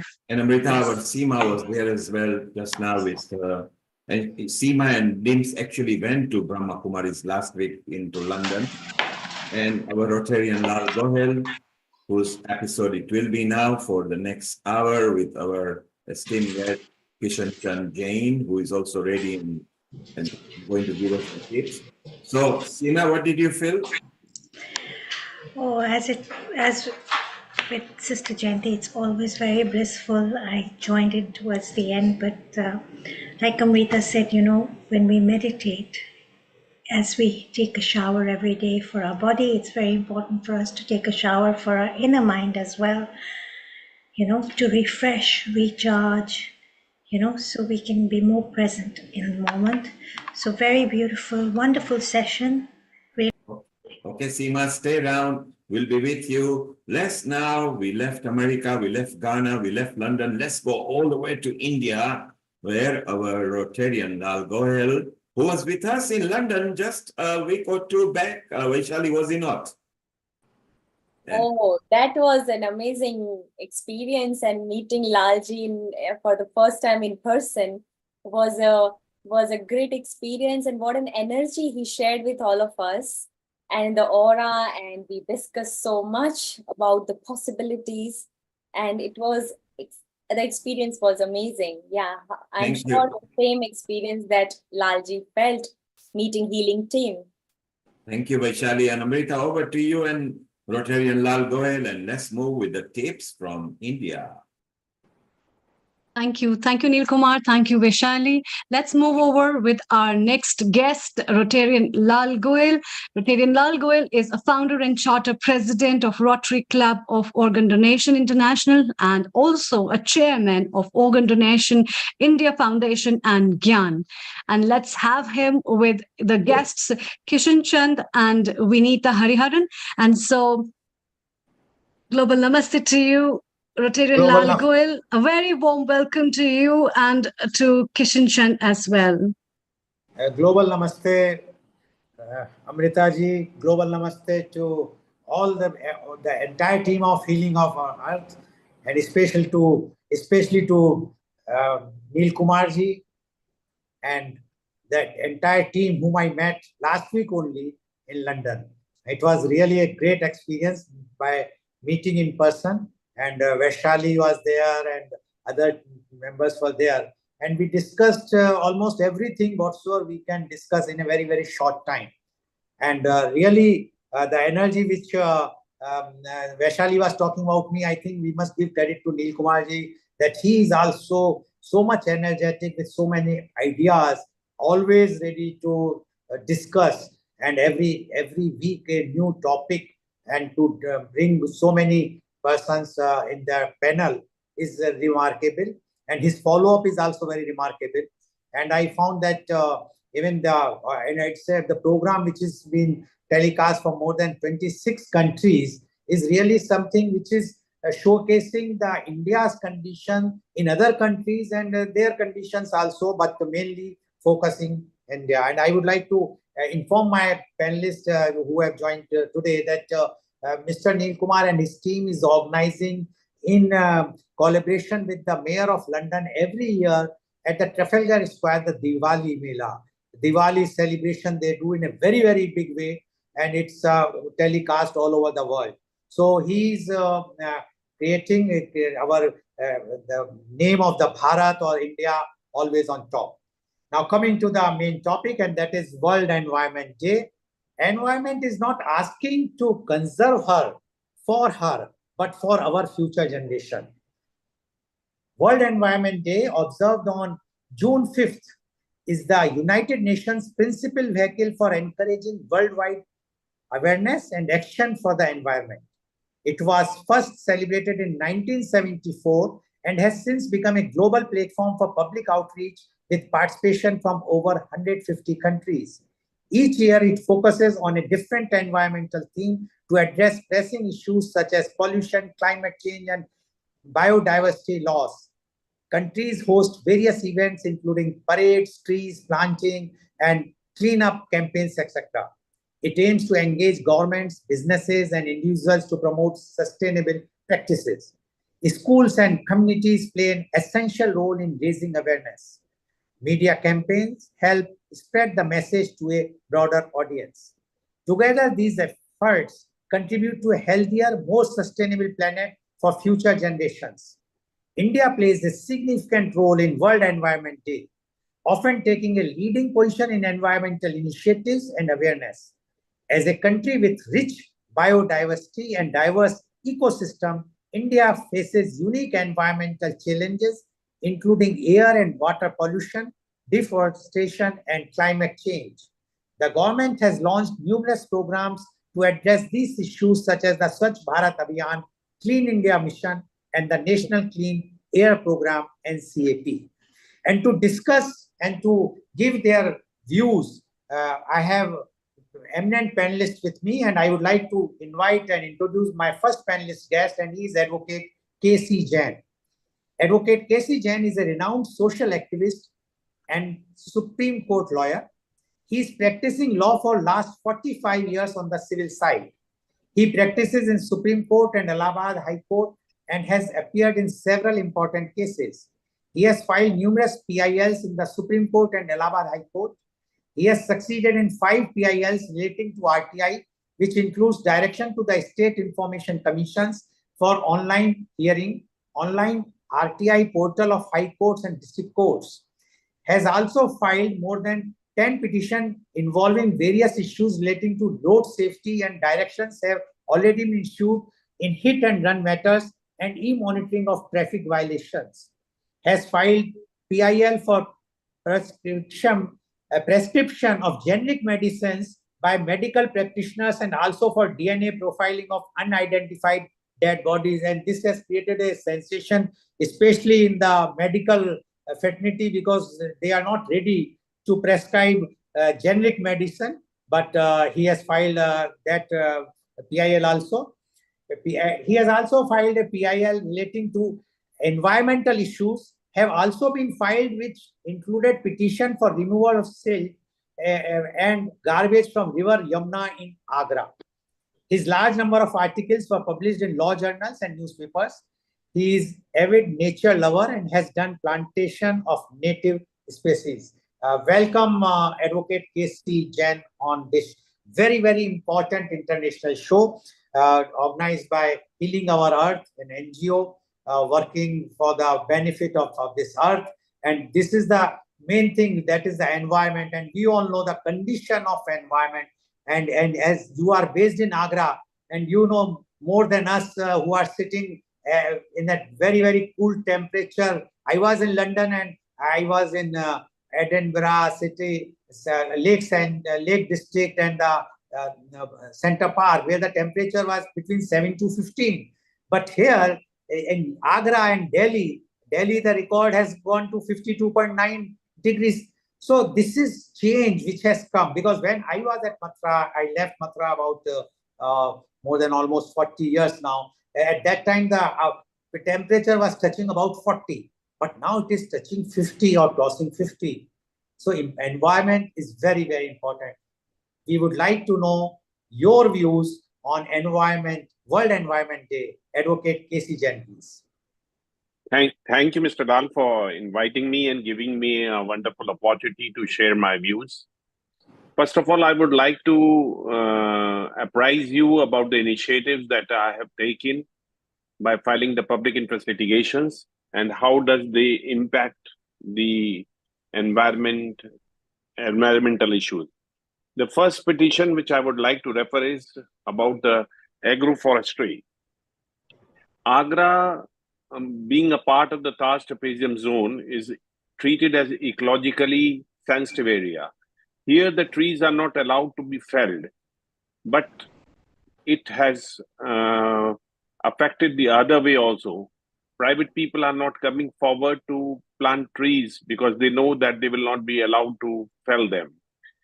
Facing this difficulty that even private people won't come forward, and how we would add to the forest cover, green cover, I filed a petition in the Supreme Court and succeeded, where they said that agroforestry should be allowed and those who plant trees can fell the trees.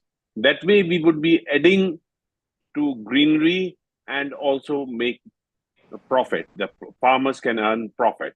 So this is the first initiative of promoting agroforestry, which is a worldwide practice of growing trees and felling them on the getting ripe. Another important thing is that online hearing by the information commissions. We are traveling from one place to another for attending the courts.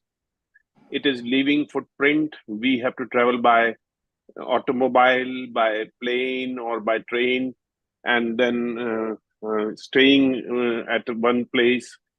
This all has its footprints. If we can have online hearings, if we can appear before the judge or the information commissioner without traveling actually and sitting from our home, we can put our submissions to him. It would save the environment. So that initiative that has been taken, that now the Supreme Court has directed that we can appear online, virtually, and appear before the information commissioners who are in UP, they are at Lucknow, and in other states also in the capital towns. Another initiative taken by me was for buying tickets for seeing Taj in night online. Unfortunately, the orders of the Supreme Court earlier passed in 2004 were that you had to go and buy the ticket physically. Now that has been changed with the petition being filed by me, that now you can buy it online. Similarly, another application for online filing of the applications under the RTI Act. You have to physically send through courier, through postal department, an application along with a postal order or money order or some draft. But now you can file it online. You can make online payment also. So that is a environment-friendly method of moving an application. Another important initiative is desilting of Yamuna. Agra is situated on the river bank of Yamuna. Taj is also located on Yamuna bank. But unfortunately, the river Yamuna has become very shallow. The riverbed has risen because of the deposit of silt, garbage, and ultimately the depth of the river has gone down. It has reduced substantially. The water storage capacity of the river has become very less. Therefore, we need to remove the silt, garbage, and the plastic that gradually got deposited on the riverbed, and ultimately this water body will store more water, which will percolate and which would recharge the groundwater. The Supreme Court has given directions that yes, it is required to be carried out immediately. We hope that River Yamuna will become in a better condition. Such a big water body would be able to store more water. Another important thing is e-monitoring of traffic, motor vehicles. Now the policeman is to stand there in a normal course to create challans, to find out what violations the automobile is causing. But now the Supreme Court has directed that it has to be done electronically. The cameras that would read the number plate automatically would help to find out the violations also in case that concerned automobile so causes. These initiatives ultimately will help to reduce the carbon footprint. Some other initiatives that have already been taken, but we are awaiting the outcome, is the standard operating procedure for plantation. We carry out plantation, but that does not survive. Mortality rates are high. What should be the standard operating procedure for plantation? What should be the standard operating procedure for permission to grant felling of the trees? That is important aspect. And another important aspect and initiative which we have taken by moving the application and petition in the Supreme Court is that the commercial vehicles which are not to load or unload goods in the city should not be allowed to enter in the city either in daytime or in nighttime.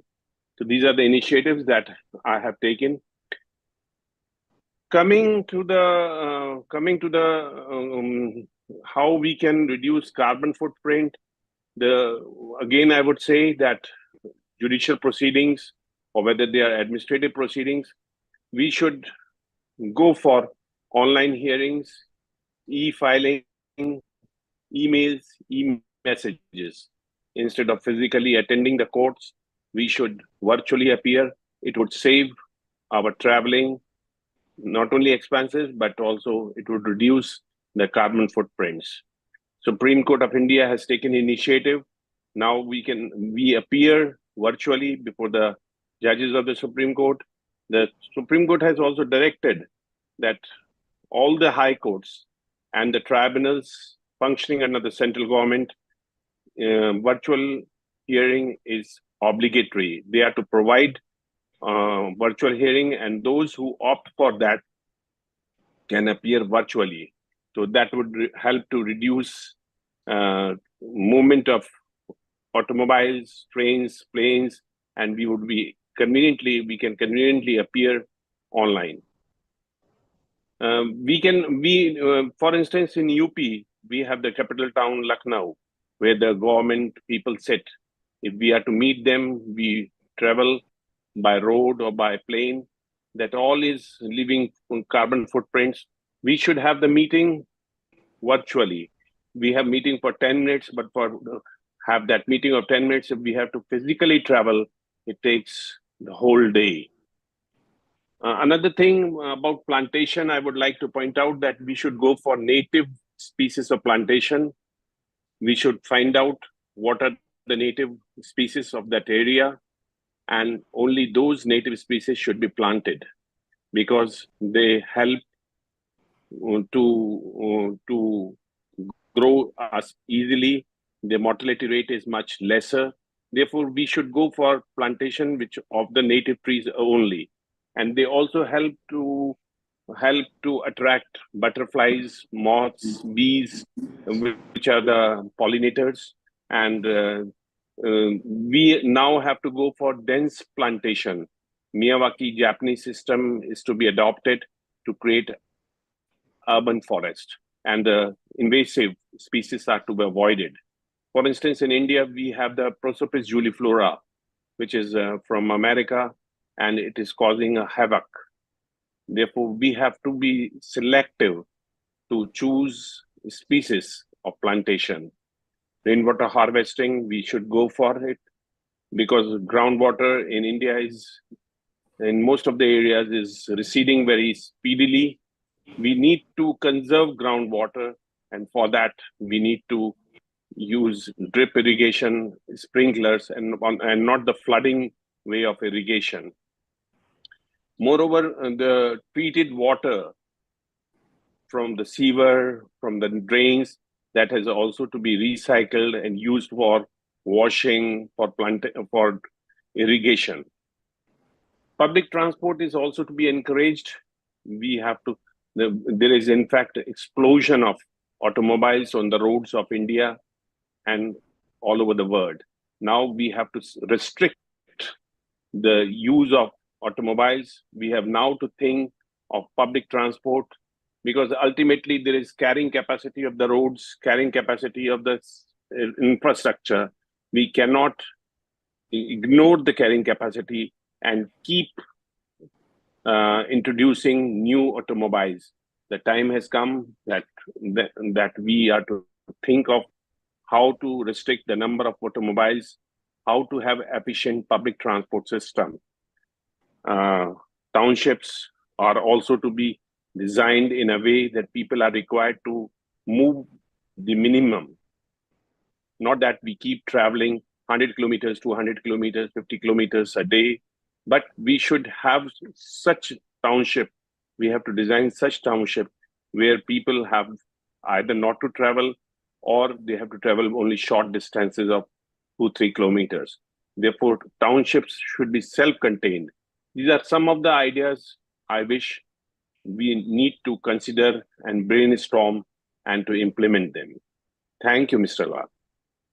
Thank you very much, Advocate Jain, for giving your views. And you have mentioned about that how one can increase the plantation, and you have done so many initiatives by filing the PIL, although one should not go for that way. The government should come forward, but we know that it is not possible to get the things done so easily. And I'm really very appreciable for you that you are doing such a great social service by filing the PILs and getting the orders which have been implemented, and the results are being shown, and many other things which I am reading almost every other day on the newspaper from Agra about your initiatives. So thank you very much. Be there. We will be coming to you for the questions afterwards. Before I will move to my next panelist guest, I would like to mention that what we have done as far as I am concerned for the environment, we have started a barter system about the plants, and that we started at our Pandit Health Resort, Mangalore, from 2008. So almost now 16 years passed. In that, we are sending the plants. Suppose somebody is having roses and they want some other species, like they want other flowers. We will send them those flowers we have, and they will, in exchange of that, they will send those roses.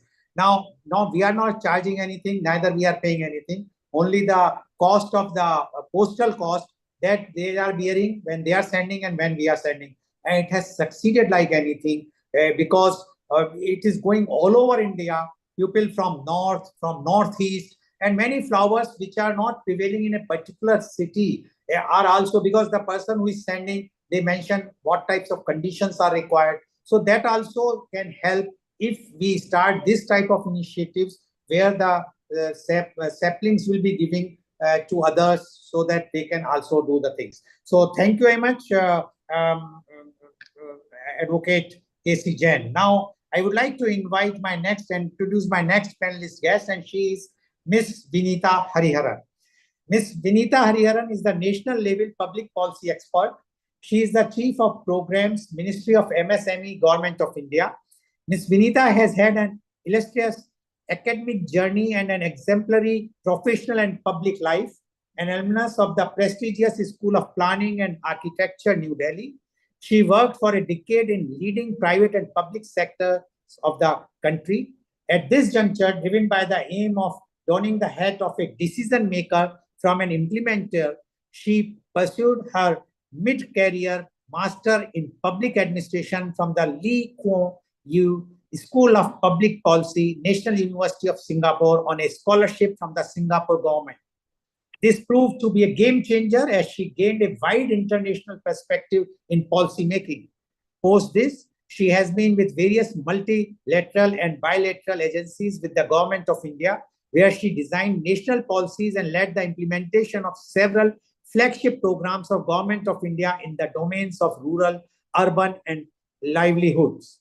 Pradhan Mantri Awas Yojana, Shyama Prasad Mukherjee Urban Mission, formalization of micro enterprises being some of the key flagship programs designed by her. She is currently with the Ministry of MSME as Chief of Programs, handling externally aided missions. Ms. Vinita is a public speaker and a thought leader in diverse issues of nation building. She is on the board of studies of leading global institutes and a mentor to social foundations that work towards empowering women and the girl child. Ms. Vinita was recently given the Women of Excellence Award from the Indian Achievers Forum for her outstanding contributions to the field despite all hurdles. Welcome, Ms. Vinita Hariharan on our show. Ms. Vinita Hariharan, you have heard Advocate Jain, how he has to go to take a route to file PILs to get the policies changed. And you are in the government department and you are heading some departments where you are making the policy, you are involved in the policy making. When we are talking of environment, and you know, although you are from Kerala, but you are mainly in Delhi because of your work, and you have seen the temperature is going up like anything. It's burning. Its conditions are very, very bad. Don't you think the government policies should, you have to take some more proactive things that in spite of going to Supreme Court to get some policies changes, if the government, which is doing lots of things, no doubt about it, under this our present leadership, but still we require so many drastic changes from your side. So first we would like to hear your views on World Environment Day, and definitely afterwards, if you can reply this thing also. For Ms. Vinita Hariharan, please. Thank you, Lal Goyalji. A pleasure to be on your show after a long time. And I am really grateful for all the points that you've given. And also to my earlier panelist, Kishan Chandji, very relevant points and what the citizens can do in terms of protecting our environment and to be environmentally conscious citizens. I think he drew out a kind of a charter for citizens, so to speak, which is the ideal scenario. And we are moving towards that definitely, surely, but slowly but surely, we are moving towards the goal of being an environmentally sensitive country. So if you look at the the theme of the day, which is World Environmental Day of 2024, the topic, the theme that they've chosen is restoration and resilience is the theme for this World Environmental Day, this year's World Environmental Day. Which is again reflective of many of the policies and programs that the government of the day has been running over the last decade in restoring and providing resilience to our various alternative systems, be it the alternative systems of conservation, alternative systems of water consumption, alternative systems of healing like Ayurveda and yoga. It taking reference in the last session that we just had on the meditation and the yoga. So this present government has been extremely aggressive on alternative systems and on renewable energy and the circular economy per se. So if you talk of the circular economy, it's important to reflect on the plastic waste management crisis, which is a very, very imminent theme in this entire umbrella of the environmental awareness that we are talking about globally. If you see the global crisis of plastic waste management, about 300 million tons of plastic is actually generated every year, and of which half of it is single use, which a plastic which cannot be used again. So they just block the systems, they block the drainages and all of that. So that's a big crisis that we're facing globally.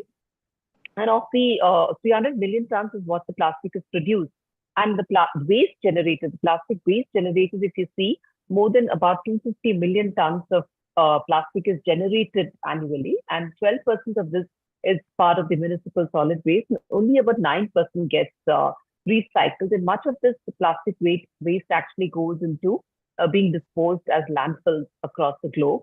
And in India too, we face this crisis. About 10 million tons of plastic is generated annually, and only 60% is actually collected, and less than 10% is recycled.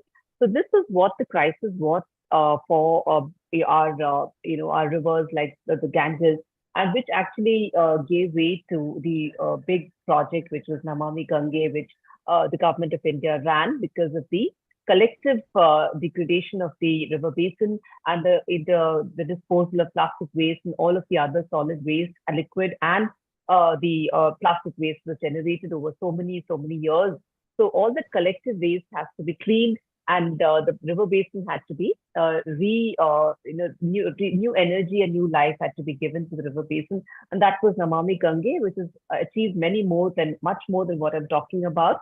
It has achieved revitalization of the basins, the coastline, and a lot of cleansing effort has already taken place in this particular program of Namami Gange.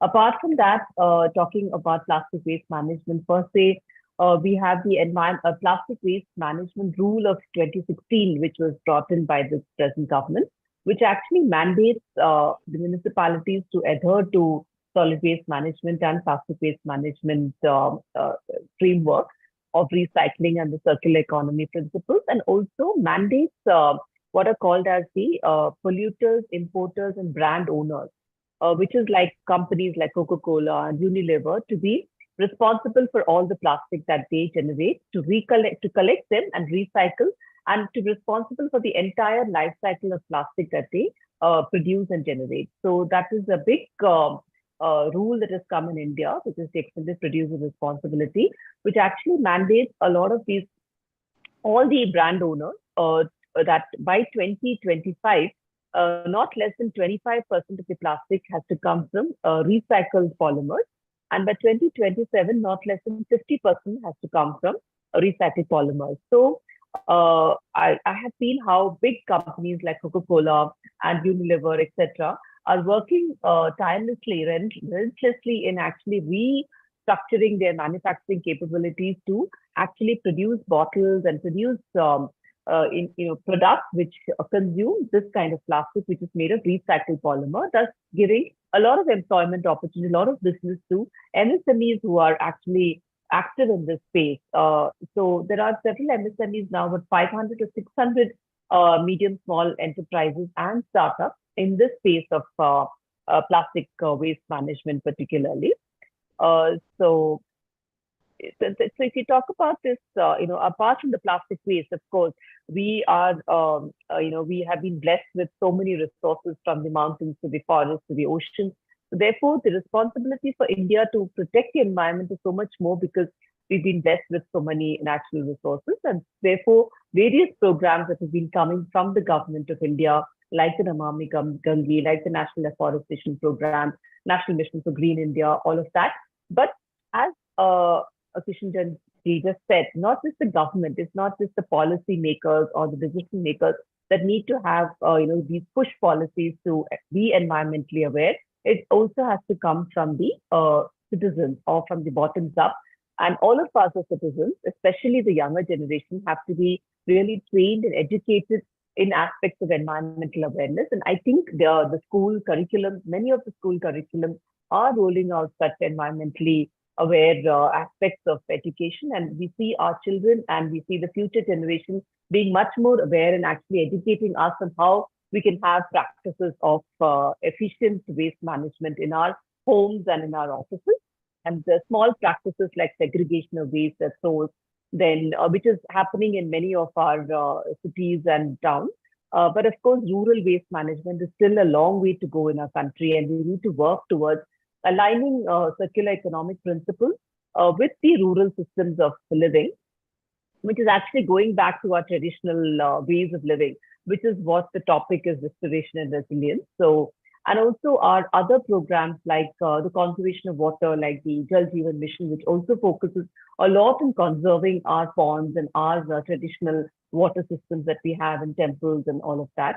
So that also goes a long way in restoring our ecosystems and in actually protecting our water resources, because all this water shortage recently, as you mentioned about Delhi, the 50-degree temperature and the water crisis, all of it has stemmed from haphazard urbanization that we've seen over the last so many years of our, our post-independence.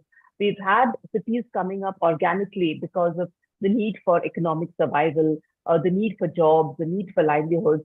So we had rapid industrialization and rapid urbanization. And today, India has cities which are one of the most urbanized in the globe, but they're not necessarily cities which have been following the principles of ideal urbanization, like the bylaws or the urban planning principles, like what Kishan mentioned, the walk to work principles. All of that needs to be again readapted. So therefore, we have the smart city mission, which is about making cities more efficient with minimum intervention, like using technology to improve our traffic systems, using technology for various other aspects of our working, like work from home and all of that. The digital revolution that we see in India is also going a long way in actually moving towards achieving our environmental targets, I would say. And also the international cooperation treaties, that's very important as well.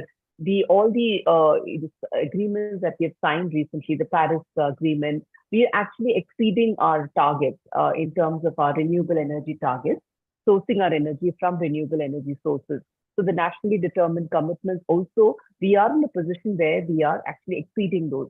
So that is what you can see in the aggressive drive towards solar, saturation of energy sources with solar energy, wind energy, tapping wind energy, and hydrogen, of course. Hydrogen is another new energy that we are looking at. Electric vehicles, that also is a big push that is being driven by the government, but it's not enough. We need to do much more in terms of facilitating electric vehicles, in terms of having our fueling stations with much more frequency than what it is there today, making the automobiles more affordable, electrical vehicles more affordable, and all of that. And shared private transport, and increased usage of public transportation systems, and the last mile connectivity between the public transport to the homes also need to be with eco-friendly, with e-auto rickshaws and transport.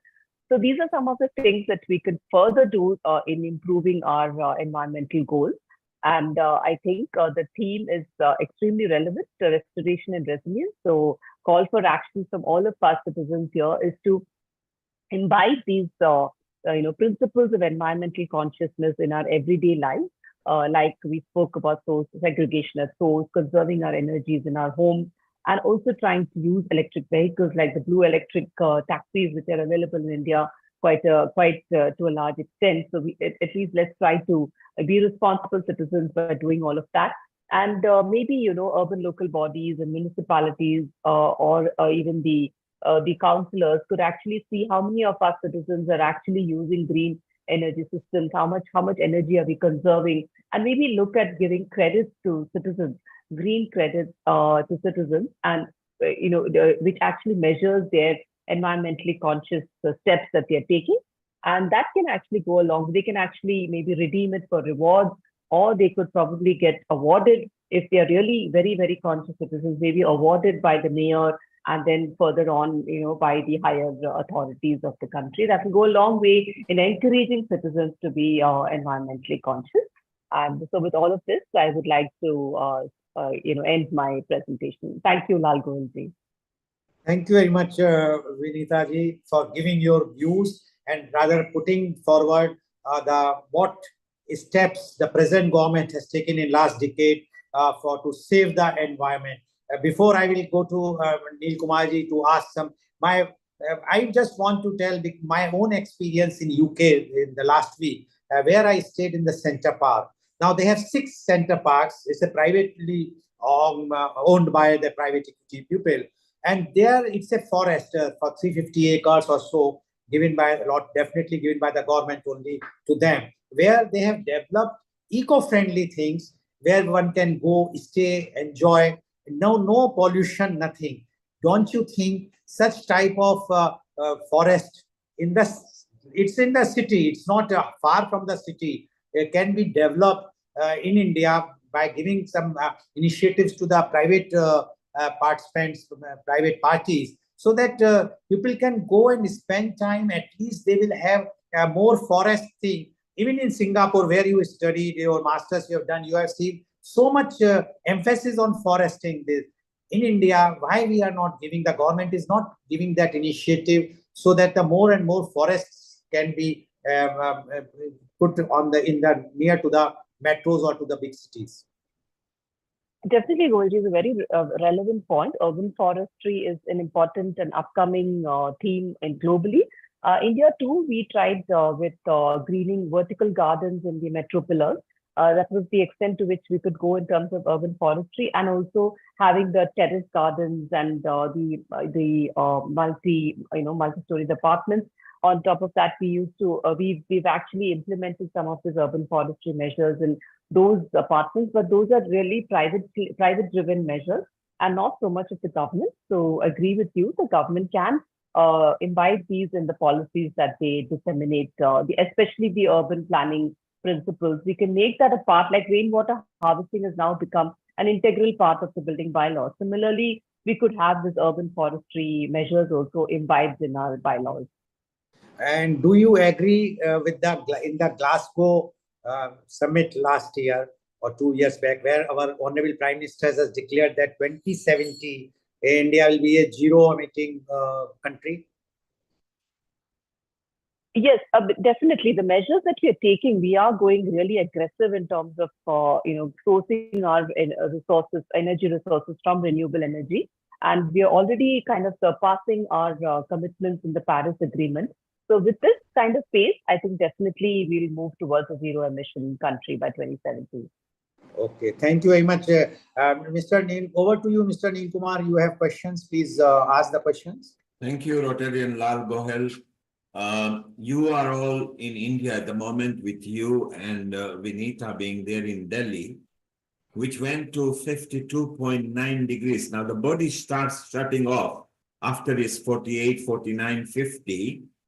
Vinita, how do the local poor population that live on the streets in Delhi, how can they survive in such extreme temperature? And you are there right now. Was it something completely horrible? Was it suffocating? Can you explain to us, and we can discuss with Dr. Mamta in USA and Seema Unos, Kenya, because climate has really hit us now. No, absolutely. So, it's 50 degrees is absolutely unprecedented. I think it's never happened before.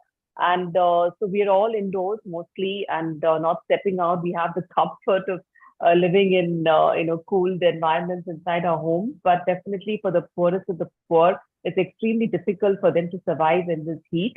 And I was even thinking of why doesn't the government look at cloud seeding and providing artificial rains as a respite to the citizens, at least for a while. So thinking of even holding a show on that and discussing with experts on the scientific after effects of doing cloud seeding. So because it's that bad, and then we have the floods in the other end of the country, in the where I belong to, the southwest tip, Kerala is flooded.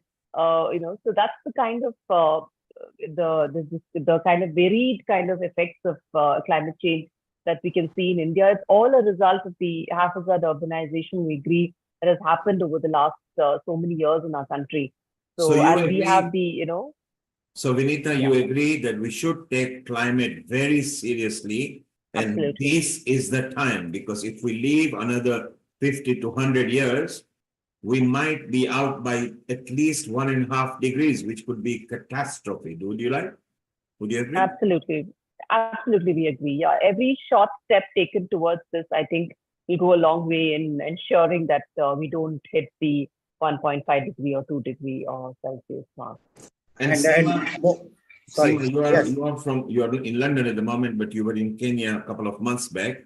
That's right. And you saw the heavy flooding, and and the flooding came to Nairobi as well. And do you feel the same, that we should take climate very seriously? Climate crisis is essential. Okay, we have to do something about it. With all the gas emissions, the greenhouse gas emissions, it's causing temperatures worldwide to rise and severe weather conditions. Sea levels are rising, ecosystems are being disrupted, and we need to approach it with a multifaceted approach. We need to transition to renewable energy and enhance carbon sequestration now. I am part of the International Association for Human Values, and we are planting trees. We have a great project known as Climate Action Now. Trees absorb more carbon dioxide. So my question to you, Vinita ji, is how aggressively is India moving on planting trees? Because So planting trees, how aggressive is India? Vinita, can you shed some light on it, please? Yes. Planting trees is a national afforestation mission is there, which actually talks about, for every tree that you fell for or causes of urbanization, you actually have to replant it somewhere else. So that's the mission that's being driven. But all of these on a large scale, and if you see many of these pilots are again driven by private sector, like the civil society and the NGOs and as at large scale by the government, I would agree that we need to do much more in terms of planting trees.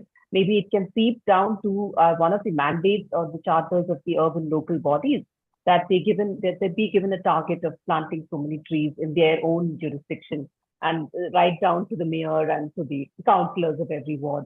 I think that can be one of the targets for them. But my question here is, Neil Kumar, I want to come in. In Mumbai, there are two very big green belts. One was the RA colony, and that's because of the development issue about the metros, etc. The trees were cut. Now there is a green belt that is a Mahalakshmi ground, race course, etc. They are also privatizing it and giving for the development. Don't you think that this will, and whatsoever you will say to the private developer that you have to plant so many trees, and as the advocate Kishan Chand Jain has very rightly says, you are planting the tree, but who is going to see that whether the plant will survive 3 months or 6 months or 1 year? Nobody is there to check that. How the India is going to survive if you will, for the development's sake, if we are cutting all our trees, all the greeneries we are destroying for the name of development. Developments all other countries have done. But they are still, you go anywhere in the country, any country, you will find lots of green places. Why not in India? What government is going to do in that?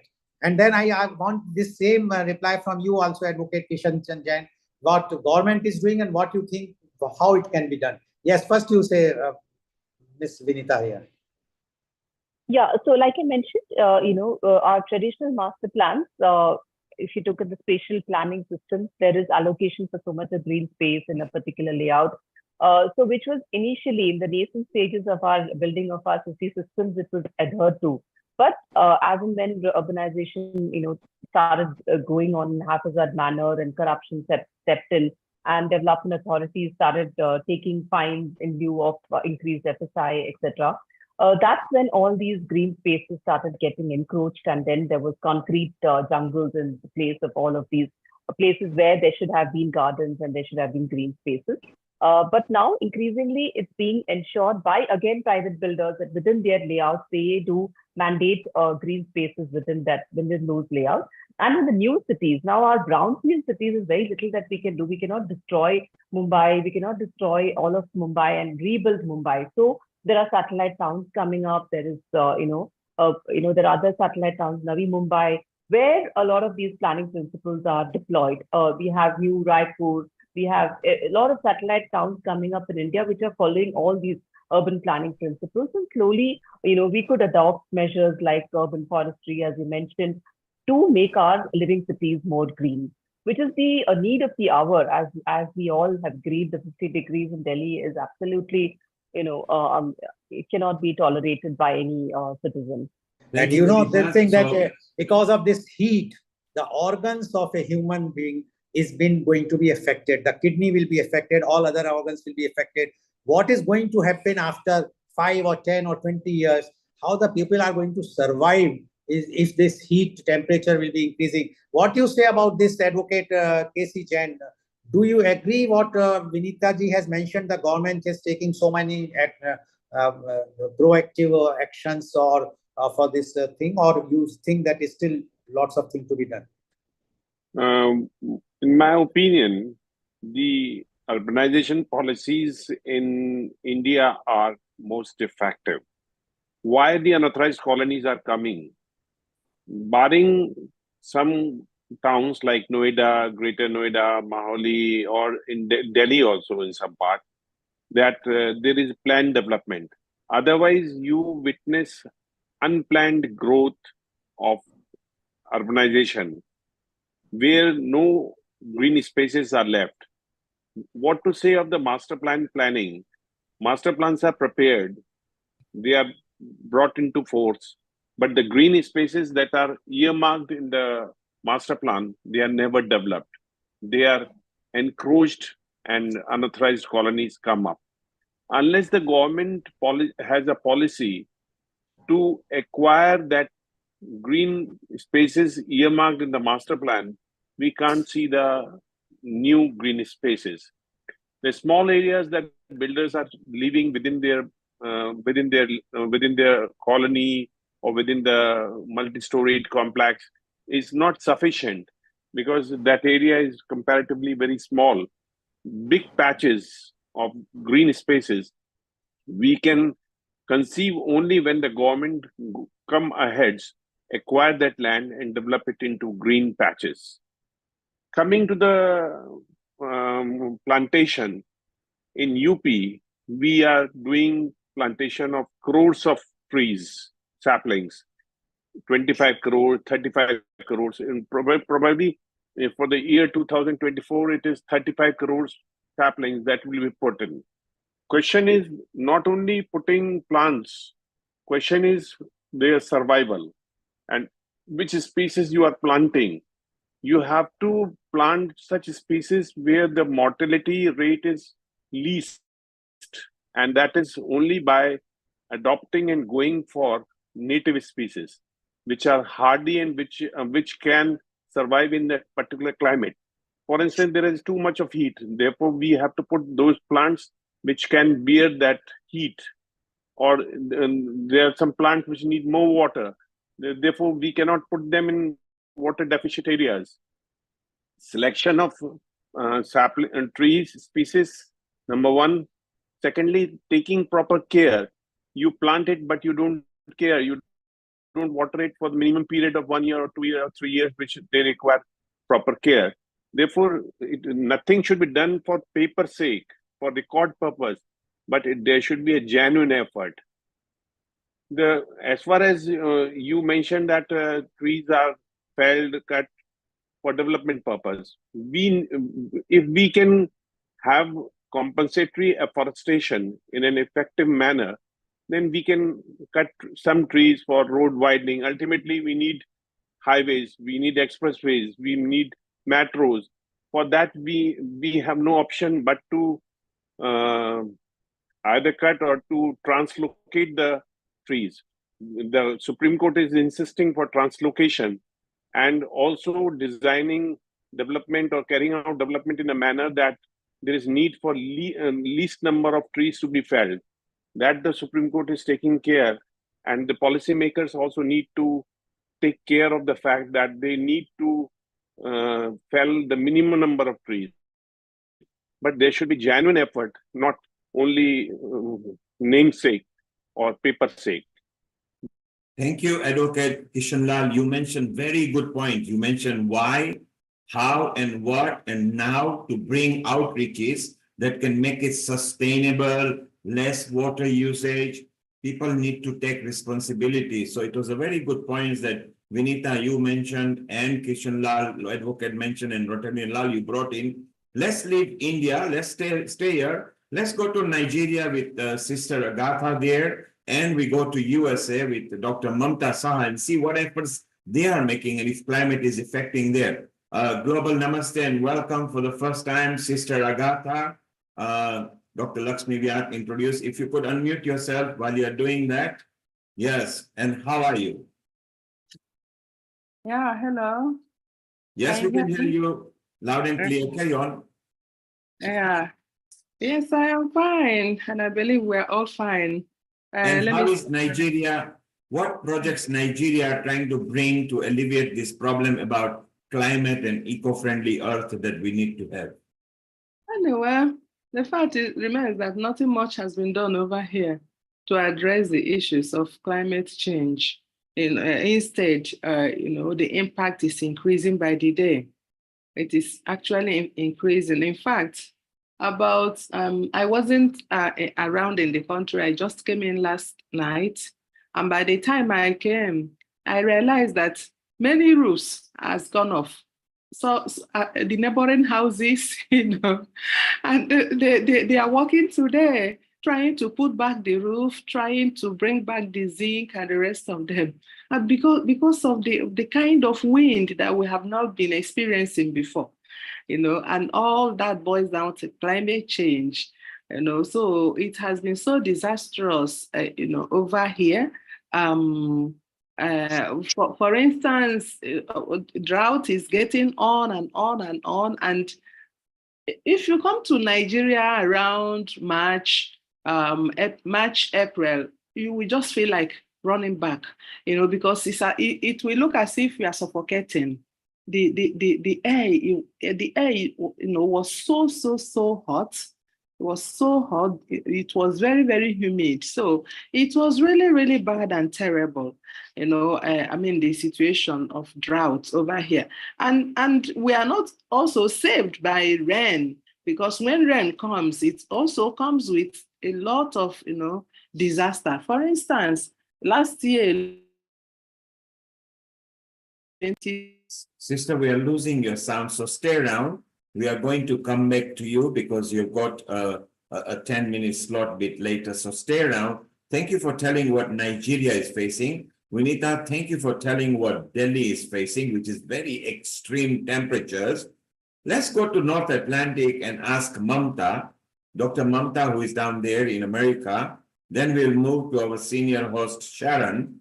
Mamta, what is the situation of climate in America? Because you've got snows, you've got thunderstorms, you've got floods, you've got everything there. What is America going to do about it? If you want me to really speak on these things, I would like to take with my presentation, because my presentation is totally, what I'm looking at since I have come to this panel is everybody's talking about the effects of the climate change and not the cause for the climate change. Okay, and I think Mamta, we are going to come to a slot. Important. We are going to come to a slot a bit later. This was just a quick comment to see. We are traveling continent just to see what you are facing.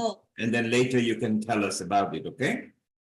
Okay, no problem. All right, thank you. So isn't it wonderful that we've gone to all the continents and they're all facing, right now, today, they are facing climate issues. So we need to know what's going on. Sharon, Global Namaste, welcome. Amrita, let's take it over, introduce Sharon. Sharon, you've got a nice video lined up for us, and later you've got some speakers, and we'll bring back Dr. Mamta and Sister Agatha in about half an hour or 35 minutes from now. How are you, Sharon? And a global namaste to you. Global namaste, Neil, and everyone in our beautiful audience. I'm very happy, as always, to be here today with you and have some wonderful guests and a video for you to show you what we are doing here in Crestone. So let's start with that. Yes, and Amrita, extreme temperatures there in India. You are in India, Amrita. Are you facing extreme temperature too? Yes, we are facing extreme temperatures, and I want to just share a very personal experience that I experienced very recently. Okay. Before that, before Sharon is like sharing up the screen, let her share up the screen, and then I'll share my experience. Over to you, Sharon. Go ahead. Okay. Here we go. Yes, please.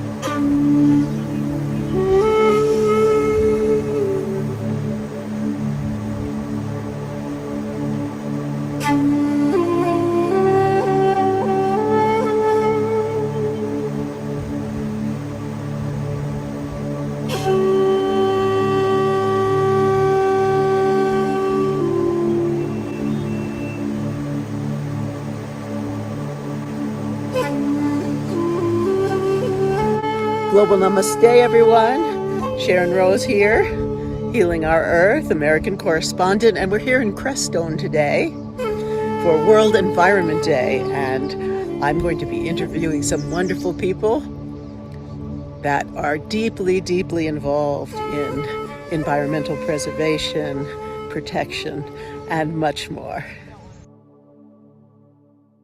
Global Namaste, it's Peter May in Crestone, Colorado, USA. And here's an update for our project and our perspective on what we've been doing for the past year plus. As a firefighter, we noticed that things like fires are getting much bigger and stronger and more intense. And so we took a look at that and we started to see that a lot of fuels had accumulated on particular sites around where we live. And we're asking and partnering with nature to help us. And we began that last year with the mushrooms, the mycelium. Mycelium can eat the wood. And what we're also finding is that the fire can actually bring back the mycelium. And once the mycelium is in place, it seems to draw more water or hold more water or both. And we're also partnering with beavers and the effects of beavers to slow down the water so it has time to soak in to the surrounding areas in the riparian zones. And then we're also partnering with the mother trees. The mother trees partner with the mycelium, and they tend to distribute the water and the nutrients all around the forest wherever it's needed. And so as you can see, it's a big partnership. And it's very exciting because we're seeing plants come up that may have been thwarted or stalled or smothered for a long time. And just by removing the dead wood, they're coming to life. And what we just did in the last several weeks was we took away that wood, and now we're spreading the native edible oyster mycelium to hopefully grow into mushrooms to help also take care of the wood, to decompose the wood. And we've also put in numerous beaver dam analogs, which can then help to slow down the water and hopefully invite the beavers to come back, because we don't have to be this, we don't have to be so alone in this. You know, oftentimes we get overwhelmed. And so in the sense of restoring the landscape, we often try to do it with our money and our machines, when actually nature and the components of nature such as bees and beavers and mycelium are often overlooked, but they can help us. And I think each of the animals and plants for that matter can have a role in what we're doing. And so we're embarking on this. We've begun the Biodiversity Initiative, which is we've taken lists from over 30 years of observations here. We put it together in a booklet. We pass them out, and we're inviting people to see if they can still find these species. We're also doing an iNaturalist online that you can check out. It's Saguache County. And if we can't find them, or we find them in such limited numbers, we're going to ask the question, why? Is it because of lack of water? Is it because of lack of fire, maybe?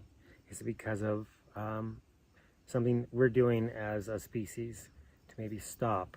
And we already know that because we seem to not have supported our beaver population for a number of years, and we are learning that they are the important water steward for North America. And we've also put out fires when, because we have values that we don't want to burn, but at the same time, we've also stunted the way nature rejuvenates itself. So this is quite the task of joy, because when you get to see nature respond, it is like it's coming to embrace you, maybe just a little embrace from little plants, and then as they get bigger and bigger and bigger.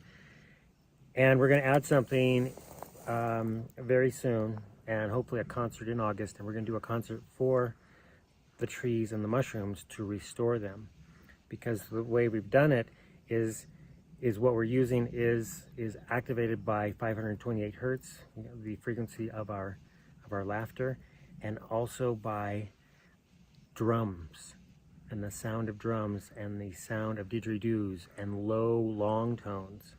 The mycelium seemed to be really, really restored and rejuvenated by that frequency. So hopefully mid to late August, we're going to be hosting a concert that for the folks locally, but we also want to film it. And we just heard that one of our local groups here is going to send their taiko drummers and perhaps their youth taiko drummers. Some who've just been composing, and I actually just talked to that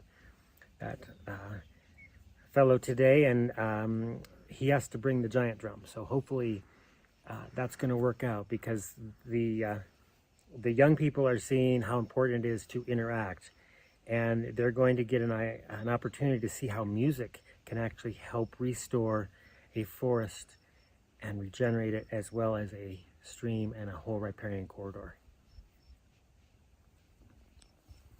This is a calculated experiment, and I appreciate everybody coming out and bringing your presence, and especially like Jeff's going through and like, oh, this is some cool decayed stuff. And we've got different kinds of things. We have the spawn of native oyster mushroom there. We've got the mother tree food, which is the trace elements, which is going to be feeding it like fire, and then affected microorganisms made from raw milk. We've got mycorrhizal fungi in there. We've got shilajit mud, which is fulvic and humic acids. We've crossed over into now this is a garden. This is a tended forest. This is what I call native permaculture. It's not just permaculture. We're working with this, and we also have very enriched chips that have all been distilled. One set has been distilled, and then the chips of the material here, and that's a secret. When you bring fire and water in the right mix, you've just unlocked it to become a perfect bed for the mycelium. We've been distilling since 2006. We kept the chips that have been distilled wet. They grow all kinds of things. That's why we know that it's supportive, because we didn't put them in there. I think they're there, and I think they're resilient, resistant to steam. I think they're resilient and resistant to fire. We've already seen some of the mycelium here. It seemed to self-replicate as we're burning. We've got two spots up to the east, up creek, where mycelial stacks, they're already like, they're pads. They're not just single. They're like, they're mounded. So where we want to pay attention, that's the biggest thing we can give, is our attention. And then doing something, provided we don't think it's going to hurt anything. It's going to, the idea is to give it the mycelium that we're introducing, as well as the mother tree food, as well as the effective microorganisms, as well as our presence and attention, and then do this stack so that as the mushroom grows, the tree can take it and spread it. And we're relying on natural intelligence to do this. And what we're going to do over the next several months, if not years, is come back here and offer, whether it's prayers or sounds, hey Kevin, or music, our intention, maybe even fire. But right now, not fire. We've already done that with the piles. And then monitor to see what's happening. We don't have exact how many mushrooms come up because they flush differently. We don't know. But we did start the biodiversity initiative so that we have many people helping us. And then this is going to be a contained area. It's going to be these 20-some acres. And then we can compare it to maybe above and below or to other creeks. They are different because they've had fire in different times, in different intensities over the last 100 years. And that's the biggest thing that is missing, is that it's not had fire. And that's why we had to go through maybe 25 to 50 years of stacked up wood, which is this right here. Nothing happened to it. It just stayed. And then as we took it away, the little plants started coming up, including green leaf wintergreen, including Solomon's plume, including all kinds of mugwort that was here, but it was getting smothered. This region may also have been what was heavily used by mining and or grazing, and maybe not so much logging. But you notice there's not so many ponderosas around because they're all in these old mine shafts.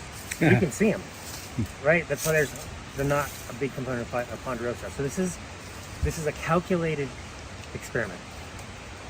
And I appreciate everybody coming out and bringing your presence, and especially like Jeff's going through and like, oh, this is some cool decayed stuff. And we've got different kinds of things. We have the spawn of native oyster mushroom there. We've got the mother tree food, which is the trace elements, which is going to be feeding it like fire, and then affected microorganisms made from raw milk. We've got mycorrhizal fungi in there. We've got shilajit mud, which is fulvic and humic acids. We've crossed over into now this is a garden. This is a tended forest. This is what I call native permaculture. It's not just permaculture, we're working with this. When I feed my gooseberries, they become the size of blueberries. Nice. Okay, and they're not. And we also have very enriched chips that have all been distilled. One set, it's been distilled, and then the chips of the material here, and that's a secret. When you bring fire and water in the right mix, you've just unlocked it to become a perfect bed for the mycelium. Frederick and I, when we've been distilling since 2006, we kept the chips that have been distilled wet. They grow all kinds of things. That's why we know that it's supportive, because we didn't put them in there. I think they're there, and I think they're resilient, resistant to steam. I think they're resilient and resistant to fire. We've already seen some of the mycelium here. It seemed to self-replicate as we're burning. We've got two spots up to the east, up creek, where mycelial stacks, they're already like, they're pads. They're not just single. They're like, they're mounded. So where we want to pay attention, that's the biggest thing we can give, is our attention. And then doing something, provided we don't think it's going to hurt anything. So. All right, so he is prepping that cottonwood there, And right? Jeff, what did you do? You put down... I put down some of the distilled chips because you're talking about doing that first and then doing some From of that these. bag? From that bag. Okay, so that's the mycorrhizal that I've generated. If you go get some from that black bag, Yeah. and just a handful, That's just the distilled. that's just distilled. Okay. These are distilled with a mycorrhizal culture that and mycelial culture I've been growing at my house. And then we've got lots of good already broken down cottonwood that acts like a great sponge. So this is, I mean, we've got so much good material right here. And since we're filming, and it's important for you guys to know, we have no idea, but we're told that through science and scientific studies, that the mycelium and the mushrooms can put off sesquiterpenes like these trees, and they can provide the nucleus for clouds that bring rain and snow. Wow. If we are seeing a decrease in mycelium and mushrooms and also rain, maybe there's a correlation. And what brings back both of those is fire. Again, this is like liquid fire. It's not fire. We're not burning today because we're out of prescription for what we normally do. But we are bringing back, and when I fed my pinyon pine, she produces nuts every 2 years instead of every 7. And then she went ahead and fed all of the younger ones, and they are all producing nuts. And it's like, it's really this stuff allows an interaction with nature, kind of like the movie Avatar when you plug in your tail. We're doing this all together as a community. We're doing regenerative forestry, we're restoring the stream and bringing back the mycelial networks, and looking for biodiversity that we've tracked over many years, and we're seeing if it's still here. So you can check out e3ecologic.org and join our team because we want to spread this. The warning pulsed through the forest, passing through tree roots, carried by the web of fungi. So I just used a really interesting word, pulsed. The message pulsed through the forest. Have you guys ever felt a message pulse through your bodies? Have you ever felt the message danger pulse through your body? If you like trip. Sometimes if I'm about to trip, I'm like, whoa, it's like a pulse. Like, I just caught myself from falling. Right? Or if I almost walk into something. Or if I see a spider crawling on my arm and I'm like, oh, danger. Right? Also, ancient friends are pulse of our water energy. When we're doing our techniques and our rhythm and our movement, you guys relate to that? Even when you're sparring with someone, knowing where to move, how to move. And where do those messages get carried in your body? Our brain. In your brain? And it passes from cell to cell to cell to cell to cell. And what is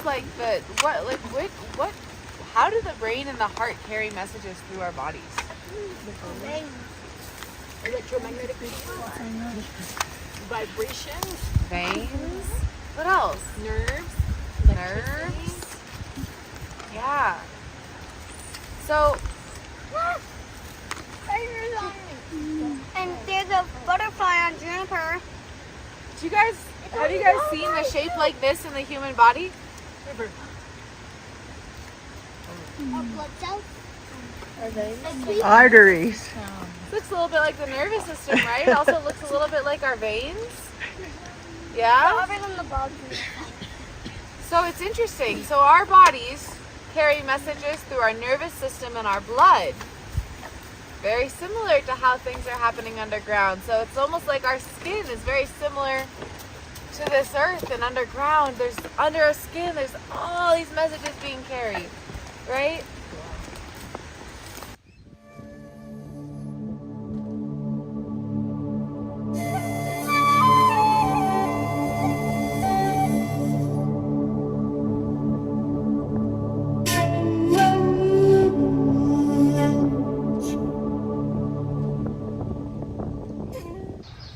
Hi, my name is John Milton, and I had the honor of helping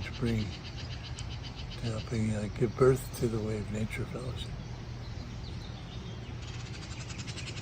Hi, I'm Eleniana Sophia, and I work with this amazing man in the capacity of project director, and now I'm involved in a very exciting project to bring the legacy of John P. Milton to the world, and I'll speak more about that shortly. Global Namaste. My name is Brad Collins. I'm the program coordinator with Way of Nature, which was founded by John P. Milton. I've been very much involved with, in the old days, helping get the environmental movement going in the mid-60s, lived in the mid-60s, and then I realized that if there's no foundation of authentic connection to nature, it'd be very difficult to have an environmental movement that would be sustainable.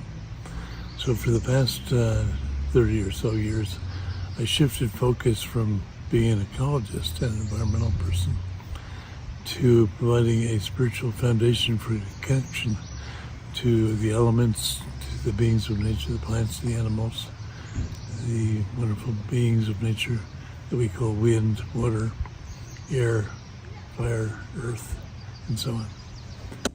And the Way of Nature focuses on a training process that helps people make a very deep connection to these fundamental aspects of nature, and also to discover the same things in themselves. So they go through an experience of deep communion with all the different aspects of nature. And out of that communion comes a natural experience of appreciation, respect, and deep honoring for the big family of all living things that we're part of. We're not better or worse. We're members of that big family, and we've forgotten that membership. So part of our work is to bring us back into that family. It's difficult sometimes with all these external distractions that we have in these modern times.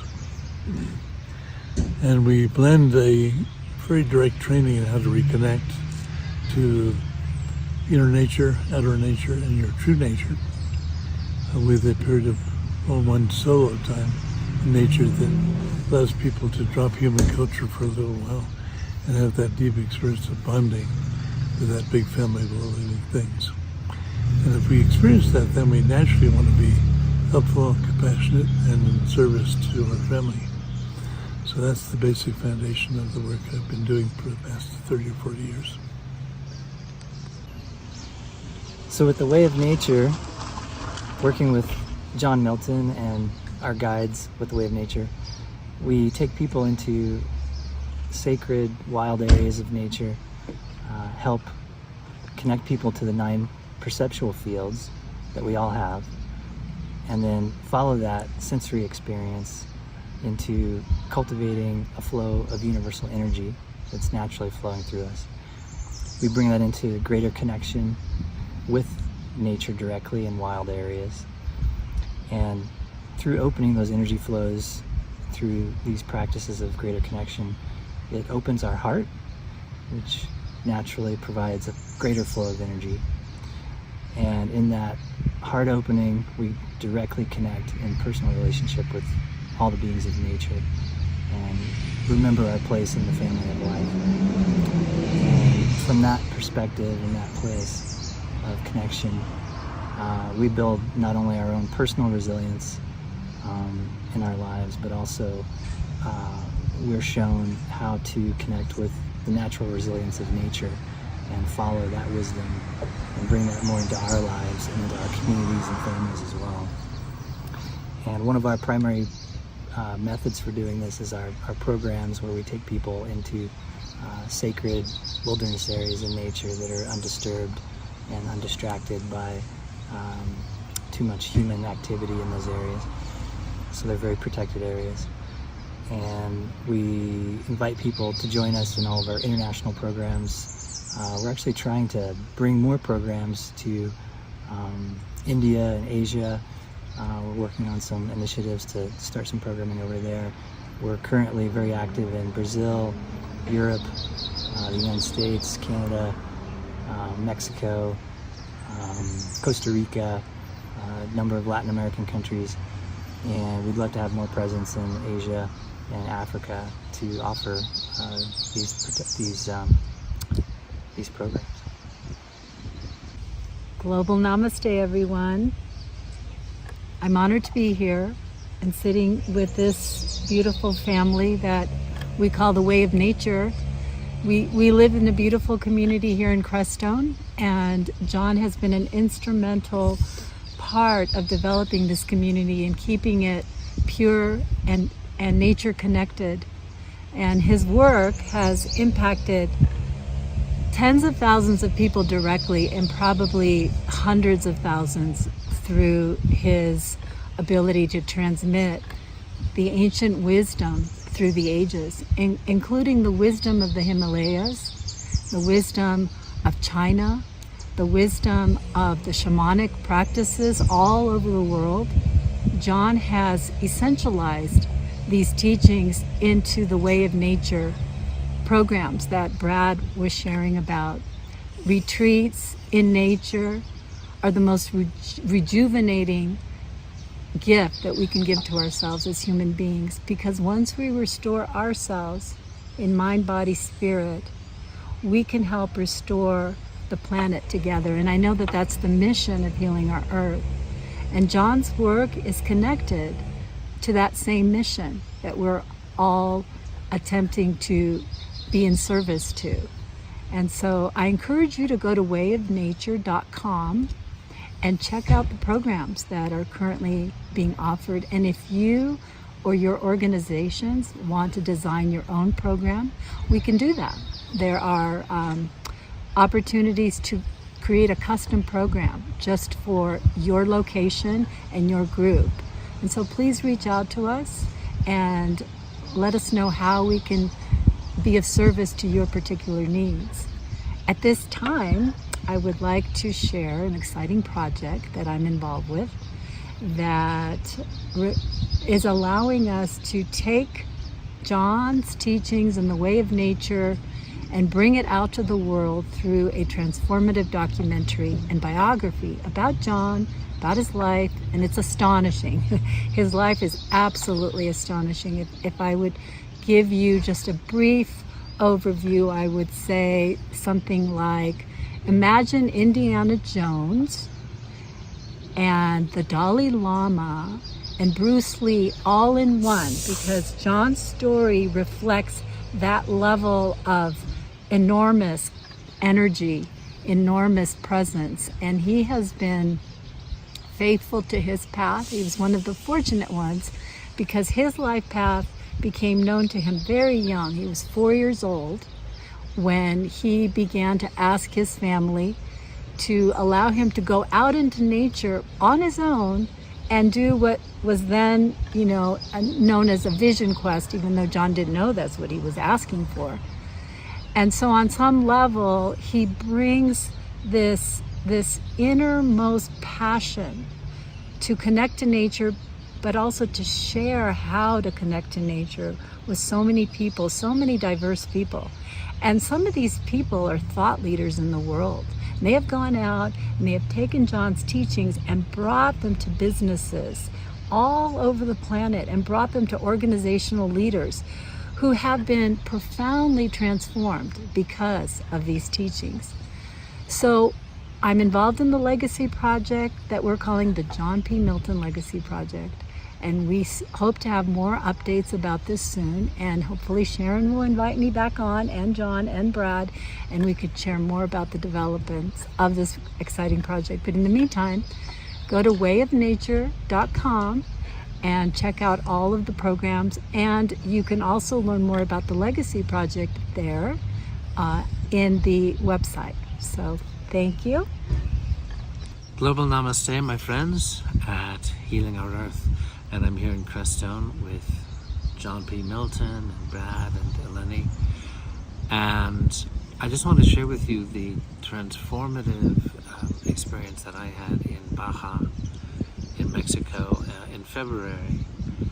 And I had heard about the transformative impact that with the right understanding and approach to communing with sacred nature, that we can return to and reconnect with, tune into our own true nature, which essentially is identical with Divine Mother, as I have always experienced her, the approach to the divine that has always touched my heart.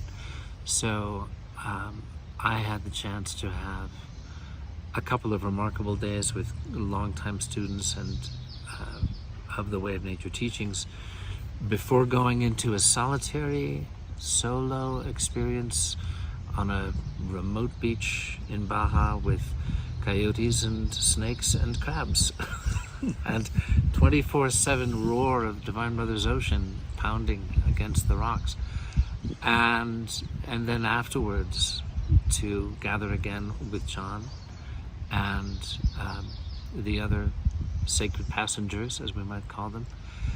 So this is a truly transformative experience, and it's one that I would love to see thought leaders, as many as Eleni shared, many hundreds have experienced this, thought leaders around the world. To accomplish the true healing of our earth needs a healing in consciousness, first and foremost. And this is, along with the meditation path that has been mine with Paramahansa Yogananda for most of my life, this is one of the most powerful transformative paths and teachings that I have experienced. So I encourage you all, wayofnature.com, see if perhaps you can set aside time in your life to give yourself this wonderful experience. So, Global Namaste. Thank you so much. Wonderful to connect with you all here today. I did want to mention that we have been very successful in seeing groups form around the Way of Nature process, which are now fully formed and doing this beautiful work of reconnection to outer, inner, and true nature all over Europe, in many different parts of the United States and Canada. But we've been weak in China and India and Africa. So we would love to see more engagement in India and Africa. I personally was powerfully moved by my time of, spent close to 15 years on and off in the Himalayan region, and it really changed my life in a very powerful way. I was working mostly with a number of one tantric teacher, Vasudeva, and then pretty extensively with the Tibetan community in the higher Himalayan region as well.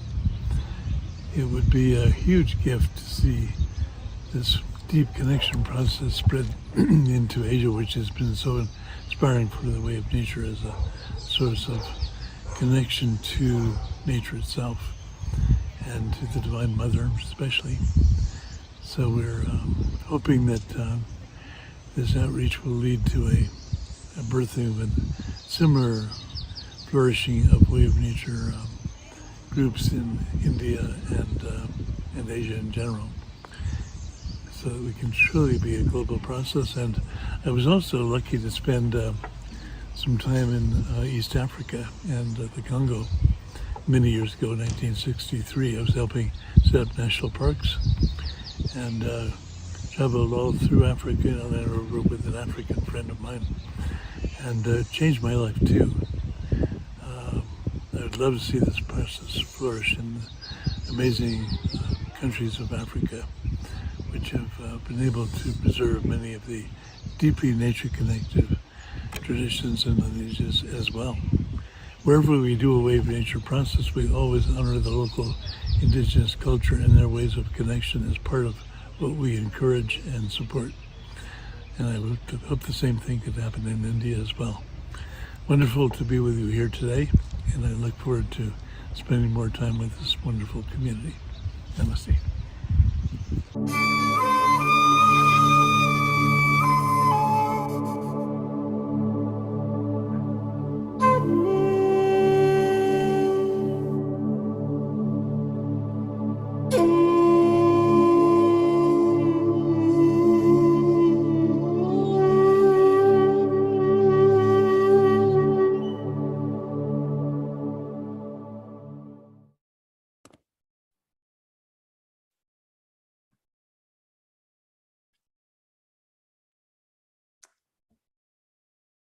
How wonderful, isn't it, Sharon?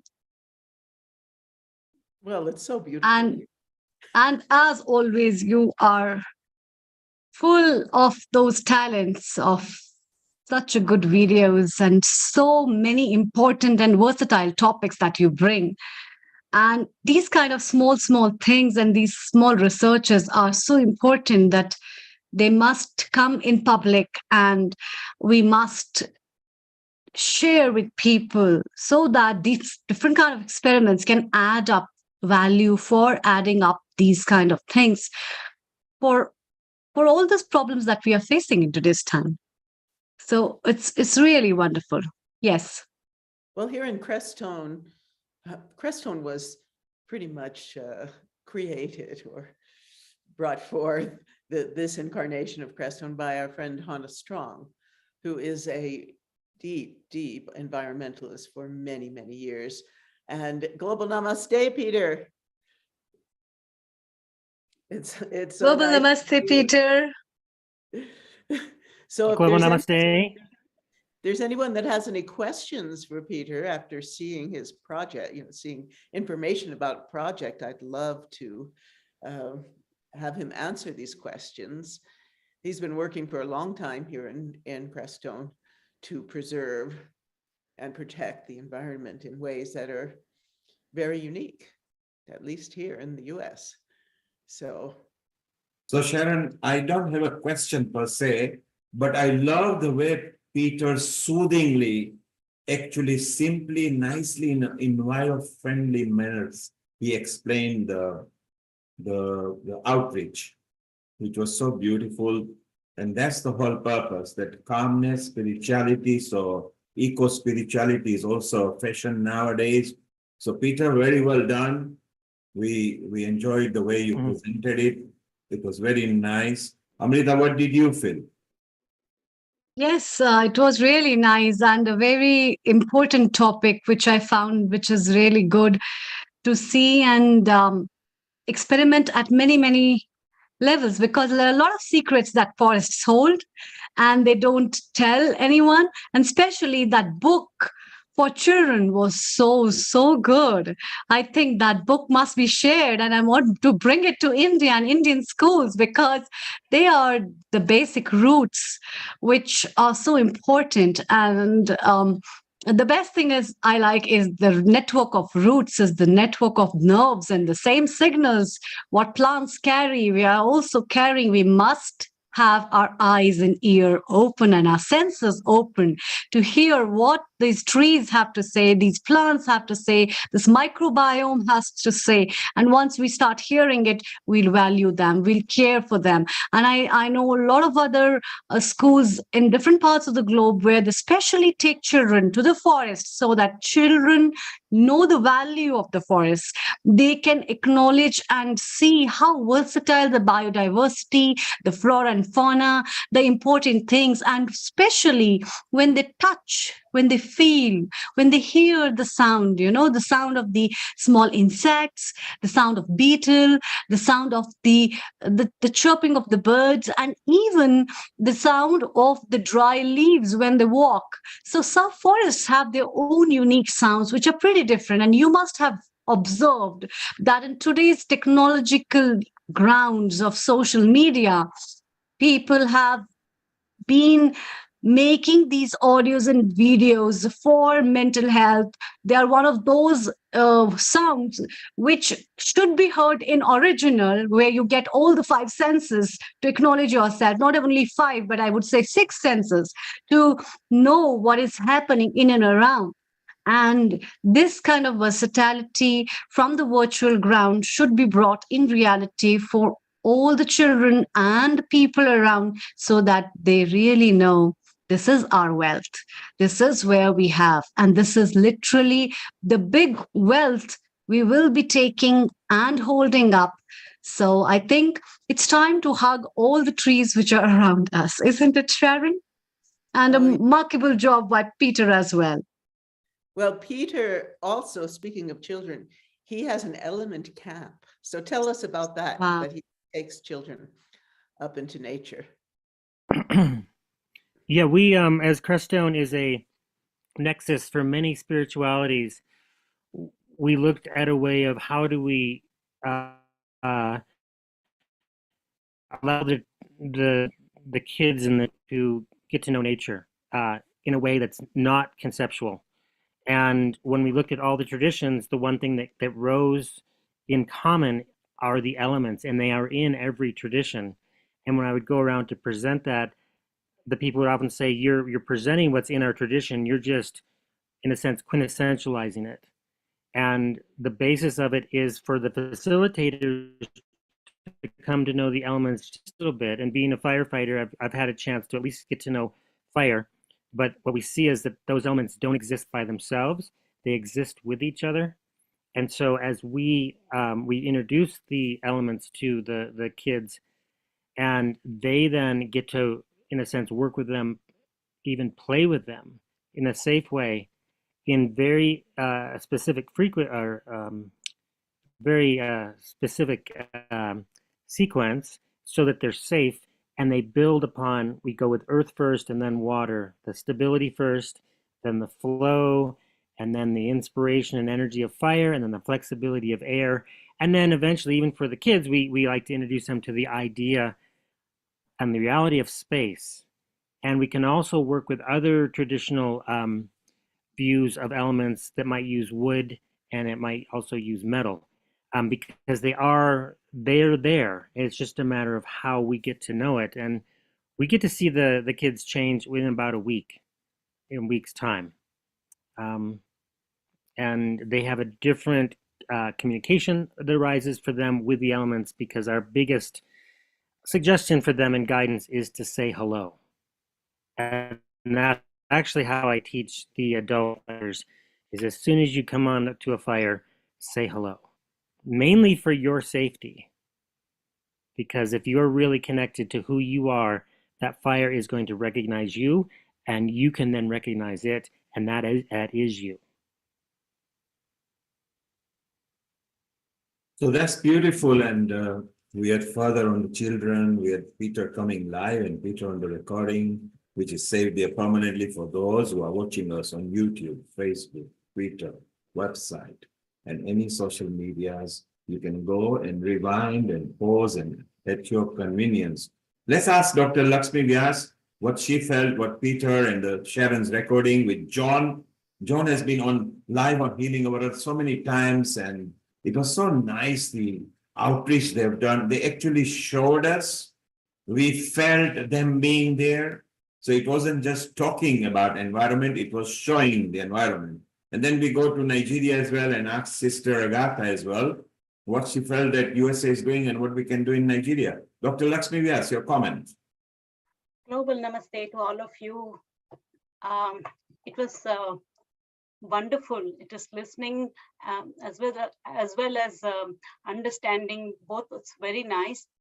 So I would the point on how the roots of the plants and how the our own vine,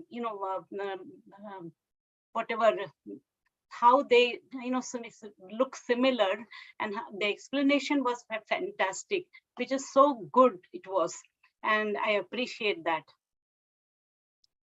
And overall, Sharon, you need to be complimented for doing this wonderful job day in and day out and every Sunday. And you must be doing so much of work and research and input you would have given. I really appreciate. And because it was all working in the farm and in the forest, it was more interesting than anything else. So congratulations. And Dr. Lakshmi Vyas, does she not just do it? She not just with passion. It is her. She always says, okay, I want to do this. I'm going to do this. And can we extend the time? And we always say yes, because she goes out of her way.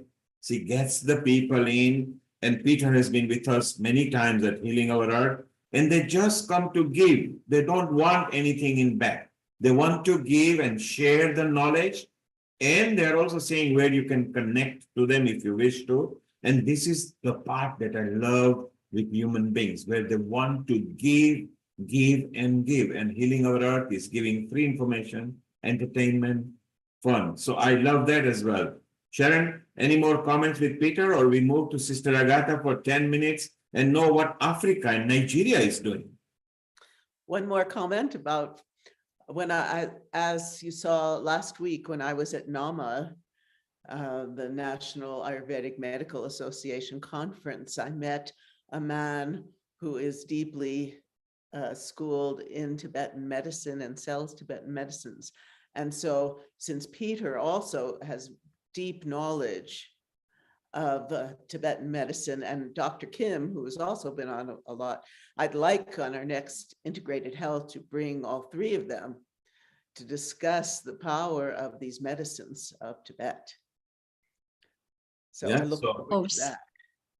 That will be even more beautiful, because Integrated Health is a part of a memorandum of understanding for Healing Our Earth. So we want to bring that. And because John and Hannah and Peter, and they're all there, I think we should start the environment conference, which is doing very well, because today we had IAHP people, we had Charles Appleby, we had the new lady from Spain who is in USA.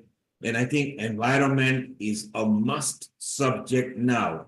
If we want to leave the earth a better earth, because it's our future, and the current generation and the generations to come, I think we must concentrate on environment very seriously and actually bring education right through the children's age. So it will be very useful.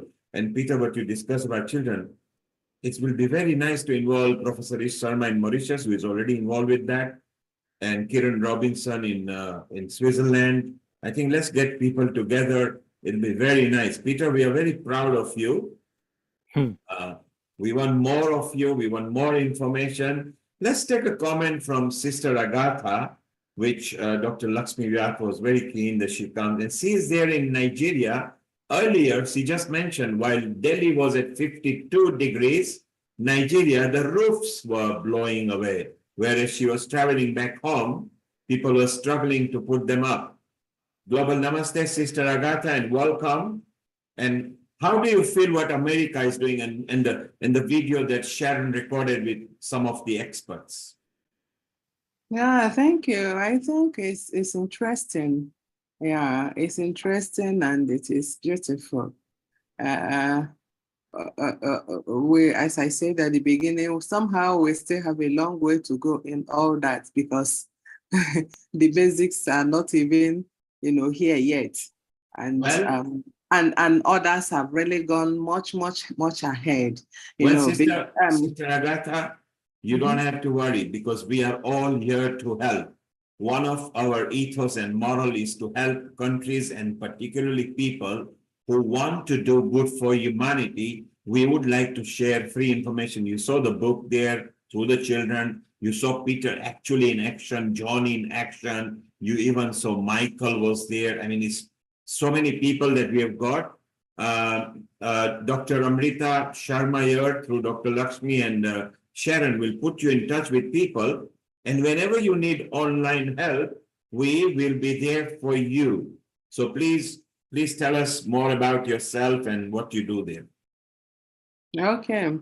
Now to me, I am Agatha Chikelu, as you have already introduced me, and I am the Executive Director of Cardinal Onaico Foundation for Peace.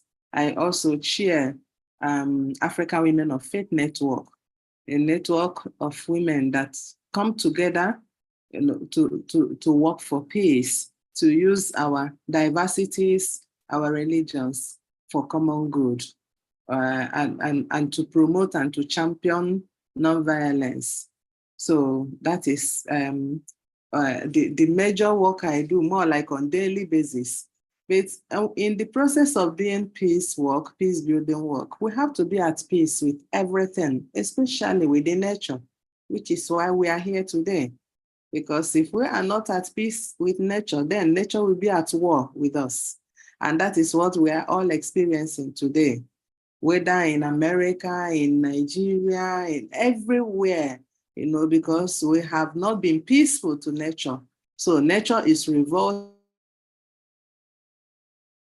Nature is at war with us. And in addressing, government is trying just very little. For me, it's not yet, I don't see efforts from their own side, even though they are making a little effort. According to them, they are giving out green bonds, to support a kind of projects like solar-based electricity, encouraging communities to plant trees,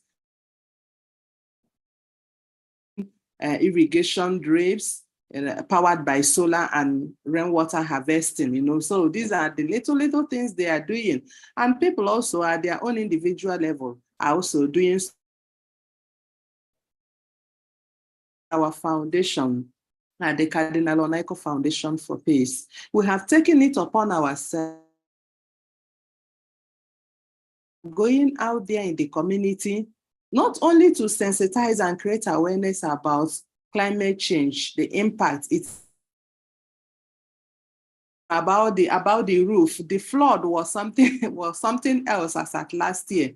It displaced so many families, sweep away farmlands, render many people home.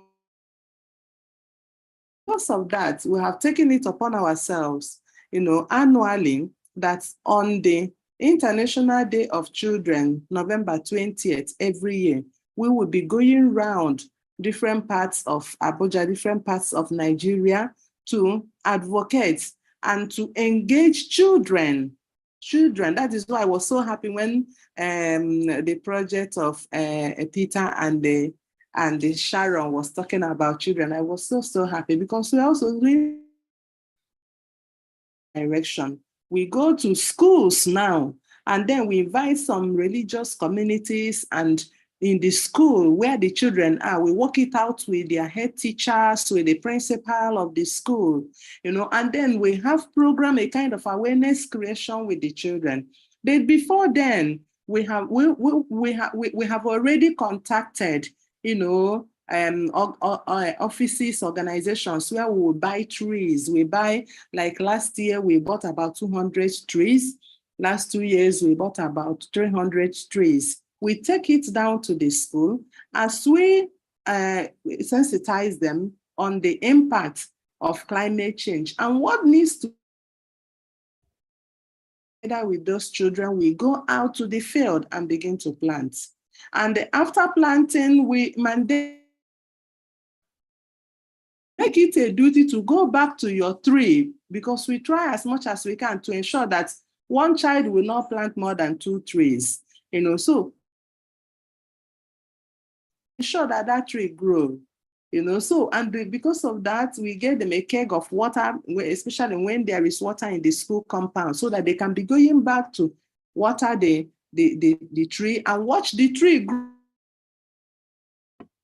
And these are the kind of thing we have done for like 2-3 years now, every year on International Children's Day, November 20. We use that very day to bring children on board, to create awareness with them on the need, about climate change. And not just that, for them to be engaged, because we have to really, really carry them along.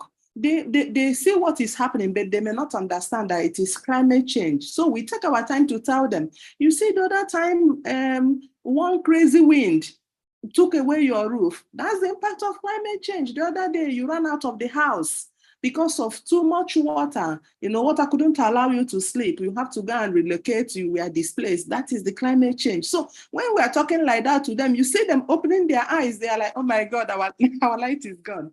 So you see them, opening, understanding what you are trying to say, because initially they seem not to understand what you are talking about. But by the time we bring it home to them, make them understand, when climate change affects, what climate change is doing in their communities and how climate change is affecting them, it becomes more practical for them. And we give them responsibility. That at home, you have to help your parents, you have to clean your environment, you have to pick every paper, you have to pick every nylon, and make sure that your environment is clean so that the waterways will not be blocked because of our unhygienic nature. So these are some of the things we do. And then also, in some of the rural communities where people, parents, fell tree, we still cut a lot of trees here, unlike in US where you have to get government authorization to do that. People will just feel, oh no, I don't like this tree in front of my house, and they will just cut it off, and then coal and the rest of them. So we tell them, no, this is not the right thing. Tell your parents they are not the ones that planted those trees. If they are not the ones that plant the trees, they should not destroy it. And you have to plant your own. If they must cut 5 trees and to replace the ones they are cutting. So these are the kind of efforts we are putting in at our own foundation level, at our own women level, to address the issue of climate change in Nigeria. But it is actually something that is really, really terrible. Now we are suffering seriously from food insecurity. Food insecurity because of the drought I mentioned before, because of, but you know what? Worse still, because of terrorist and banditry activity. Okay, sister, thank you very much for contributing. There is a slight internet problem there, of course, because they're suffering with high winds and everything. But sister, with Dr. Lakshmi, Sharon, and Amrita, they will put you in touch, and let's help Africa, because it will be so nice to share our knowledge. And Sharon, the video, we can help over there, whatever help we can offer. And if you could ask the Glow women to also take care, because the Africa leads, Meena Khagram and Seema Bhatia, can take a lead there, because she has reached out correctly. So Dr. Lakshmi, we ask, keep in look with Amrita and Sharon on this, please. Let's move forward on that. Let's temporarily, Sharon, let's go to another expert that we have got over here, and that's Dr. Mamta. And she's actually in America. And apart from being a doctor and a very successful one at that, she loves environment. And she earlier mentioned that we are all telling what is climate doing. Let's get to the root cause of it. So maybe she has got a little presentation. We look and then we go back to panel chat, and we'll go to Lee Torchia as well, who is waiting. Global Namaste, Dr. Mamta Shaha. Global Namaste to all. Thank you so much for inviting me. Thank you, Lakshmi ji, for having me here. Can I get sharing the screen? Can I share the screen? Yes, you're already a co-host. The co-hosts are allowed to share. Just go ahead. Okay. So it's wonderful. She has got a different side of story she's going to tell us. And it will be nice to know this. So together we can form a group, and it could also help Africa and other countries. So while she's sharing the screen, it'll be nice. So Sharon, thank you for wonderful recording. Dr. Mamta, when you are ready, just share the screen. We are talking because we are trying to share. Just go to the... Yes, I'm trying to do that. 1 second, because I'm technologically kind of challenged here. Nobody, so go to the green button, share screen. Make sure before you press yes, make sure that on the window, your presentation is open, okay? Yeah, I'm looking. doing share, but it is not going anywhere, I think. Did you get it there? No, when it becomes shared, the screen will turn into your share, okay? So you go to the green button at the bottom on the task. Yes, I did that. Click on it, and if your presentation you see in the window, you need to select and then share, then we will see it. Okay, so I have to just share and then. So in the meantime, because we were about to talk about the causes of climate change, and I'd like to bring in, a theory that. You see that? We've got it, Darren. Yes, go ahead. If you maximize it. Yes. So we see just that rather than your taskbar. If you just mix, yes, perfect. Go ahead, it's perfect now. Thank you. So this is my talk today is factory farming of the animals and impact on environment. This one is very important for us to know because since I have joined, I did not hear about factory farming and that problem. But if before me somebody has talked about that, I would really have asked for forgiveness if I'm repeating any of these things with the previous people. All right.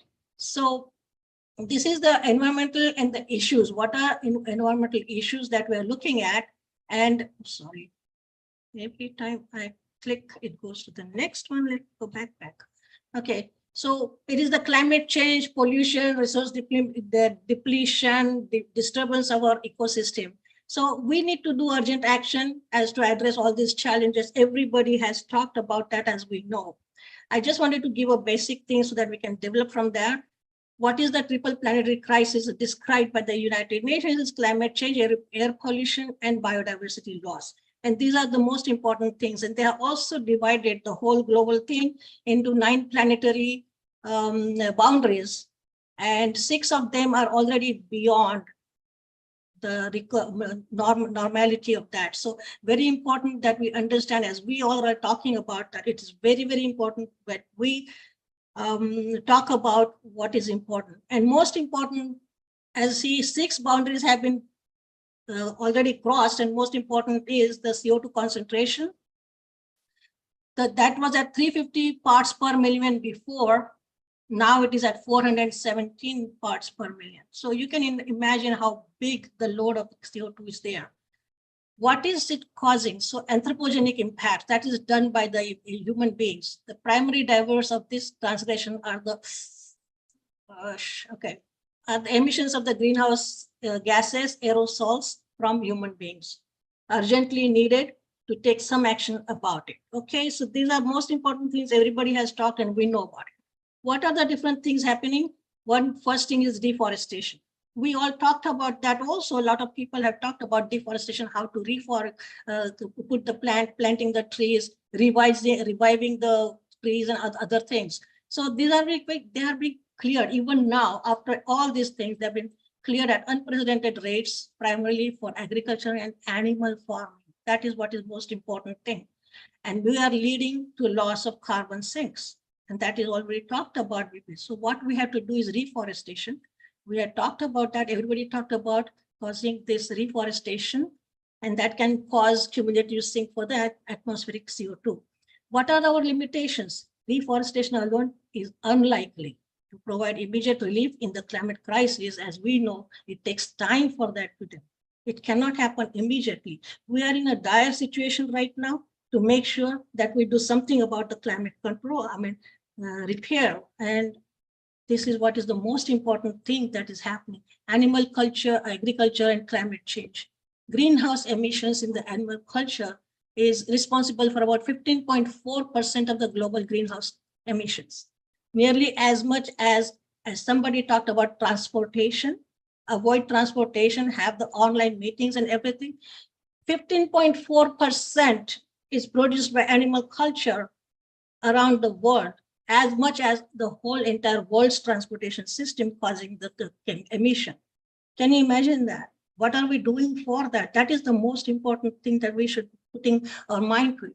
The land use and deforestation is also because of the animal culture. They're using it to raise the livestock, it requires a vast amount of lands, and then they're clearing the forest for that, which are very crucial for our carbon sinks, and we are losing them.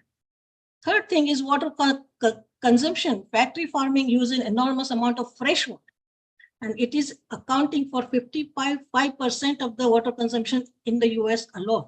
So you can imagine how much it is being done. So we often worry about the climate footprint of the planet, of the 7.5 billion people, but we always ignore 70 billion farm animals, the environmental consequences of sustaining them. The industrial agriculture of animals is leading to 15.4% of the greenhouse gas emissions, which I told you already, it is as much as the whole transportation system of the world. So 83% of the world's farmland is used for animal culture. The beef production itself requires 20 times more land than the plant-based food. The chicken production requires 3 times more land than the plant-based foods. So that tells you something here, that what we need to do. So industrial animal culture also uses enormous amount of fresh water. And to put it in the perspective from the US point of view, we have 55% of consumption in US by the animal agriculture. Whereas if you take a household, it is only 5%. Globally, 16% of the planet's fresh water is being used by animal farm. So we have to do something about that, how we can get that thing done. Also, in the US, they have done something about it, and a lot of things are being done around the world, but they have changed the lifestyle. By changing the lifestyle, moving from meat to chicken or something else, that is happening, not at the rate that we would like to have, but it is happening in US and it is showing some effect. But we need to all have to understand this is a global problem. And that's why we need to make sure that we can talk about how we can do it to be the right thing to do for every single person. It's not, there are two kinds of things when the global thing they're talking about transgressing the borders. They're also telling that climate change is, there are externalities where one nation cannot do everything. There has to be collaboration of all the nations. We just talked about how India is doing, but in India itself, the government and the private sector, they're talking about doing the things and they're not getting done. We have Nigeria where nothing has been done, whereas we are trying to help them do. But these combined effort of the whole global community has to be bringing together to make sure that we can change it. Here is important thing, animal culture. If we stop that, every single person uses plant-based diet to say, I want to change. I want to make this change so that less animals are killed, less things are done. And I'll give you the examples of how much it reduces the atmospheric burden of these greenhouse gases. So shifting has been done, but again, climate-friendly alternatives like grass-fed chickens or whatever we talk that, they emit, the poultry emits 11 times higher than those for the serving of a bean. So you can imagine how much you can just reduce that immediately. Animal culture is also responsible for methane emissions, and 65% of the human-related nitrous oxide, both potent gases, are coming out in the environment. Just in, that is US information.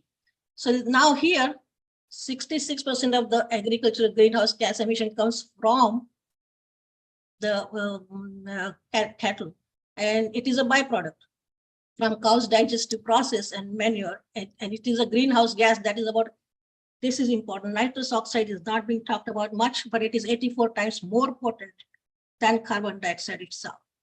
So in the USA, factory farming is also responsible for 65% of the, this I just told you about that.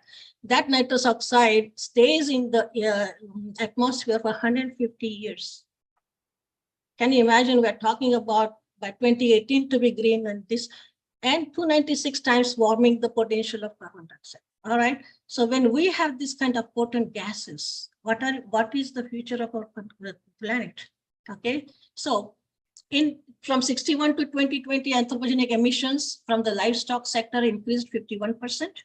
By 2050, they say it is going to happen from up to 76% All right. So global warming causes loss of biodiversity.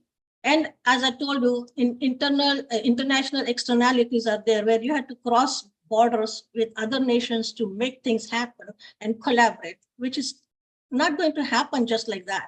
And we are going to be talking every time in the environmental conferences. We were here, now we are here. We were there, now we are here. Lot of different initiatives. Every one of them is excellent and praiseworthy. But where it is going and how much difference it is making is extremely important. So as a person and as a resident or citizen of this planet, what do I myself do as an individual to avoid the crisis? We reduce the factory farming of the animals. How do we do that? We change our lifestyle by not eating meat and giving plant-based diet. There is another whole big lecture can be given on what are the advantages of plant-based meals and how good it is for you. We have worked at the school health clinics where I have been on the board, where we changed the diet from meat-based to vegetarian diets. Now in US, at least about 10 to 15 schools are serving vegetarian diet meals in the school. And they're seeing the difference in the kids with the teenagers, calming down them, not having too many temper flares, not having any fights there, and a lot of things, and also reducing the incidence of the drug dependence and all those things. So it is very important that we understand this by doing this simple thing, how big achievement we can get into the conservation of this earth of ours, okay? So if we, sorry. So it's reducing or eliminating animal products from your diet and supporting plant-based community-centered agriculture is a great step towards that. And choosing a plant-based meal over one that contains animal product can cut your greenhouse gas emissions by over 55%. Just like that. And I'm saying that when it is happening like that, why we are not putting mind to that or concentrating on those things? Important. This is another thing. We're not killing animals just for food. We're killing them for luxury. So many things are there. We had a conference done on a cruelty-free products. The president of PETA organization was our keynote speaker there. And so many things in the world are used just by experimenting on different animals. They are factory farmed for those kind of researches and products to be done and all those things, which don't need to be there. So we had this complete exhibition of things that are done without having any animals involved. And that can be done. And it has been getting done. There are a lot of cruelty-free cosmetics. See, can you imagine testing cosmetics on the animals and then killing them for whatever it is? So these are very important things. And you can just see here the greed for having the luxury and everything. 8 bulls, more than 8 bulls leather in Rolls Royce, one Rolls Royce. So I think that it doesn't make any sense to have that. But everybody who can afford can do that. But we need to make sure that we give a culture of something sane to our next generation to say what we should be doing. And we have to change ourselves to make sure they can change. And this is my background. I've been brought up in Jaina Dharma tradition, where non-violence is the supreme principle. So we don't hurt anyone. So not even hurt any animals or small insects or whatever. Because of that, all Jains are basically vegetarians or vegans. And this is just natural to us. So speaking about being vegetarian is very natural for me, but I can understand it's not that easy for everyone to change. But what needs to be done is that the thing that everybody has so much what do you call that, strong belief that we must do something for the planet. We must do something. Why can't we just talk about me? What can I do? And I can do this simple thing. And there are a lot of things that can tell you that, giving up one burger can reduce 50% of the one person living, not eating burger for 1 week can take 33% cars off the road. I mean, there's so many statistics available in the world. for these kind of things. And they're telling you that can happen. We are going for electric cars, not recognizing there are batteries and other things involved. They have an effect on the environment long term. All right. So all these things are good to do. But one thing that can really, really reverse the whole thing really fast is having this change in oneself. And that has to be decided by oneself to say, if I want to change. Very, very important. So what can we do in the conclusion? Go plant-based diet. This is my way of telling everybody, please do something about this, that will be green. And we have done a lot of things about talking about vegetarianism, also planting trees. So as everybody is taking initiatives and doing a lot of things, I'm involved with quite a few social organizations where we are doing all these projects. So I did not know that I had to showcase any of the projects. So I just brought this thing. And if somebody has talked about animal farming, very good. I'm glad. I'm sorry that I missed that one. But I hope that I'm not repeating something that somebody has said. And I hope that I can give some message today to people that there are small, small things. So when being locally relevant and being locally, responsible for your own actions, very, very important. That speaks big, and also it takes a long way. It takes you to a long and the sustainable solution. And I think this should be done. And this is my final conclusion for you all of you. Say, please go plant-based, support sustainable practices. That is recycling. Everybody's doing that, but more and more awareness of that, and spread the awareness to everyone. This is what my 2 things about environment and what I'm doing into this also. And I would like to take any questions if you have. Thank you. Thank you very much. Thank Global you, namaste to everyone. Thank you, Dr. Mamta. Well done. A different perspective. Yes, we have covered the subjects that you did mention. If you turn your screen off, please, so we can have the contributors back. So Sharon, Amrita, what did you think of that before we move to Lee Torcha? And then we have got Jay coming as well. So we are extending our program. So Amrita, your thoughts on what Dr. Mamta shared, and Sharon, your thoughts too, and Dr. Lakshmi. Thank you, Neil Kumar. Marvelous presentation, Dr. Mamta. A very beautiful perspective, very important perspective. And I think as we have 5 fingers, it's very important to touch all those fingers when we discuss about things. And your perspective of highlighting an issue relevant to a particular country, a particular continent that is related to the tradition, the aspect of the culture of people, and use and utilization of diet and lifestyle according to that, is also a very relevant topic in regards to environment and environmental crisis. Every region worldwide, every country has its own tradition and ways, where very different experts in today's program episode as well have highlighted that aspect of in relation to the environmental issues in connection to that. And you highlighted the importance of my plate, my planet, which is very, very relevant, because ultimately whatever I am eating and consuming is in relation to the planet, and whatever planet is giving is in relation to my plate as well. And it is not just that, it's in connection to all the flora and fauna which is linked with it. And this issue is not only raising up a lot of standards of building up the relevance to know about how important it is to go vegan, how important it is to restore your health on basis of hormonal disturbances. It's very important to build your health in terms of emotional and mental well-being, where Sister Jayanti in today's episode has been highlighting a lot about eco-friendly attitude and eco-spirituality, which is an utmost important thing. And you have covered up a practical aspect through your presentation, highlighting and giving us the facts and figures of what's happening, which is much more related with the corporate sector, which is also related with the socioeconomic status, as well as the requirement and the demand and supply of things, on which the 3 points of yours talking about your own social responsibility towards yourself and towards your plate which people hardly think about, because when they cover up their plate, they just talk about the tastes and the food fashions, which I have been talking a lot on various grounds.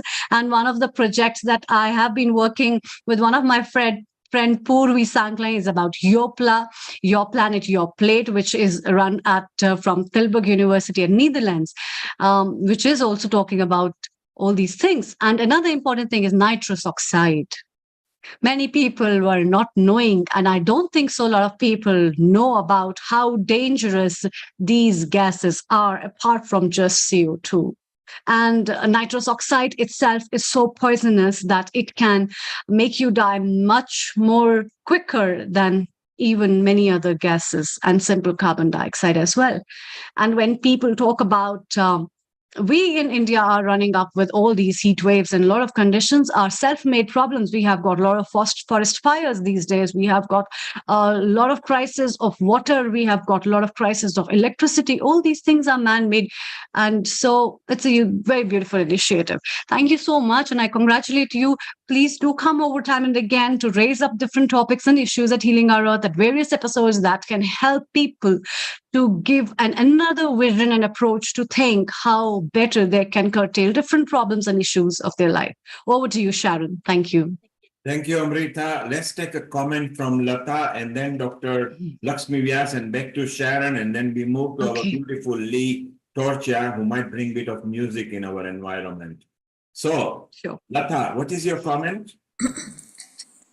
Yeah, I just felt what you brought to our attention, Mamta, today was just amazing for the planet, the population of the planet and the animals that we've been overlooking in the billions that are actually creating the problem, and we're just overlooking all that. So I felt that was so necessary to bring that awareness, and the more we can sort of infiltrate this across our globe, the better.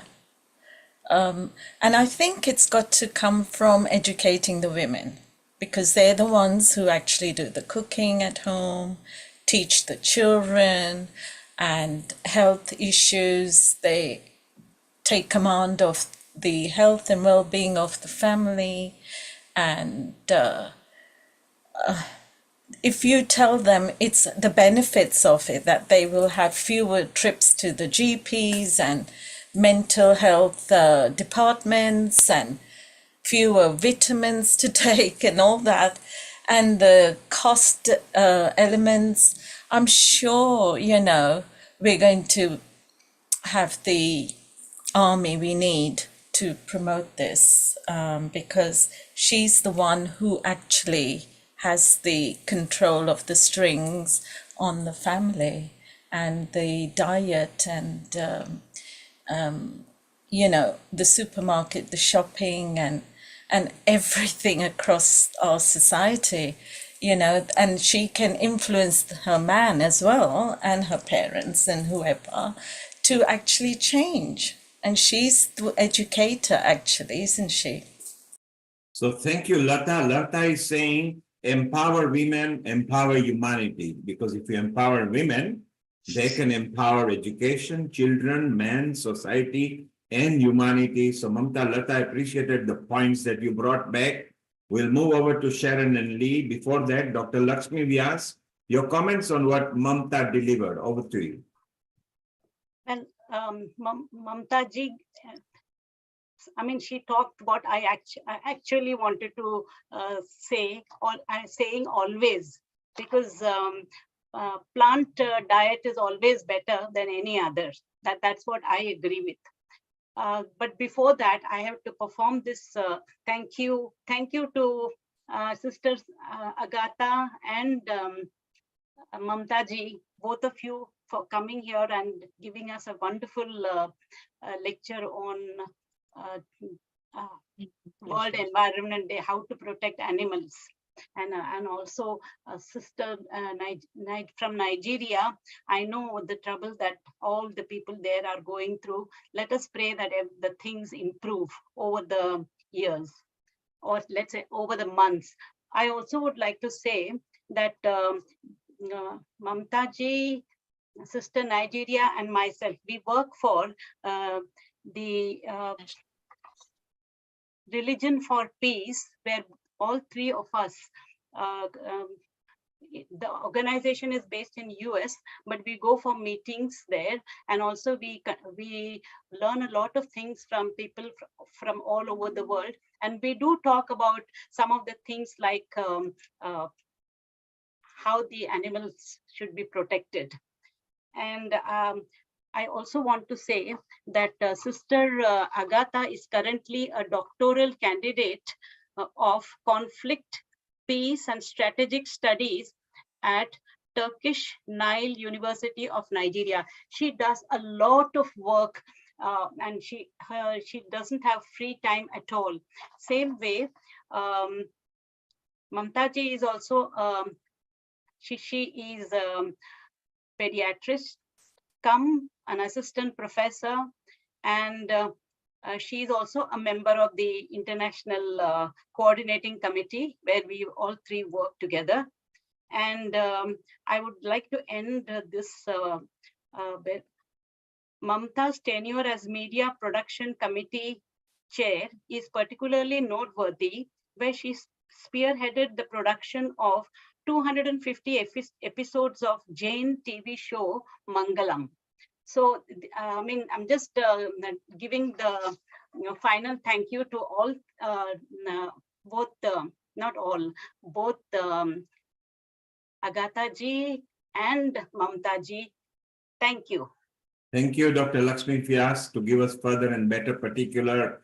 And Amrita and Dr. Lakshmi Vyas maybe involve Mamta in the communications and media department for the Glow Women. If you could put her in touch with Vaishali's team, maybe she can nurture and bring so much benefits to the women in general, apart from environment for healing our earth. So welcome everybody, and you're part of a movement that dispenses information free of charge. And Dr. Lakshmi Vyas, you just mentioned you are all part of faith, so you are eco-spirituality. That's exactly what we discussed with Sister Jayanti. So that's beautiful. Sharon, let's stick to America. We were in India, Asia. We were in Africa, Nigeria. We were in Europe. We are now in North Atlantic. Let's bring the lovely and smiley Lee Torchia, who has been with Healing Our Earth many times and brings music as well. So a global namaste to you, Lee Torchia in America. And let's have a discussion. And we have still got Jay to come. So Sharon, over to you. Thank you. Well, one point I want to bring up, which Hannah Strong, our dear environmentalist here, always talks about, is the impact of the military on our world. Not only the outer climate and the destruction of the environment, but also our inner world, where we really long for peace. And so it is a topic I wanted to bring forth in this discussion, because we think about, oh, we're going to, not use plastic bags, and we're going to do all these things as individuals, but the military is causing extreme destruction and stress on every level to the planet. And I just want to make that very clear. So, global namaste, Lee. Yeah. Hi, Sharon. Hi, everybody. Thank you so much. I've already learned a lot. My mushrooms. I'm going to be talking to my mushrooms. I want to show you something today that I put together rather hastily. It's a topic that almost nobody has thought about. It's a one-celled animal creating 50% of the world's oxygen. I want to really try to share this screen. Can anyone see it? Yes. You can. Great. Great. Yes. So, But maximize it, Lee. Just maximize the screen so we don't see your taskbar, and then it will be beautiful. Just maximize it, please. I would love to. Let's see if I can. I'm not sure that I can because this is my new computer, and so it's let me just do what I can. Okay, that's fine. I don't know if I can get rid of this. It's Huh? better now. Okay. better. All right. So I tried to stick to a some rather important people. Okay, so this is the Are this you from- planning to show a video? no, it's just this PowerPoint, very short. This insanely important world of phytoplankton is by NASA Goddard. And so there it is on YouTube. They have allowed people to share the entire thing. So I wanted to I just did a very short search, but I've been interested in phytoplankton for 40 years, ever since I heard about them. They generate half of the world's oxygen. I wish I could maximize it. I don't know how. As much as all land plants. So everybody's talking about the land plants, but nobody's thinking about this one-celled creature, the phytoplankton, which is half as much as all the land plants. There's 10,000 species, even more, I think. This is my crude. This is you know, they do photosynthesis. They take the carbon dioxide and capture the sunlight and produce the sugars that is the food system of the ocean. So that not only, but there is this certain type called coccolitho something. While they're doing all that, giving the food to the ocean, they also produce the oxygen. So they are really why we owe our lives to phytoplankton, is they are the basis of life. I mean, 50% is a lot. You can plant 1 tree, 2 trees, fine, but these animals live on the surface of the ocean, so they have access to the sun, these one-celled creatures, and we're actually polluting the surfaces of the ocean with all the oil, with all the plastic, the ocean of plastic that's out there, all of that we're doing. We're actually destroying the oxygen of the earth. All animals would die. 90% of the oxygen animals rely on the oxygen that is produced by half of the phytoplankton. So that's why we really like it. They're really crucial. Now, these are some of the threats to their survival. Of course, the ocean acidification. Some types will grow slower and some faster.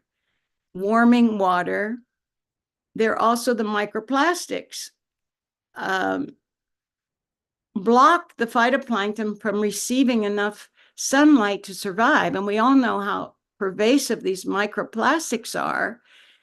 And the organisms that feed on the phytoplankton also ingest the microplastics. So where plankton suffers, so does the entire food chain. Now, every side has another side, right? So there are some threats from there's 10,000 species. So when there's a lot of nitrogen and fertilizer runoff from all the animal pollution we were just hearing from Dr. Mamta Shah, some types grow rapidly. And those are depleting oxygen in that particular area of water. So these algae blooms, some are known as red tides. You've heard about them. You haven't heard about the good ones. We've heard about the bad. I'm bringing them in because it's important to know there's 10,000 species. So we can't say that these species that are causing the problems are the other species that are giving us our life. This particular species, Alexandrium, is a specific type. It's sort of, they're saying they don't know if it's a plant or a zooplankton, maybe it's an animal, maybe both. It's sort of a hybrid. But one thing is it makes that powerful toxin. Very detrimental on humanity. It feeds on the shellfish. This is one reason I never eat shellfish, ever. Now, the people that are involved with this have got a machine up in the atmosphere, which is a sensitive instrument. It's on PACE. PACE is the Plankton Aerosol Cloud Ocean Eco something, eco machine or something. It's going to focus on specific species of interest. It's able to be sensitive to the colors of the different species, which each put out different colors, such as the harmful algae blooms, which we just mentioned, or the beneficial species, which we really want to encourage. So the National Geographic also in 2004 brought it up, and then again in 2023, they are reaffirming that they are one of the most important producers of oxygen on the planet. So I'm giving credit. Oh, it was called the PACE, Plankton Aerosol Cloud Ocean Ecosystem. That's the machine. And this is from NASA Goddard. They've allowed it to be shared. They asked for credit, and this is the YouTube link. And that's it. Let's see, I have to quit that somehow. Thank you. Yes, you stopped it. Very good. So, I can't hear you, Sharon. Sharon, you can unmute yourself. Okay. Thank you so much, Lee. It's wonderful. We all know you as a singer of North Indian classical music. And also, I think Jay's coming in soon. I don't know if he's come in yet. Easier. Wonderful. So after Jay, I really would like to play this piece of music that I've got the Earthling Blues. Oh, do you have it? Oh, wow. I have it. So we'll do that. Global Namaste, Jay. Unmute yourself. You're muted. Jay, you need to unmute yourself. Now I'm here. Now I can hear you. All right. Yes, I'm here. Welcome, everybody. It's a pleasure to have you, Lee. Yep. And I know you were coming in today to talk about desertification. You have a lot of knowledge in many, many areas about our planet, our politics, and our world. And of course, we have our beautiful garden that is really Jay's baby. They were talking earlier about how I think Lotta was bringing in about how all the women are the cooks and the women take care of these things. But in our family, Jay is the main cook, although I cook, and he is the main gardener and bringing all kinds of knowledge about gardening in a place like this that is fairly dry. But please give us your thoughts on desertification. Well, I probably have a somewhat unusual view of it. Of course, I believe that our farming practices are contributing greatly to loss of topsoil, and we need to stop that. And I don't mean we need to stop farming. We need to stop farming the way that we're farming. No more plowing. You want to keep the land as steady and state as possible and all that. But there's another factor in desertification, which the famous scientist Wilhelm Reich pointed out, and he was very interested in desertification. And before I say that, though, let me say that the great esotericist from England, John Michel, he once remarked that he lived out in the country in England, that he noticed that when he visited loving couples farms, that it had to be loving couples, not couples that weren't getting along. But if they were loving couples, he noticed that the crops grew greater near the house. And as it got further away from the house, their growth diminished. And he's wondering why that was. And then we go to Wilhelm Reich, and Wilhelm Reich has this concept of orgone, and he associates it with love and sexuality. And he says that loving couples emit more orgone than people who aren't in love. And he postulated that when they started passing laws in the Middle East outlawing the open affection of men and women together, which was about 1,500 years ago, 1,300 years ago, that caused desertification. In other words, Wilhelm Reich is saying that the loss of plant growth is due to the closed down affection between men and women, and between men and women and everybody. And that when you outlaw, holding hands in public, when you outlaw, any sign of affection in public, then all of a sudden the place starts going to hell. And I think there's a lot about that. I really do. And I know that, in Tantra, the couple would go out into their garden and practice Tantra. And what they're doing is they're creating this gigantic biodynamic field that he called orgone, and then the plants all get affected by it.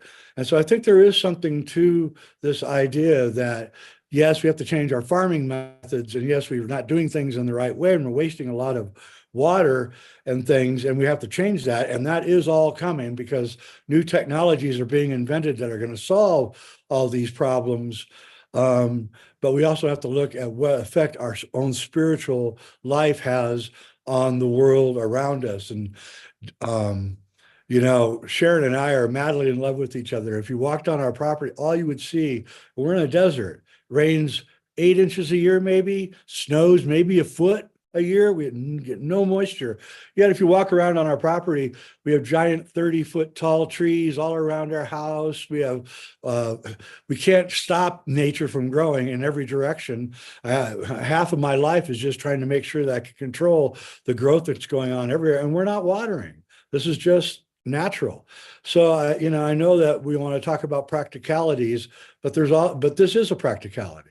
And so I think that if we create more loving societies, more compassionate societies, we will see the result in the environment around us. And to get rid of toxins and get rid of pollution. And we have to do things that are physical.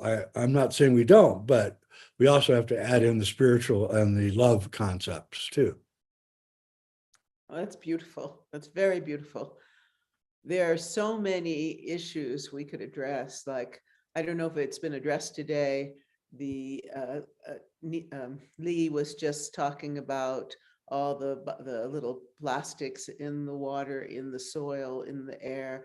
And there's also, of course, all the pharmaceuticals that are going into the water systems, particularly in the main cities. Here, our water, we're very fortunate.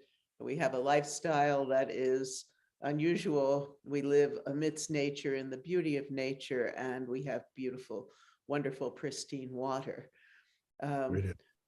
I also mentioned about the military and the effect of the military on the planet. That's a good one. I completely agree. If we would just eliminate the military, at least 1/3 of the fuel being used and the pollution would immediately go away. And, the whole thing is America, I'm sorry, I'll get me going there, but America's addicted to war. We have a war machine that feeds billions of dollars into it, and we can't stop the war machine no matter what we do. I've been fighting this war machine for like 60 years and I haven't had any effect. It just gets worse and worse and worse. And so that is the number one thing I think that has to be stopped. And basically the American war machine, because we're about half of the military spending on Earth is spent by America. And for what? I mean, for what? And so, yeah, I'm very much in favor of cutting back all of the military spending. Yes. So Sharon, you had a music to play. Was it a music? I have something to say to Jay. It's very important. Jay, I looked it up because I was shocked. Stranger than fiction, hugs were banned in schools. This is and also, and that was in, I think 2004. Here's the New York Times archive, 2009, hugs banned in schools. And so what you were saying is like, they can bring guns in, they can't touch each other. That's right. And if you notice, there's a lack of love now. The songs aren't very loving. The movies don't have a lot of love in them. The TV shows certainly don't have any love in them. And it's as if we're just like, suddenly we're not even considering love and for each other as anything that's important. So, you know, we have to change that. Yeah. And the concept of loving touch is now, because I understand there's so much porn, there's hardly any concept of tantra, you know, the true tantra, the true loving touch between couples. And it's just sad. It's because they think they have to conquer a woman, but that's not the way, by beating her up, you know. No, and you know, and men are not being taught what women want, really want. I mean, not what they hear in movies and songs. And so men are completely confused and don't know what to do.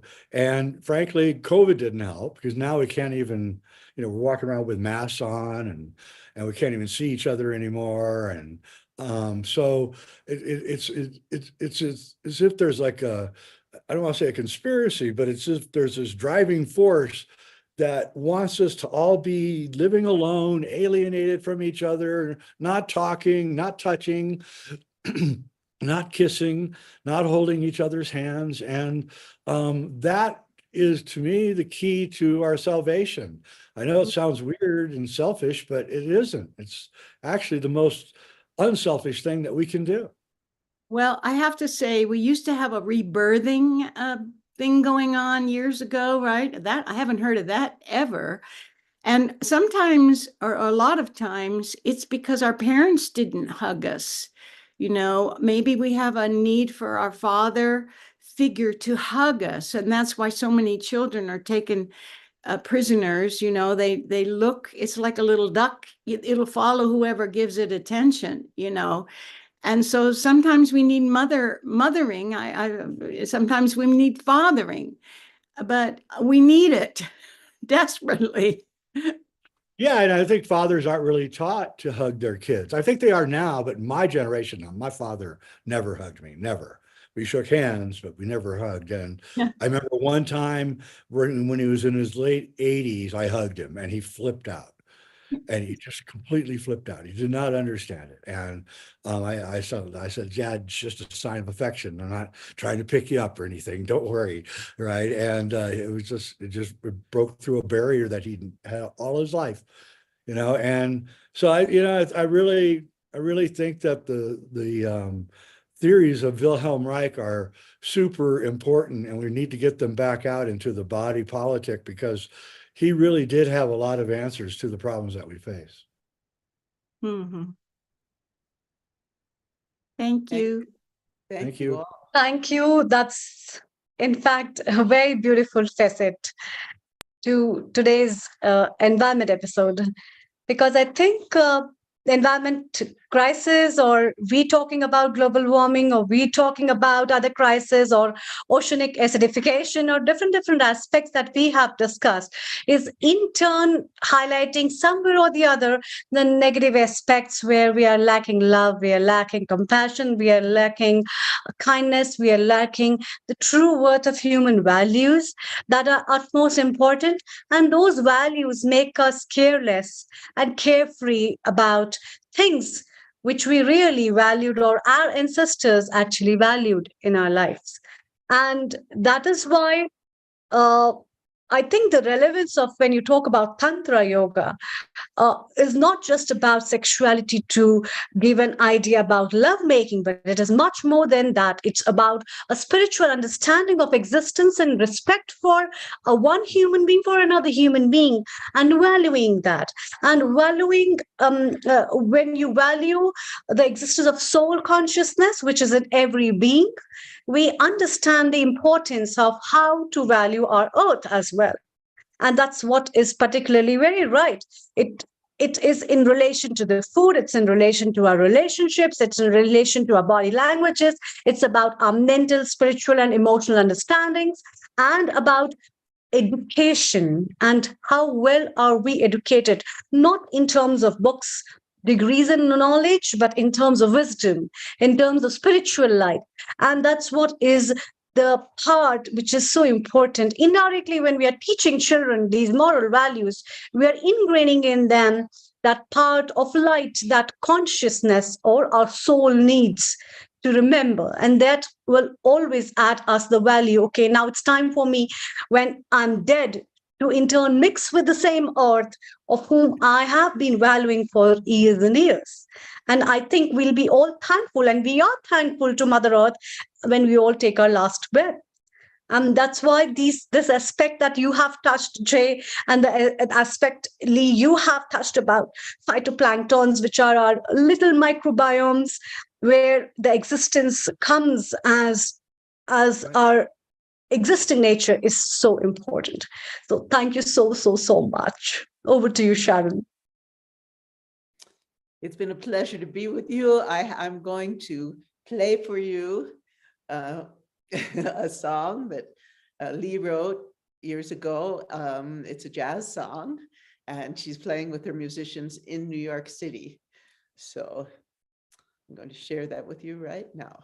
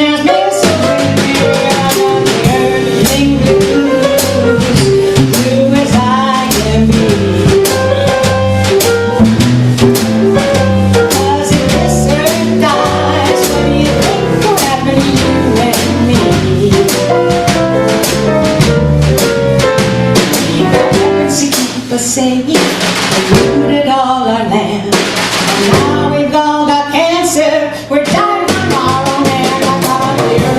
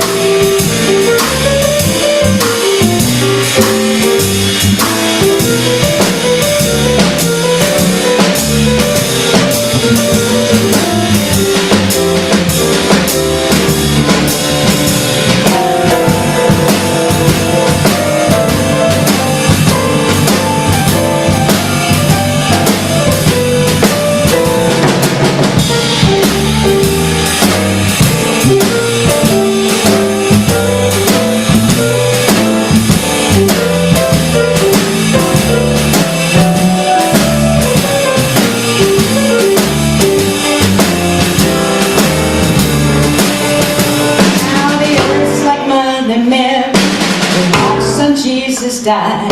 Don't know if he was black or white, but I know he was the sky. You and I.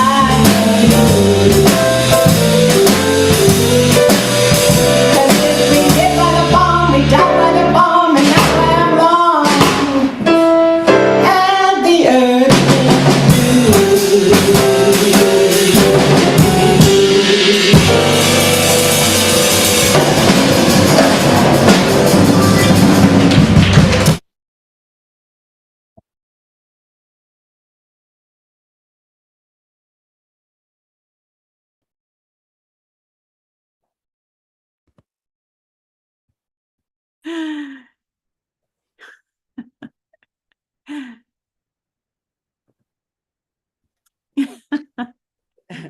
That was so beautiful to see, Lee.